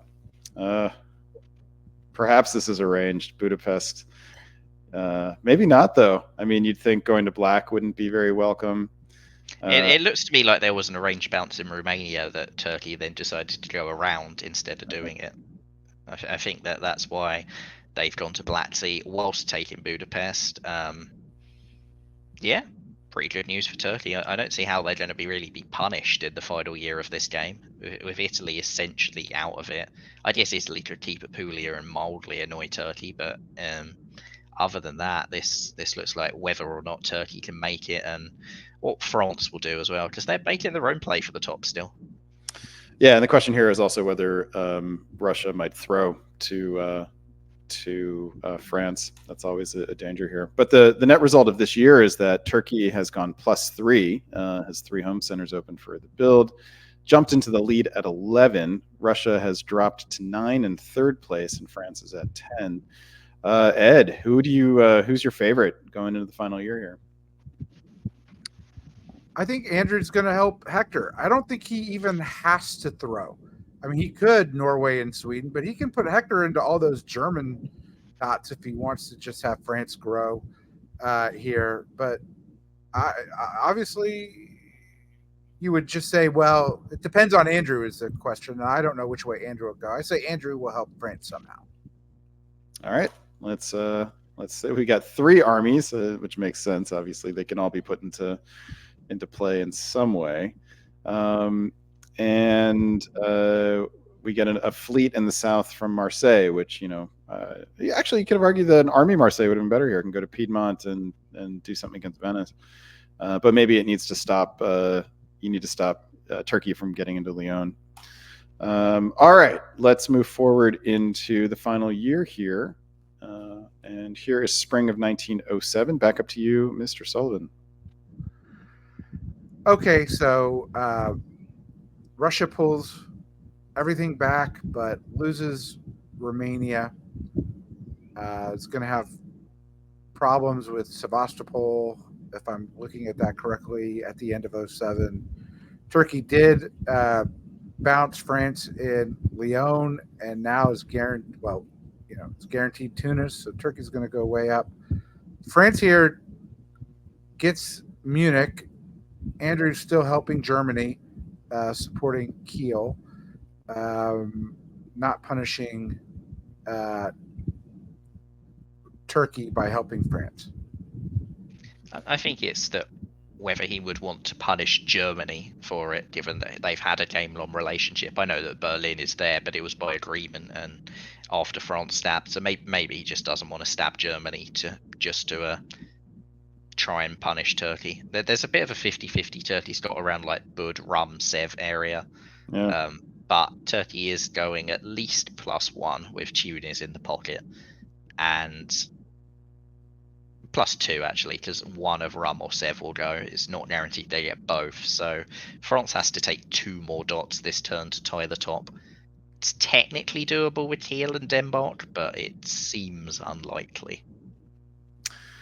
All right. I agree with all of that analysis. Let's see what happens.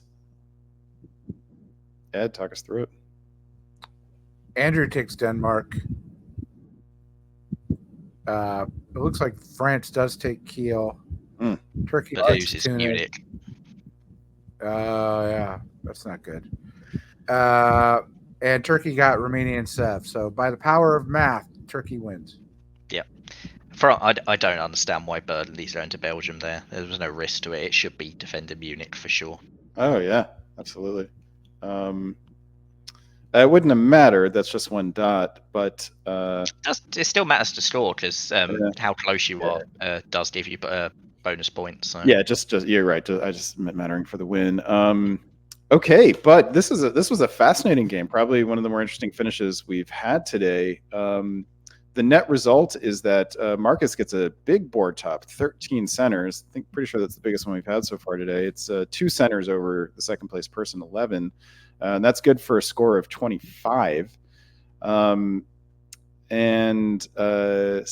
Hector in France finishes in second. Andrew Goff in Russia finishes in third. So this game is interesting to talk about because somebody made a big play and it worked. Marcus went for it. I think that stab was not, stabbing Andrew Goff I think is hard, right? Because he's an excellent diplomat and will really lay the groundwork to make it psychologically difficult for you to pull off. But Marcus did it. So congratulations to Marcus. Let me give you guys a chance to say something about this game. Akalis, we'll start with you. Yeah, I mean, Marcus, he saw the opportunity and he went for it and he got the result, and it was really well played by Marcus. I think Hector played a really good game in the West as well. He ground everyone out slowly. In the end, the only reason he didn't top was because Turkey got the jump on Russia, and at the end of the day, you can't really do anything about that as France. So Hector, yeah, he made that one tactical error at the end, should have been on 12 instead of 11, but still a really good game from him, and Goffey just caught slightly out there. Ed, to you. So I think we saw Marcus yesterday in last night's VDL coverage doing really well. And when you go for it and it pays off against a player like Andrew Goff, it gives you a lot of confidence. And I think we have in Marcus another sort of Australian gem. Last year was Jamal. This year might be Marcus. We're seeing so many good players come out of that strange continent, and I'm happy for him. All right, congratulations to Marcus. We'll check the standings in a little bit to see where that leaves you. But for the moment now, we are going to give McCallus a break. See you in a bit. And welcome back to the stage, Mr. Coneth. Welcome back. Good to be back. And let us hop on over to the last game in round 3, which is named after Jackie Lambie. Finds Austria being played by Craig Purcell, Jason Gray in England, Max Wanji-Rowe Banks in France, who had that nice board top in round 2, Alan Thompson in Germany, Peter Lebeau in Italy, Harry Fulton in Russia, and Turkey being played by my dear namesake, Brandon Austin. Here we have 3 players who came into this round in the top 7. Those are in France, Germany, and Russia. So ones to keep our eyes on as we dive in. Here are spring of 1901 orders, and Karthik, you are on the dock for commentary. Cool. So this is one of the few times where we see a very, very fun and interesting French opening where we see Brest go to English Channel and Paris go to Picardy. Very, very anti-English, very, very aggressive. And England here, luckily for them, did not go to Edinburgh, but went to Yorkshire. So they have the ability to defend themselves here. But the thing I want to draw attention to is a truly unfortunate misorder for Kiel, where Kiel went to Sweden instead of Denmark. And that's just really unfortunate. Luckily, it's Germany, so it won't matter that much. Germany is a relatively safe country in the early opening stages, unless you get a convoy to Holland, which will not be happening this game, I think. So should be recoverable from. If we look at the south, though, we see the move from Venice to Tyrolia, always fun to see. The classic Australian on card to Constantinople, and the Russians go to the Black Sea. Austrians standard. So, yeah.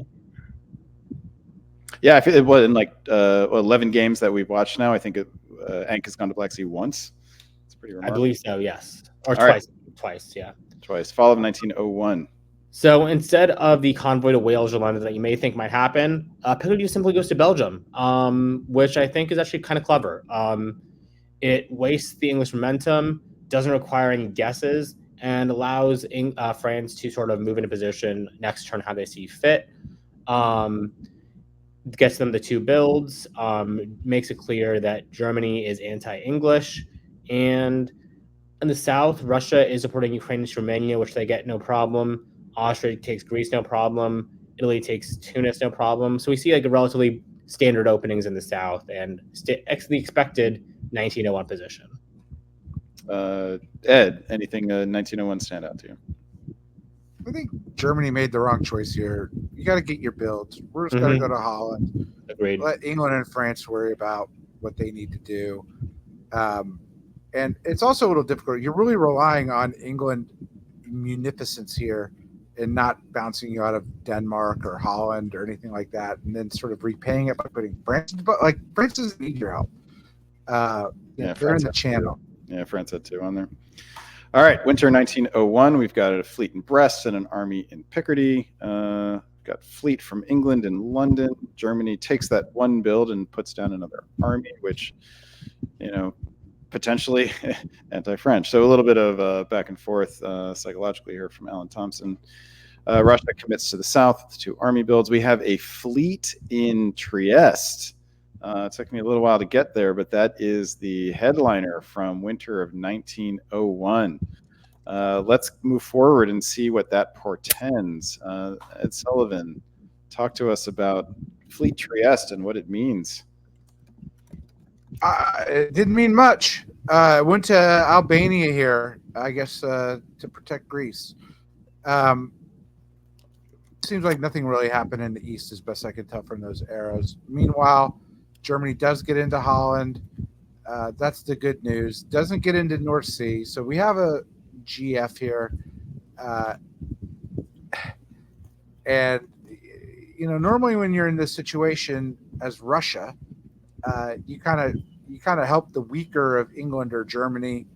Here, Russia's like, nah, that's cool, dude. I think I'll just take Norway. All right, let's move forward into fall 1902. Keep going, Ed. Got it. We have a successful convoy. I think this is obviously if it's not a backstabber error, it's just a mistake by not ordering anything to Wales here to prevent that. Even a self bounce would have been good. England's seemingly unworried. It's just going to go offense against Germany, but it didn't work out. Denmark was protected. Meanwhile, in the east, we are seeing AI momentum here with apparently that fleet not being worrisome at all to Italy. It is just supporting Greece. And we have Ionian to Aegean with Austrian support. And maybe it's an error. It's probably an error with the convoy directly from Sevastopol to Ankara. Two convoys this turn that succeeded perhaps against expectations. One is the set to Ankh, and the other is Picardy to Wales. Carthage. So 1902 sees seemingly clearing out of the alliance structure. What stands out to you? So I think it shows that Turkey misplaced their loyalties. Your namesake made a crucial mistake. I can rhyme it in a crime. And then also we saw the successful convoy to Wales. Geez, I couldn't even say that with a straight face. So it seems like England and Turkey, the 2 witches, are not meant long for this world. All right, let's push forward here. Winter of 1902 finds fleet in Berlin. Hard not to look at that. Plus armies in Warsaw and Sevastopol. So, Brandon, my good friend, pulls Eastern Med. Oh, but France waves here. So perhaps that was a misorder. Hard to think that would be on purpose. Right. If I'm France, I want another fleet getting pumped out pretty quickly. Or if I'm worried, an army in Marseille, either or, but the wave, interesting. All right, spring of 1903, Carthage. Yep. luckily, France is one of those countries that can take a lot of mistakes and absorb it well, just because of how defensible it is. So no real risk, I think, as far as I can see. Had to build the fleet Berlin because of Kiel being occupied, but Germany's trying to slide it around to deal with the English. Successfully makes it into the North Sea, while England takes Liverpool unopposed. Not that England could have done much even if he wanted to. I don't think it's a slide around. Kiel would have gone to Denmark if they were going to be friendly. I think that's this is assuming that Denmark anti-French. gets in. You don't know that Denmark's going to get in for sure. You have to assume that Russia supports it and that France cuts London. I mean, sure, maybe you want like Munich, like to do like a dipsy doodle, but I think it's fine-ish. We will find out whether Belgium or I think Belgium could be taken unopposed. I'd be more worried if it slides into Burgundy or something like that. That'd be a bigger warning flag to me. In the south, though, Romania supports Serbia into Bulgaria, while Italy supports Bulgaria into Greece, and Ionian taps Albania. Apulia slides into Venice. Just wild chaos going on over there. And I think RA is likely going to get the better of IT here. I think IT will get Trieste in Greece, but will lose to pretty much everything else. So we'll see what happens. Yes, we will in fall of 1903. Oh, no. You can't do that, Austria. You can't let them into Serbia. Now I think IT has a very, very good chance to win this. Actually, I take that back. I don't think IT will win this. I think it will be a win. A dramatic reaction for a change of mind. Yeah. No, because I looked at what just happened to Turkey. Turkey is goner. So no, I think it's going to be a wintergreen that probably comes out of this, because I don't think Russia will see much use for Austria other than as a meat shield, and they'll want growth, and Austria is the easy growth. Instead of taking Belgium, they go for the convoy to Edinburgh. If I were Germany, I feel like I'd be asking France to consider walking out of Belgium and let me have it, just because Germany has the harder path, needs units to go after Russia potentially, and probably doesn't have and if you're not even going to support the convoy in, Right. like this kind of seems like a pretty suspect alliance partner in Max right now. Ed, so Russia was up by 2 centers coming into this year, has now picked up 2 more centers. France gets 1 here, so the lead only increases to 3. Is Russia just going to want to run away with this? Well, I'll be David Hood here. When you see Russia at the end of 1903, like I don't know what their total center card is right now. 10, 8? Is that right on the map? 10. Here, we'll go forward. That's kind of like, I think Russia's tied with France, right? It's like, if you think about it, it's a 3-center lead, but I would say that about most Russias, but this Russia is in a way better spot. I mean, they've got tremendous presence in the south, and they don't have a lot of pressure on the north because of Germany and England Germany and France are worried about England right now. So you can cover what you need to cover up north. I'm sure the army in Moscow will go up there. And so I like this Russia. I really do. And I think this French thing the GF has been super slow. Interesting to know whether Harry and Russia would have built a fleet in St. Petersburg if that had been open, but that's not an option. So now the question for Harry is, does he build 2 or wave 1 and try to build a fleet? And the answer is no, builds 2 armies, full speed ahead in whatever the next target is. I think if you're Austria, you're probably a little worried about that. Oh, yeah. You don't like that at all. France drops a fleet in Brest and an army in Paris, both sensible builds. While England has to pick one to disband here and picks London, keeps Skagerrak. So probably if you're Russia, you might have rather get London. All right, let's push forward here. Spring of 1904. Down to you, Ed. Is it? Okay, France takes Edinburgh. France takes London. England going into full Janissary mode, supporting Liverpool into Edinburgh. It looks like the West is reacting to Russia here. I think he built in Paris and we're doing nothing with it. Okay, because that's like everyone's going to have to fight Russia.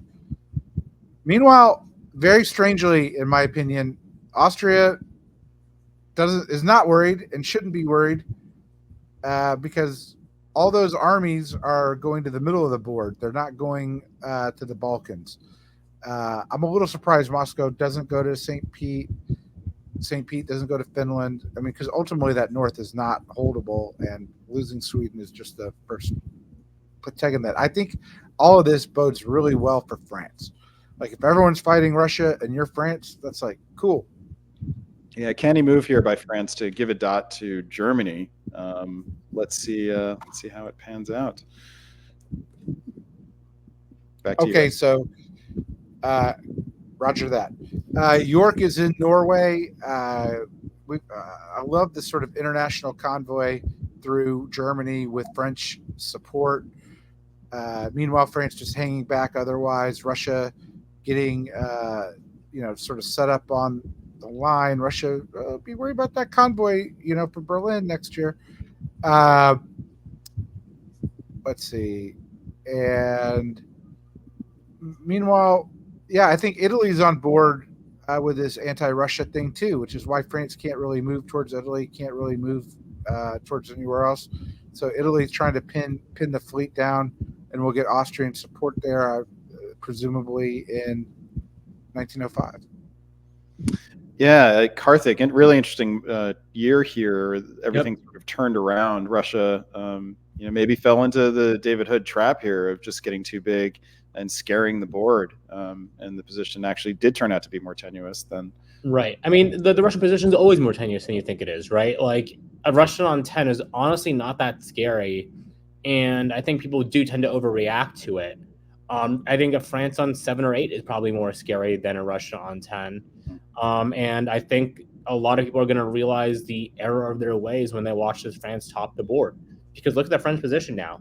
It's a dominant position that's going to be hard to unseat them out of. Whereas Russia, I mean, is collapsing. It'll be easy to collapse even further. And kudos to France for making it happen, or benefiting from it if they didn't make it happen. But yeah. All right.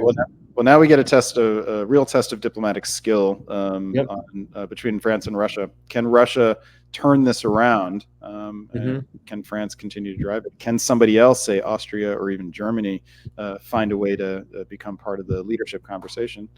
Yep.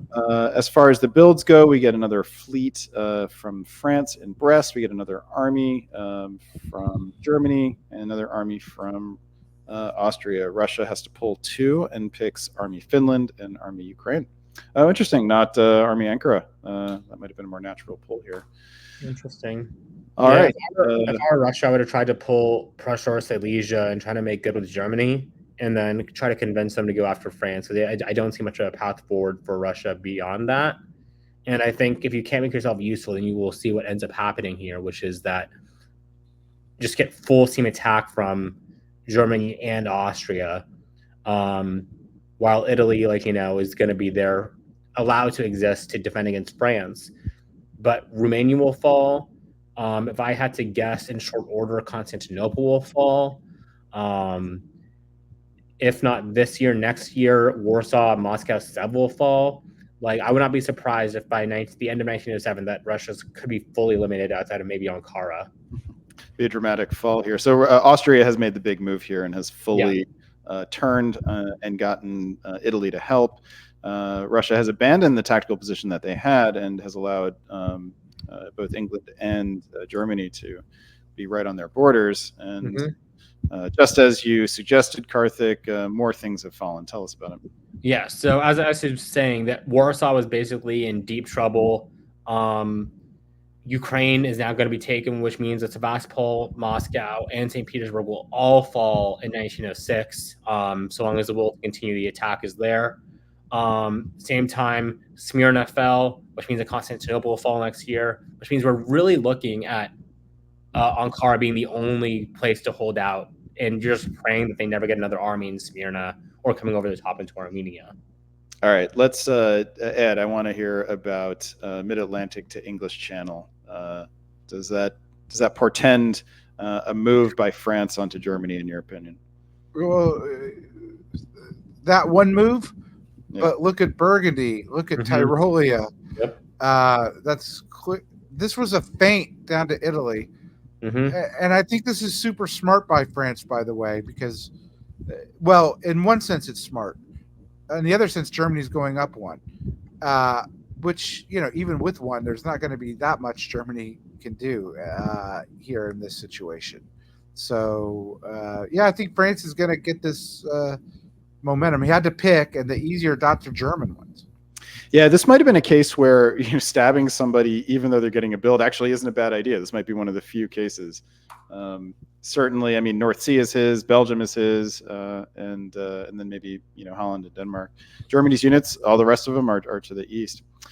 All right, but there is another player involved here, and that is Austria, who is now up to 7. So now with 2 game years left maximum, we have 3 players really in the mix for the win here.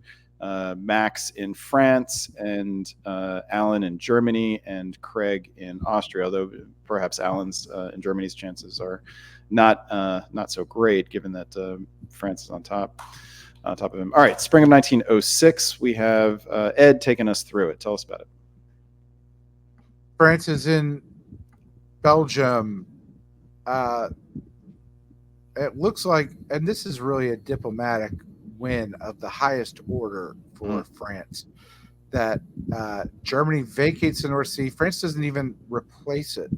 Instead, just lets Germany continue, not full force, but half force against Russia.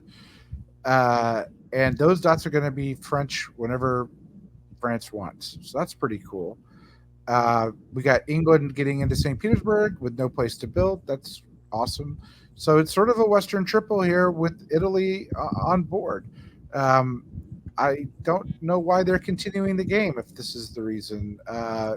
France will be on top if this continues. All right, let's find out. Fall of 1906. They kicked the army out of Tyrolia. Okay, no big deal. Retreats to Piedmont, which is defensible anyways. Italy loses Smyrna, so Russia gets 2 here with 0 places to build. Oh, no, wait. Austria got that Smyrna with Russian support. Sorry. France doesn't take the North Sea. I mean, it's got to this year. It's got to in 07 to ensure everything. But this feels like a mistake, doesn't it, not to be in North Sea at this point? In fact, you probably should have gone to North Sea in the spring and taken Holland as well. I don't even understand why he's not in Munich, if you're asking me. If Tyrolia could have moved to Munich with Burgundy's support. Well, Karthik, let's turn to you. What are your thoughts on the situation of the game at this point?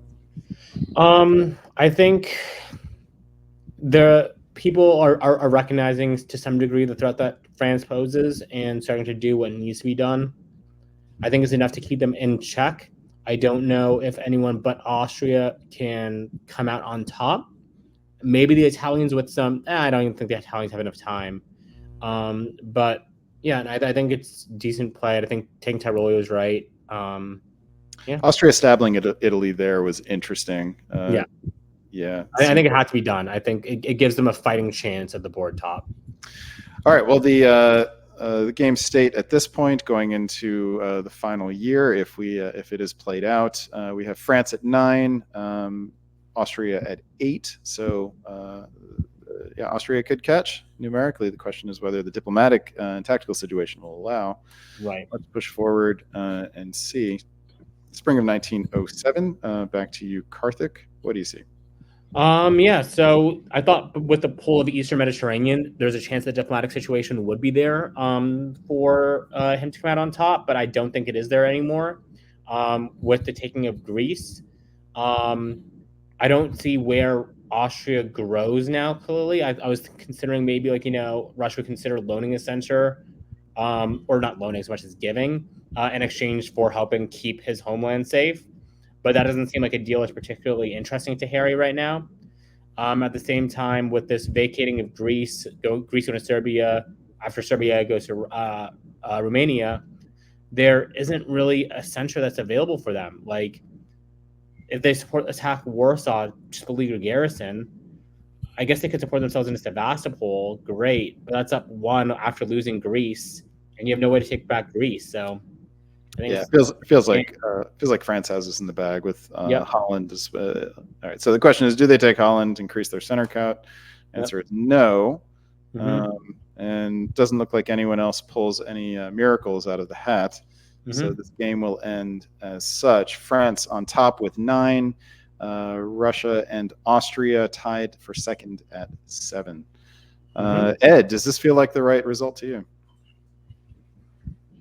I actually think Russia played a really good game and just got a little unfortunate. Yep. And but on the other hand, I mean, France clearly had diplomatic play with Germany, and you got to give France credit for that. Was that an applause? That was something else. I'll take it. Thank you for the applause. That was a crack in my knuckles. No, I Well don't think Ed is worthy of applause. But Harry's gameplay is. I thought Harry was in deep trouble when he was ganged up on as an overreaction, I think. But he managed to do the diplomatic work necessary to get people turned around. And that is easier said than done because sometimes people will commit to it like something when they do it, right? Very, very easy to see, him just losing everything, like I was talking about earlier. But he managed to do the work necessary to stop it. So not a board top, but that's a great result still for him. Yeah, it seems like a nice comeback to get up to second place. But yeah, congratulations to Max. Really great work. I think this is the second board top we've seen from Max.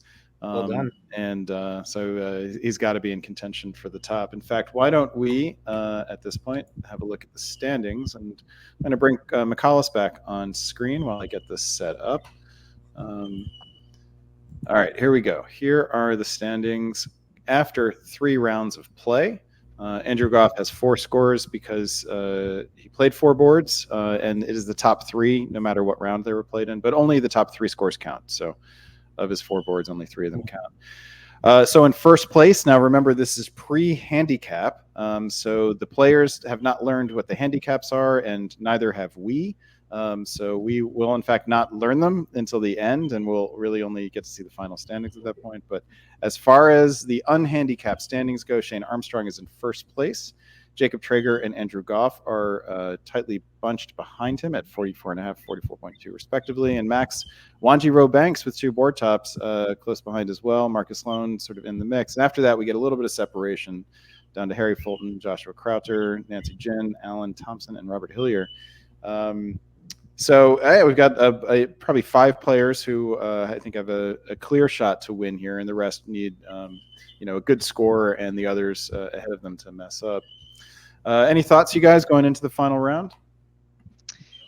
We don't know the handicaps, but we can make a pretty educated guess that Andrew Goff's going to have the highest or one of the highest with Peter and Jamal. Right. So he's probably a little further back than he actually appears. Marcus Lowe probably more likely to have a handicap than those other ones up there as well. So he's probably also slightly further back. Right. Between Shane, Jacob, and Max, we're not going to really have any idea who, if any of them, have handicaps. But I think Goffy and Marcus have to do a bit more than first appears, given the handicap system that's in place. Right. Yeah. Marcus was definitely a new player, I think, when he showed up to Melbourne. But I definitely think he got a lot of respect from the players and the TDs there. So I think he's a known quantity to some degree, whereas I don't think the others are as much.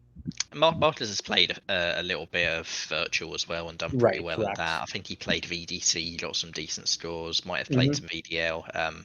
Yeah, he's definitely more familiar to me than the other 3 in that top 5 are. Absolutely. All right, with that, let us dive into round 4. I believe, Ed, it is your turn to have a break here. See you in a bit. All right, so McCallus and Karthik, let's get round 4. We only have 3 boards in round 3, and here is board 1. Named after Monique Ryan. In Austria, we have David Hicks. England, Robert Hillier. France, Marcus Loan. Germany, Max Wanji Banks. Italy, Alan Thompson. Russia, Rob Stevenson. And Turkey, Shane Cubis. So as far as the standings go, the unhandicapped standings, we have 4 players in the top 10 here, 2 of them in that top 6. And so Max is very much in contention as far as those unhandicapped standings go. Interesting to have them in France and Germany right next to each other. So let's keep that in mind as we go through the game. Robert will be quite happy, especially as he's sort of in contention as well. Being the England when those two are neighbours is good for Robert, I think. All right, let's see how it plays out. McCallus, you are first up. Well, we see a bounce in Burgundy, so that's a pretty good sign that for Robert as well, that there's probably some distrust right from the start. Marcus also went to Picardy, so presumably he expected the bounce. Maybe it was arranged. Either way, he'll be delighted to see Russia opening to Silesia and opening north, so that's about as good for France as it can get. In the south, Austria's gone to Bohemia. I've not seen Austria open to Bohemia in quite a long time. I think the last time I saw it was Jason Massbomb on a top board. It didn't work out too well, if I remember rightly, because I took Vienna from him. But beyond that, this is some exciting openings that a lot of people are going after Max from the start by the looks of it. As the German on the other side of Jason Massbaum's move to Bohemia, I can confirm it did not work out well for him. McCallus, you were Russia or Italy? He was Italy. Okay, and you took it in fall of 01? Yeah. Well done. All right. From Trieste or Tyrolia? Tyrolia. Okay, very good. He invited me up to do a joint attack on Munich in 01. And I took Vienna and Greece, if I remember rightly. Yep. I'm guessing Jason didn't last very long on that. No. All right. Fall of 1901. Talk us through it, McCallus. This is a lot more standard. So Austria does take Greece. Turkey gets the fleet out. France doesn't go for free. They're so worried by Germany still, despite the Silesia and Bohemia. They feel the need to go to Burgundy and leave Spain open. Maybe a diplomatic play to make themselves look a bit less scary as well. Russia doesn't bother going to Sweden. They knew they'd be bounced, so they go to the Baltic Sea. And AR make the wrong guess. Berlin is left open by Germany and is not gone for. Munich is defended successfully. But Max is only building one and has a neutral Denmark and a neutral Holland to worry about. So Max is going to have to pull off quite something to get a good score out of this game. Robert and Marcus will be looking at this and going, yep, we can roll. Karthik, you agree? Yeah, 100% agreed. All right, winter 1901. We get a South Coast fleet in St. Petersburg. Love it. Any other interesting ones here? We've got, let's just go around the east clockwise. Shane Cubis in Turkey built fleet Smyrna. We've got fleet in Naples, 2 armies in Vienna and Trieste, all fit the narrative. France puts down fleet Brest, interesting, and army Marseille, and we also get a fleet in Edinburgh. So Max must wonder what he did to deserve this. Let's find out. Spring of 1902, down to you, Karthik. I was about to say before I moved here that it's not as anti-English as it looks. It's a very, very flexible opening. And even with this, with Brest to Mao, Portugal to Spain, South Coast, we still don't know what France is going to do. They could easily send Marseille to Spain, which I probably won't do now that Venice moved to Piedmont. But in theory, they could have sent Marseille to Spain, Spain to Mao, Mao to now, or any other variation on that, given the English position. On other things that we see Belgium walk into Holland, just a really crazy position for Marcus to be in 1902. We see the English side of Skagerrak. We see Norwegian side of the Barents. Like, this EF can just be off to the races. And with Germany being pinned, like, Germany kind of has to say, yeah, like, take my neutrals. It's not like I can build. Just keep me alive. And both England and France happily will say yes to that. And seemingly, for whatever reason, Shane Cubis is going to support himself in the Eastern, while Italy convoys back to Apulia. So it just remains to be seen whether or not Shane Cubis is going to attack Italy or be the nice, happy-go-lucky Eastern quadruple kind of guy. I mean, it's very clear. It looked like, 3 people in the East think there's an Eastern quadruple, and Turkey doesn't necessarily think that at all. Right, exactly. It's FE versus TRIA, Tria, but maybe not. Maybe exactly. Maybe RIA. Maybe RIA, yeah. All right, fall of 1902. Talk us through it. Yeah, it's a RIA, all right. So actually, not even a RIA. It's just AR, because I call it an RA. So Greece and Aegean both support Eastern into Ionian, dislodging it.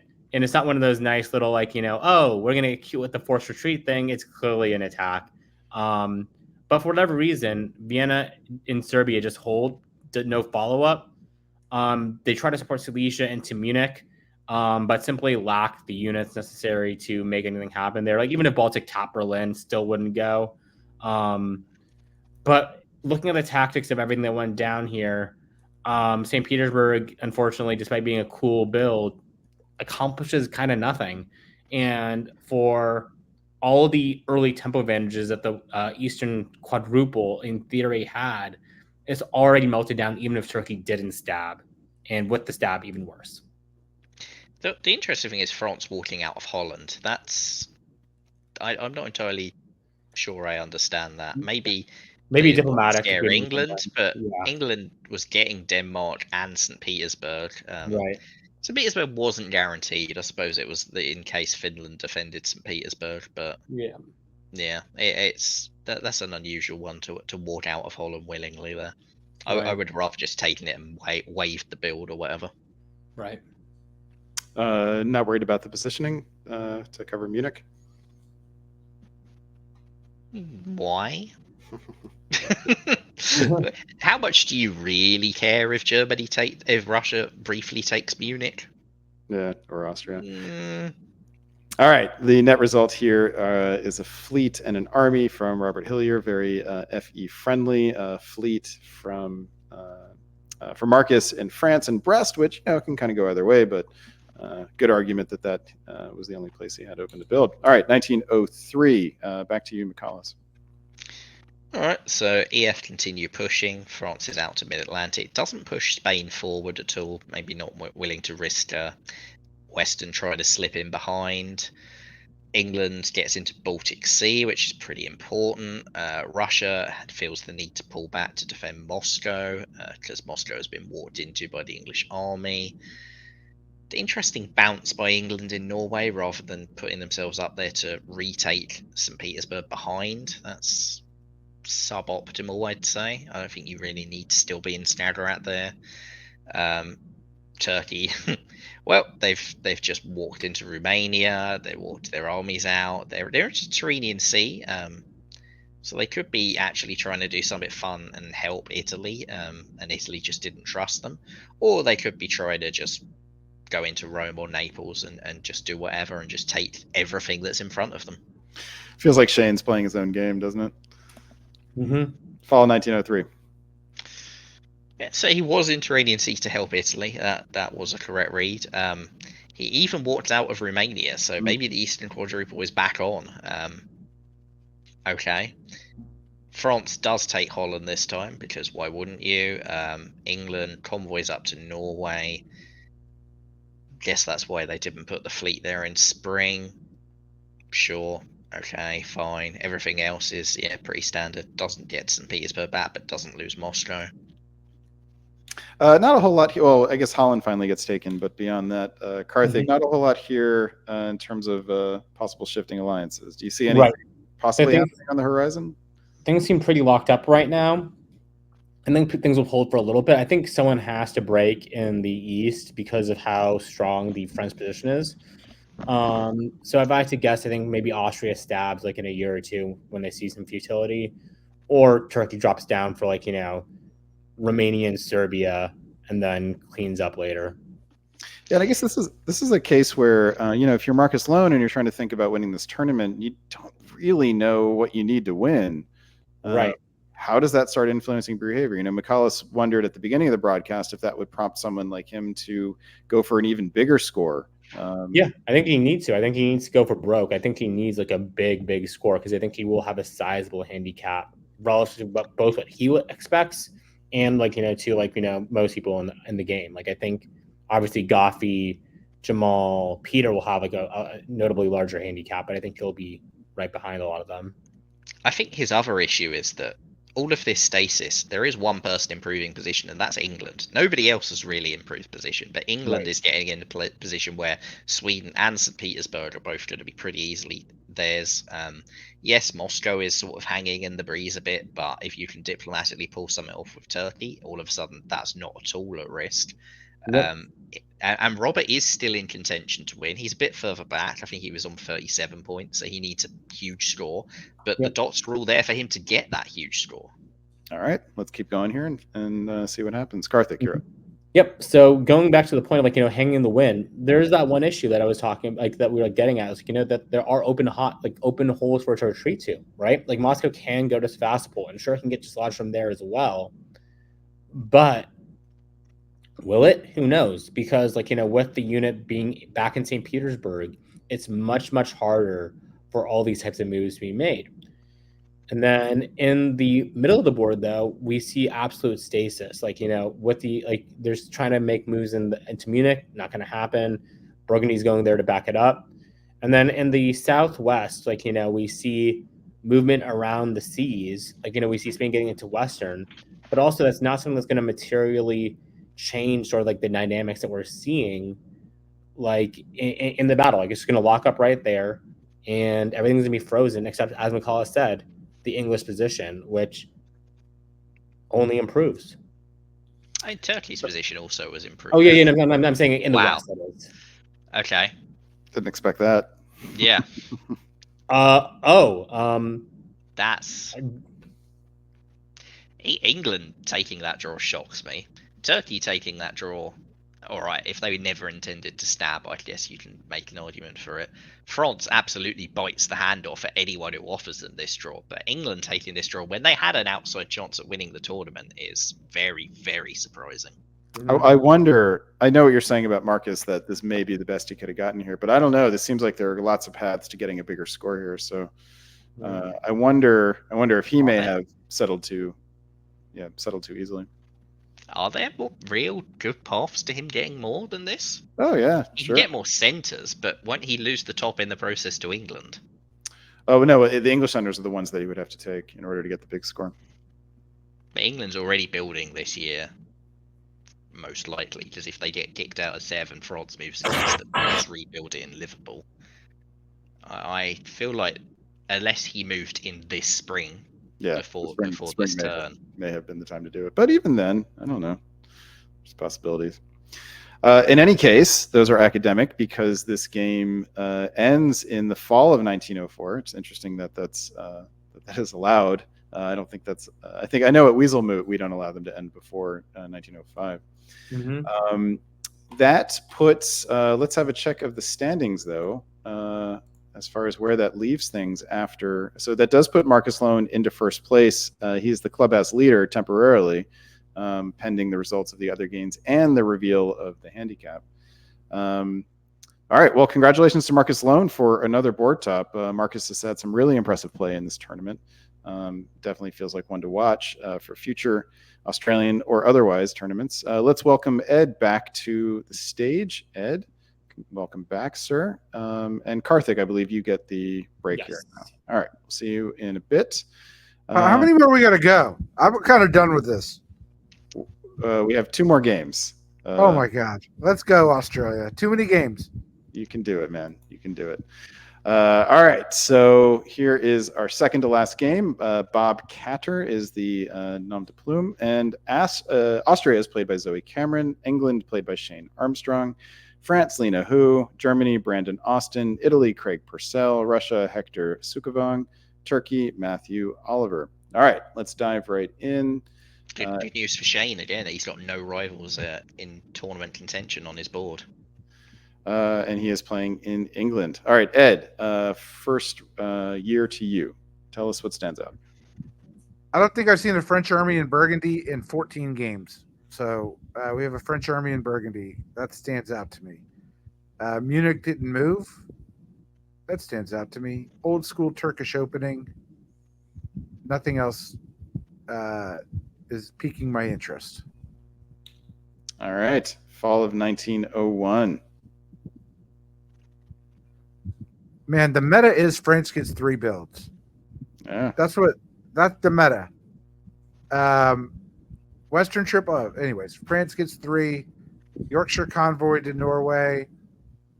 Full on northern opening with Norwegian moving to Barents. Got to read this as Western Triple, which is good for Shane. Meanwhile, we see Austria, which is helping Sevastopol go to Romania. Okay, which I don't think needed the help. And in any event, is putting an Italian army into Greece. So Zoe's being very trusting right now of Italy. And if you had McAllis as Italy, it wouldn't work well for Zoe. So we're going to see how it goes for Craig.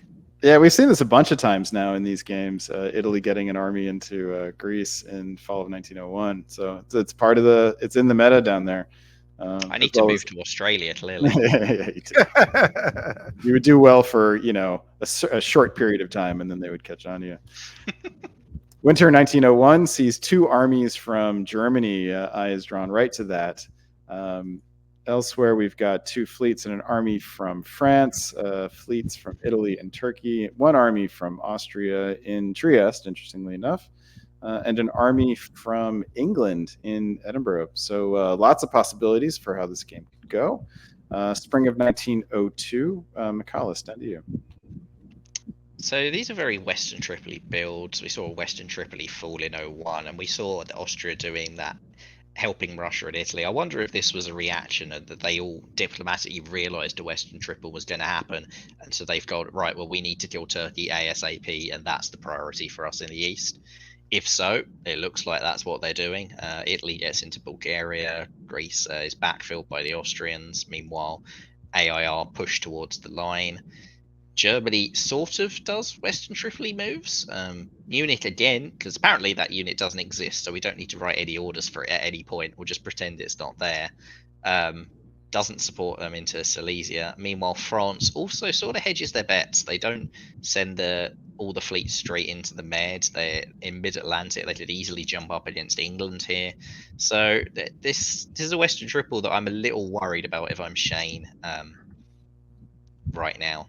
Yeah, Lena's moves seem particularly cagey to me. Portugal, the fleet in Portugal just can't, really go anywhere very quickly. All right, fall 1902 orders. Talk us through them.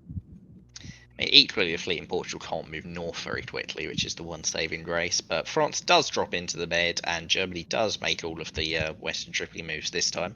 Munich finally enters some orders, just in time for England to walk into Denmark. Maybe by agreement. Unlikely, but maybe. England's also got St. Petersburg. Germany is even because they got Sweden, and so maybe it was a case of they were worried that Germany wouldn't be able to actually use the build, so they said give it to England, because there was the possibility that all three German centres were blocked. Meanwhile, the AIR sort of implodes by the looks of it, because Italy has two units piffed by Austrian supports. Austria takes Bohemia, which again could be by agreement, but Bulgaria going to Russia, I can't imagine why that would be agreed by Italy in any circumstance here. Either way, they are still building, at least. They're rebuilding those two units. So, well, only one of them. Oh, no, two. You're right, because they pick up Tunis. Yeah. And France, I presumably misorders Spain and doesn't get both fleets into the Med as well. Ed, back to you. Just 1902. Can you make sense of this in the South? Do you think these? Yeah, I can do it. I can do it. They want to rebuild as a fleet against the Western Triple here. That's the point of this. Because if it was an Austrian stab, he'd be in Venice. I mean, I get that for Bohemia, but why Bulgaria? Like, you don't need to rebuild Bulgaria, because if Bulgaria just captures Bulgaria, you get to build anyway. Yeah, maybe okay. So Russia doesn't lose it. Russian doesn't have to pull this way. I can't make the logic perfect, but I think that's what these players are doing. All right. Well, let's see. We get two fleets from Italy, so that that does change the tactical situation considerably in the West. Shane builds fleet Eddie and waves the other one, so that potentially supports McAuliffe's interpretation. Spring of 1903. Back to you, Ed.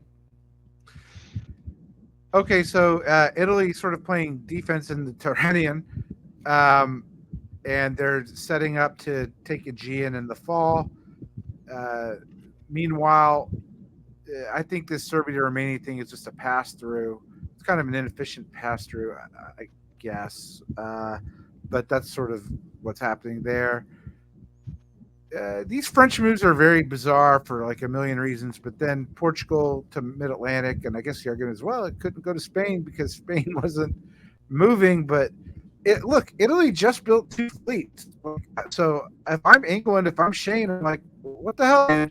You got to, Lena, you got to move to Lyon. You got to move to, you got to do this stuff. And Lena's like, nah, I'm good. So I think we need to see how that's going to play out. And then Shane losing Denmark here tells me, like, I don't know. Maybe you. I mean, guys can make Denmark was sense of definitely it. by agreement because like Sweden supported Denmark to Baltic, but the not blocking Kiel and Berlin is just a massive, massive error. Yeah. Yeah, and it means Belgium is going to have to go to Holland now, and Or North Sea does. it's very messy. And the answer is, they can both do it, which is perhaps the sort of safest way. But there are consequences. Ed, tell us about them. Yeah. So, all right. Good news, you didn't lose Holland. Good news, you got Kiel. Bad news, you still lost Berlin and you lost Munich. That's good news. You got Warsaw. So good news, bad news. I don't know if we're adding them up. Who got the better news? Why is Austria helping Germany into Warsaw? Unclear. Austria and Russia look like they sort of stabbed each other there because Russia's taken run back with Turkey's support to let Turkey get into Bull as well. Well, that would be a bad idea for Austria and Russia to be fighting. It's clear that they are. Romania and Greece both supported Bulgaria, and I wonder if this was all these French moves where they didn't entirely commit to the Western Triple, lulled the East into a sort of false sense of security, and maybe they thought, France is actually about to stab England here, and so we can start messing around and doing other things. And then it turned out France was not about to stab England there. France is now entirely in the mid, and all of a sudden, this Eastern mess between Austria, Russia, and Turkey looks catastrophic. Yeah, if so, very, very well done, Lena Hu, diplomatically. And whether that's exactly what happened or not, you can't deny that Lena's in a fantastic position at the moment. Winter 1903 finds just one army being built in Budapest, a fleet in Constantinople, and Russia has to pull one. They choose the Southern Fleet. Spring of 1904, down to you, Michaelis. All right, so France gets the guarantee on Tunis and takes it. Doesn't bounce Tyrrhenian Sea, again, slightly unusual. Again, slightly hedgy, although at least at this point, England's not particularly scared by these hedges. Piedmont holding as well. Maybe France is trying to cut some sort of deal with Italy, which is why Italy has stayed eastward with the other 2 fleets instead of rushing them back. Elsewhere, England is down into Livonia with German support. The mess in Berlin has now had that fleet popped at last. England's got 2 on Moscow. Germany, like Austria supporting Germany into Warsaw has not paid off in the slightest. They looks like they tried to support Germany to Moscow at this point, but Germany didn't take it because they're helping the English still. So this all looks like a Western Triple, and a Western Triple that's managed to sow chaos in the East and is now just reaping the rewards. All right, let's push forward into fall 1904, and it's quite interesting. Talk us through what happens here. Okay, so AI work together in Bulgaria, which makes perfect sense. Turkey gets Romania because no one moves there. All right, sure. Not entirely sure why you go with Black Sea and expect to actually hold Bulgaria. I think I probably would have just put Bulgaria in and gone with support from Black Sea, but either way, it's fine. England gets Moscow with Austrian support and German support, so everybody loves Shane Armstrong at this stage of the game. Back into Munich as well. Oh, have I cut out? No, you're there. Okay. We got you. All right. Yeah, Germany's back into Munich. France follows up into Ruhr, which actually wasn't necessary at this point and might scare me a little bit if I'm France. Or if you're Germany, you mean? Yeah, if I'm Germany. And yeah, other than that, it still looks like the Western Triple for now are sticking together, but it could well be the point where EF are looking to drop the hammer on Germany pretty soon. Ed, what do you think about that? Are G's days numbered by the FE in the Never count Brandon out. Sorry, the triple Western. The triple Western. I don't know what's going to happen. These Australians have a way of attacking each other and then making up and being friends. Yeah, it's very. All right, so Lena in France, kind of given up some of the good position by being very passive around Tyrrhenian C, but is still tied for the lead now with Brandon Austin, who at +2 can't build it all, but is tied for the lead. All right, we get some new units on the board: a fleet in Edinburgh, army in Marseille, army in Ankara, and some Russian units go away. Thank you for playing, Hector. That was a rough game. All right, spring of 1905. That fleet in Edinburgh can't be very welcome for Lena. Okay, is it me? Yep. Okay, Lena messed up. Marseille should have gone to Tuscany, convoyed through Lyon, supported by Piedmont, and then that would have been great. But still not bad in Tyrrhenian. Italy sort of realizing it's all going kaput too little too late. It looks like Austria is just sort of rearranging deck chairs on the Titanic, and you've got this mad bomber Turkey, just doing things that Turkey does. And we're seeing, I'm going to guess this is German-English tension here. None of that can, in my mind, be arranged. Just paranoia. Everyone be paranoid on us. I think Shane's like, I think Sweden's time for me to have Sweden. I think that's what we're going to see. And you know what? If I'm Shane, I think it's time for Shane to have Sweden. It's probably time for Shane to have Sweden. Yeah, only curiosity is that Livonia stays put, doesn't go to, say, Baltic or something like that. Sweden it is not time for Sweden to go English, as it turns out. Talk us through it, Ed. They're all friends in the West. It's always been a Western triple, even though it didn't look like it. Meanwhile, Austria totally helping Shane. England in Sevastopol. The Mad Bombers in the black going to do Aegean. We got I'm getting used to this. Lena doing nothing. Could have taken Tuscany here again, but instead Austria goes to Venice because it had to cover.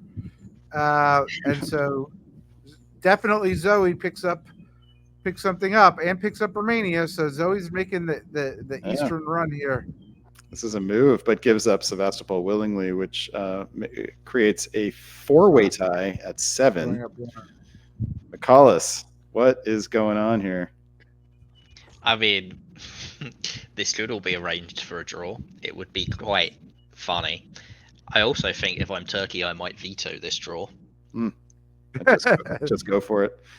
All right, so going into a maximum of 2 years left, we have a four-way tie for 7, and let's recall who is in position to make a play here. Shane was in first place coming into the round. It's only really Shane in contention, I think. Yeah, handicap's accepted, right? Again, that's the wild card that we don't know. All right. Well, but Shane is definitely one. Oh, and there the game ends. Okay. So so it was all arranged. I would have vetoed that draw if I was playing Turkey. Yeah, just to get more, basically. Just to see what happened. Like, I can't see anything happening in this game that's bad for Turkey at this point. Any sort of blow up between everyone, Turkey's there and might mop it up. Yeah, and possibly grow, 3 or 4 more centers here. Yeah. Ed, any final thoughts on this game? Okay, I'm going to assume Lena's a newer player, and having seen Lena do some really good things in earlier games, I think Lena missed a chance here to get a few more and to take this board top. I think Lena could have done it. Yeah, there was a lot of tactical, just sort of passivity around the med. You came up with some really good suggestions that could have put Lena in a stronger position. Of course, the flip side, right, is if Lena gets into those stronger positions, does that induce Shane to move on her? But maybe she gets enough. We've talked about France being able to create to prevent stabs without a lot of force, just by keeping one or two units back in the right places. And maybe she would have been able to do that by getting a build, say, from Naples or Rome or something like that. I just don't think 13 is a good score for Shane either. Yeah, it looks to me like, unless he knows the results from the other games or whatever, and maybe that's why he takes the draw at this point, because obviously these are concurrent. Like Marcus, I think, had a lot more risk last game if he continued trying to extend this. Shane, his risk is not very high. Yes, someone else could grow faster and he could lose out that way, but he's got guaranteed German dots. He's got a walk into Brest if he wants it. Yes, Sevastopol is somewhat at risk, but I think Shane definitely had a lot of paths to more dots in this game that outweigh the risks in my mind if I was him.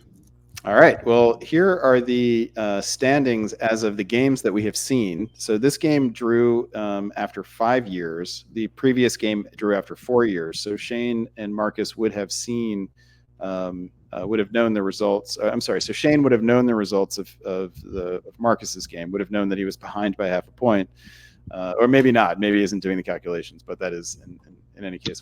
And maybe went with the handicap logic that probably Marcus has a higher handicap than he does. Indeed. That would be a logic that one could employ in this particular situation. Okay. So Whoa! Jacob's not playing. Go. Or is there two more? Like, go back.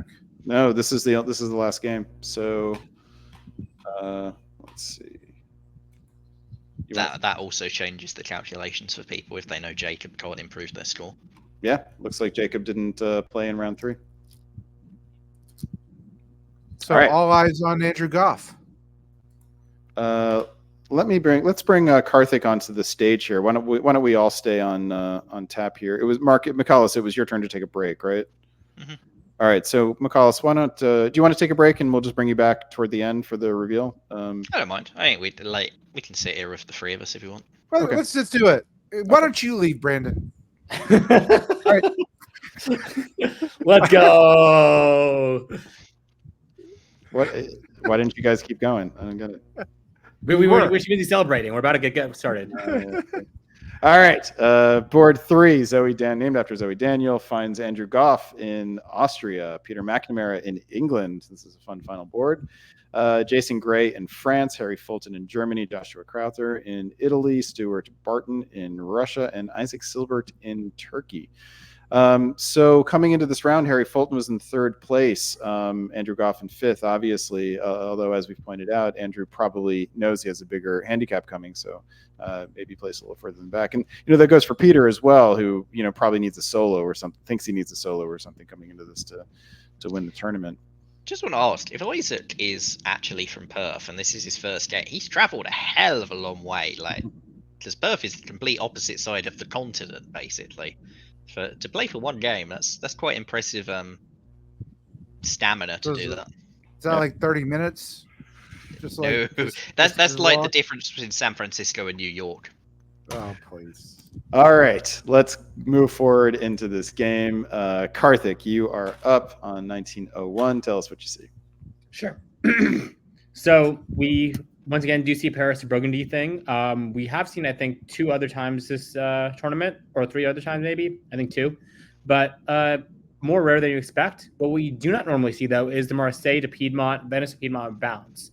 So that's something that I wonder if it was either prearranged or if it was something that was like, sort of just happened and people just had to lie to each other. Very, very curious. Then in the North, we see Peter McNamara going standard, Harry going standard, Stuart going standard besides Warsaw holding. He expected a Galicia DMZ clearly, or maybe misordered. But either way, Goff makes it into Galicia. We see the fist bump sort of like type deal being expected from Stuart, but Stuart just goes to the Black Sea instead. And Austria goes standard. The other thing I want to bring up, though, is that Joshua goes for McCallus's favorite Western Lepanto style strategy, and I'm really curious to see how it works out for him.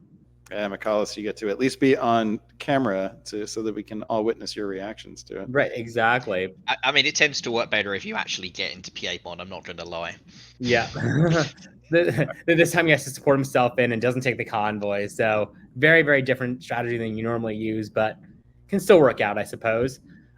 Here, very, very interesting diplomacy as both Turkey and Austria support Ukraine and Romania while they bounce in Sevastopol.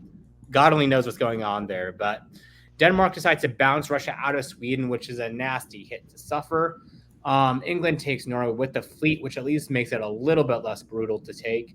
While North Sea convoys Yorkshire to Belgium, gets in without any supports. Burgundy holds and Ruhr returns home to Munich. Iberia is taken by Jason, and that takes up 1901. All right, Ed, what stands out to you in 1901? Ankh-the-Khan. Sick of it. That's it. All right, let's move forward then. Winter 1901. What are the interesting builds here? We've got Fleet Ankara. Hard not to look at that immediately. Coupled with Army Sevastopol means that Turkey is guaranteed the black. And the fleet is dead. Yeah, although Bulgaria is is at risk here. So yeah, or Armenia. True. So France also puts down 2 fleets. Interesting. Be curious to see how that goes. Peter McNamara in England puts down army and a fleet with the army in London, and we have again 2 armies from Germany. This is we've seen this enough, I think, to know that it is clearly part of the meta. That it's at least a strong option. I think in our experience, we rarely see that because it usually leads to bad things. And we have the Joshua Krauther in Italy puts that fleet in Rome. So I feel like we're seeing, I think, a bit of a Kraken possibly develop here, TI, which is beloved by 2 of our commentators on screen. Spring of 1902. Ed, talk us through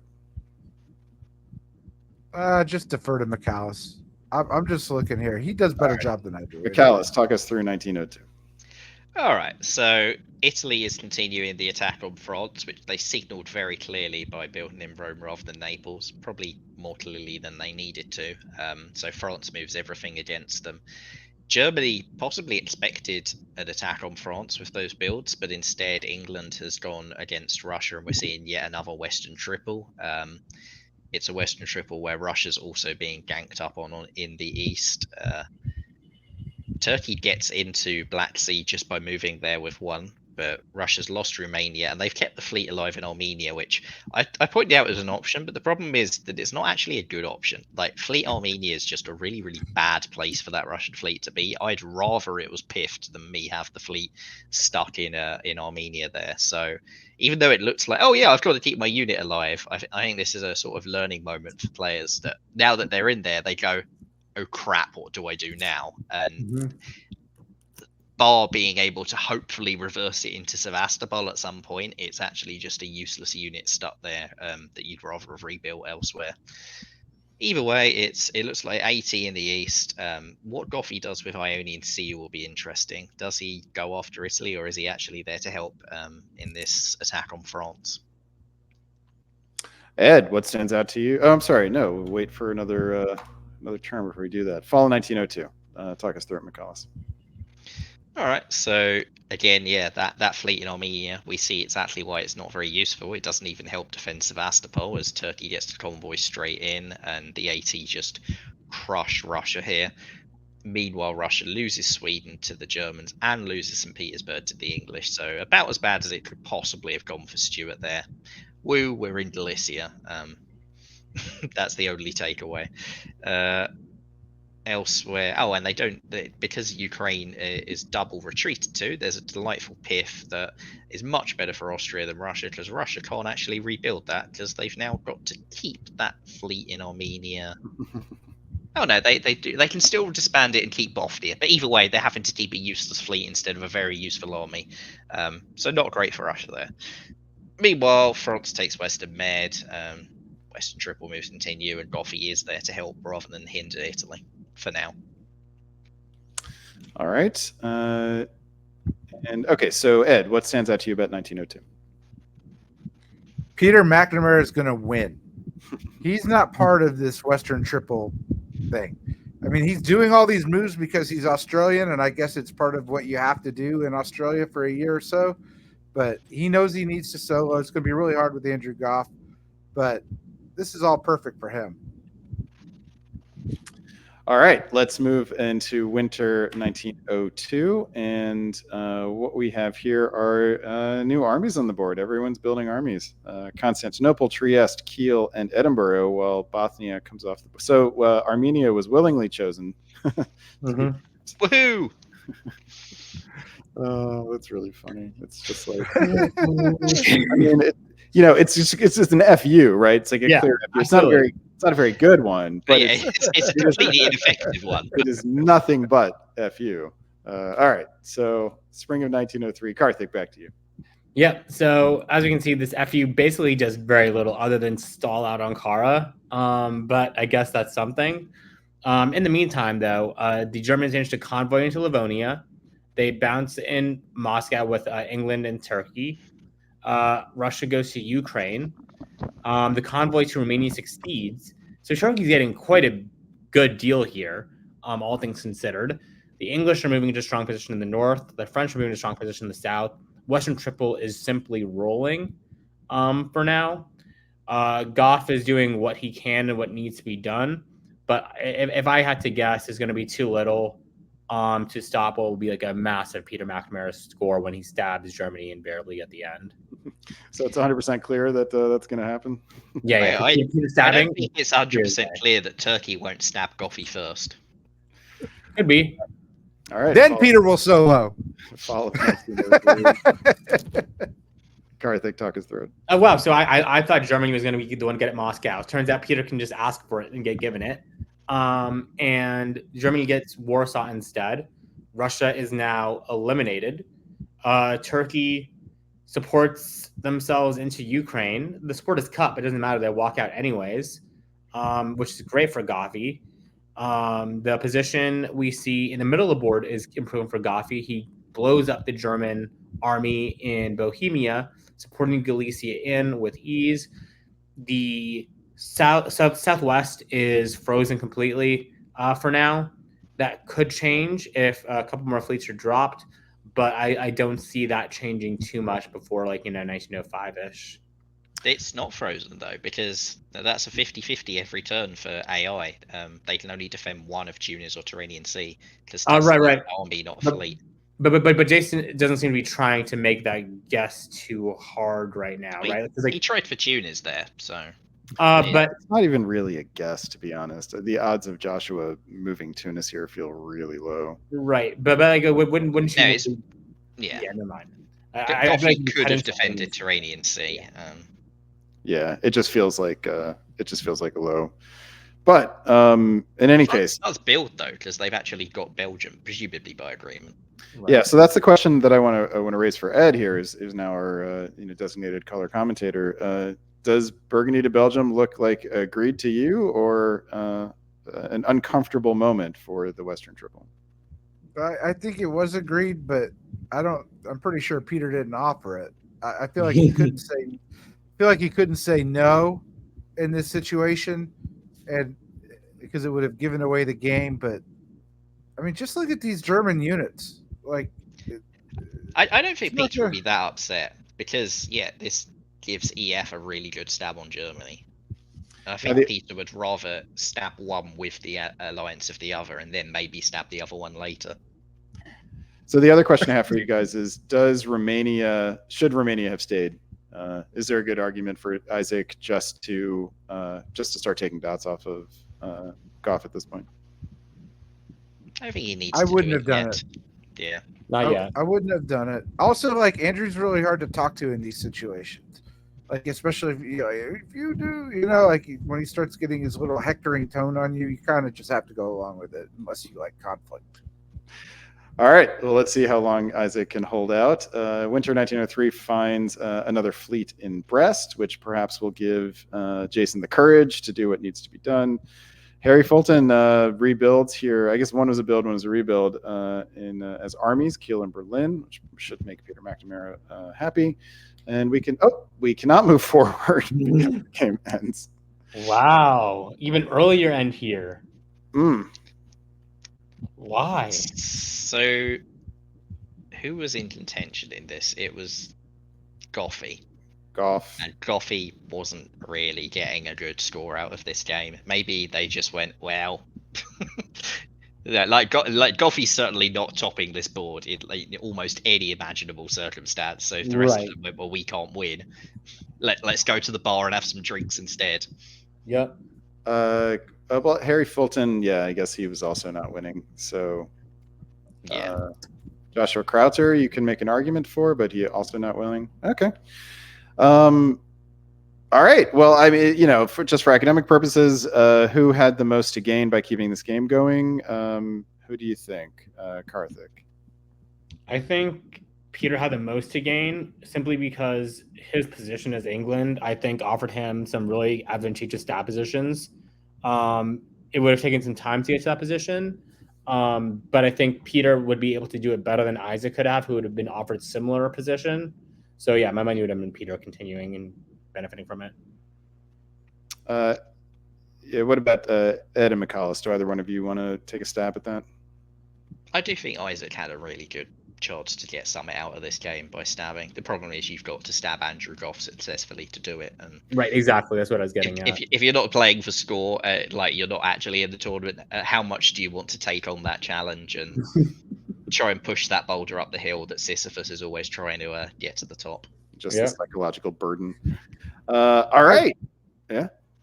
I'm going to say, look, I think, this tournament's been all about fun, and all these players, you can just tell, have had fun games, and they've enjoyed every one. And if I'm Peter, I'm looking at the opportunity cost of, does he really need to prove, anything more to anybody?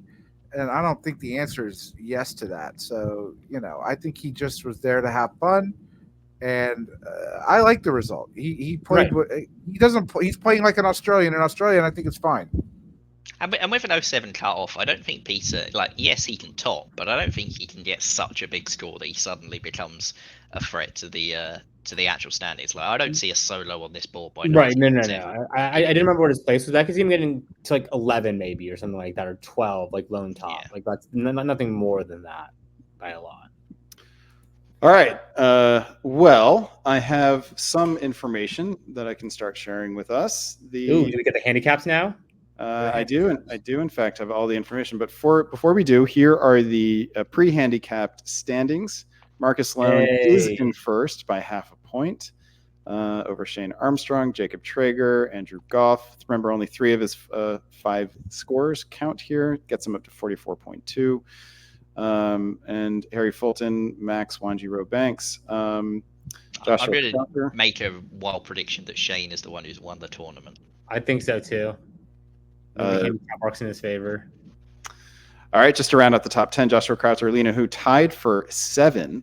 Robert Hillier and Zoe Cameron coming up behind them. So the question's going to be who are in these handicap tiers and how many points do they get? So let me pull that information up on screen here, if I can.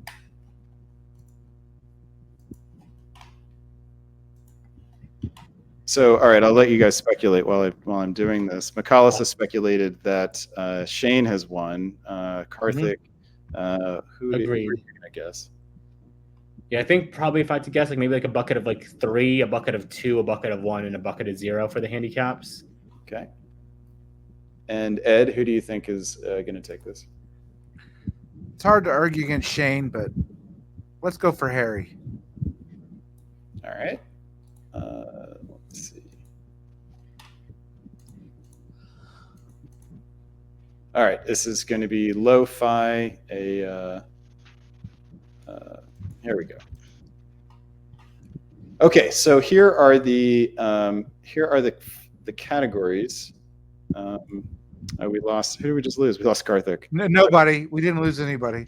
He couldn't take it. All right, I need to figure out how to zoom this in. There we go. Okay. All right, so sorry, we're doing this on the fly here. So Kalfik is asking to be let back in. I'm not sure you should say yes.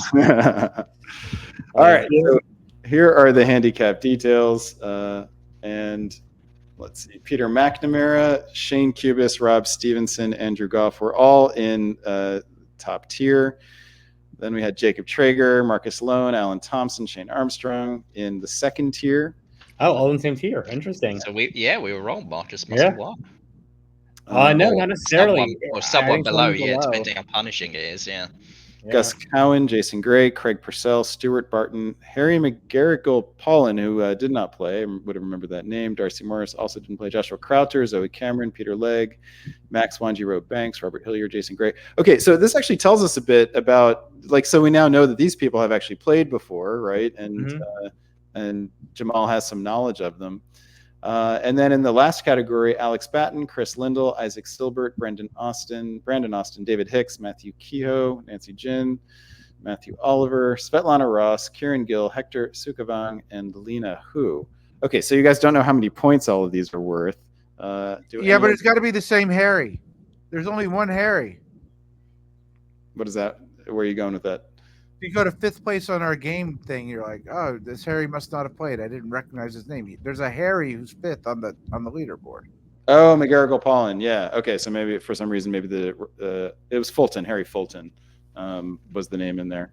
Okay. So I think Harry now. Then if I think they're in different tiers like that. Okay, I guess it depends how punishing the tiers are. I think they're pretty big now. The top two were quite a sizable chunk ahead of the rest of them, though. So Lena is 7th. Lena's in 7th place. She's in 7th place, and she's in the 4th tier. That's true. Lena could sneak it. Oh, Lena, interesting. All right, let me get the final standings on screen here. Are they going to be 1, 2, 3 points? Or are they going to be 5, 10 points? What's it going to be? We don't know. It's all up to Jamal. 10 points would be brutal under this scoring. All right. I am able to reveal these, I think, one at a time. So in 10th place is Robert Hillier. These are the post-handicap standings. I guess I can show the scores as well. Zoe Cameron in 9th place. Lena Hu in... Oh, no. Let's see here. These were the... You probably showed us the post-handicap. Those are the pre-handicap standings. And you said it was pre-handicap. Those are what I just showed you were the pre-handicap standings. Okay, so here are okay. Just building some tension, right? Yeah, right, exactly. All right, so here are the post-handicap standings for sure. Robert Hillier in 10th place, Zoe Cameron in 9th, Alex Batten this is punishing. 8th. These are punishing handicaps. Armstrong in 7th, Marcus Loan in 6th, Joshua Crowther in 5th, Nancy Jin in 4th, Harry Fulton in 3rd, and in 2nd and 1st place are Max Wanji Banks. Hey! Nice. Look, you got to know Abbott and Costello, but who is on first? What's on second? That's right. Look, I've waited my whole life for who to be on first. She is the one who opened with my patented Italian opening in the first game. So right. I've got to love this. That opening wins you tournaments. There you go. Wait, I need a gavel. That opening wins you tournaments. So kudos to her. We saw her defend as Turkey brilliantly. And she's in handicap category 4. I do not think she'll be in handicap category 4 next time the tournament is played. So probably not. Probably in handicap category 2. Very, very good play. Very, very good winner. I think she was really consistent across her games as well. Yep. Like all of her games, I think she had one elimination, but aside from that, which is the drop score anyway, I think she got good scores in all of them rather than a couple of good scores and a couple of really narrow survives. It was sort of consistently solid. Right. It may also explain both the handicap level and the result of why she didn't need to take down Italy in that last game. I don't know if they knew where they were at, but that hesitancy that at least I was critical of, well, she didn't need it. Maybe she had some inside info. I think Jamal said that the handicaps were secret, so it'd be quite hard to have predicted this. Yeah, right. everything about the handicap was definitely secret. As it turned out, so the handicaps. So Lena received 30 points in handicap. That was what went to the lowest, to the fourth tier. The third tier got 20 points. The second tier got 10 points, and the first tier got nothing. So, yes, the handicaps were quite significant. Absolutely brutal is what those handicaps are, given that the winning score beforehand was 50 and people are getting 30 points on top. I love the handicaps. I mean, obviously you might want to, rejigger them a little bit, but if the basic point is to get people interested, have fun, not overly punish mistakes, help people who don't get eliminated, I think it accomplished its task. Yeah, they were a fun addition for sure.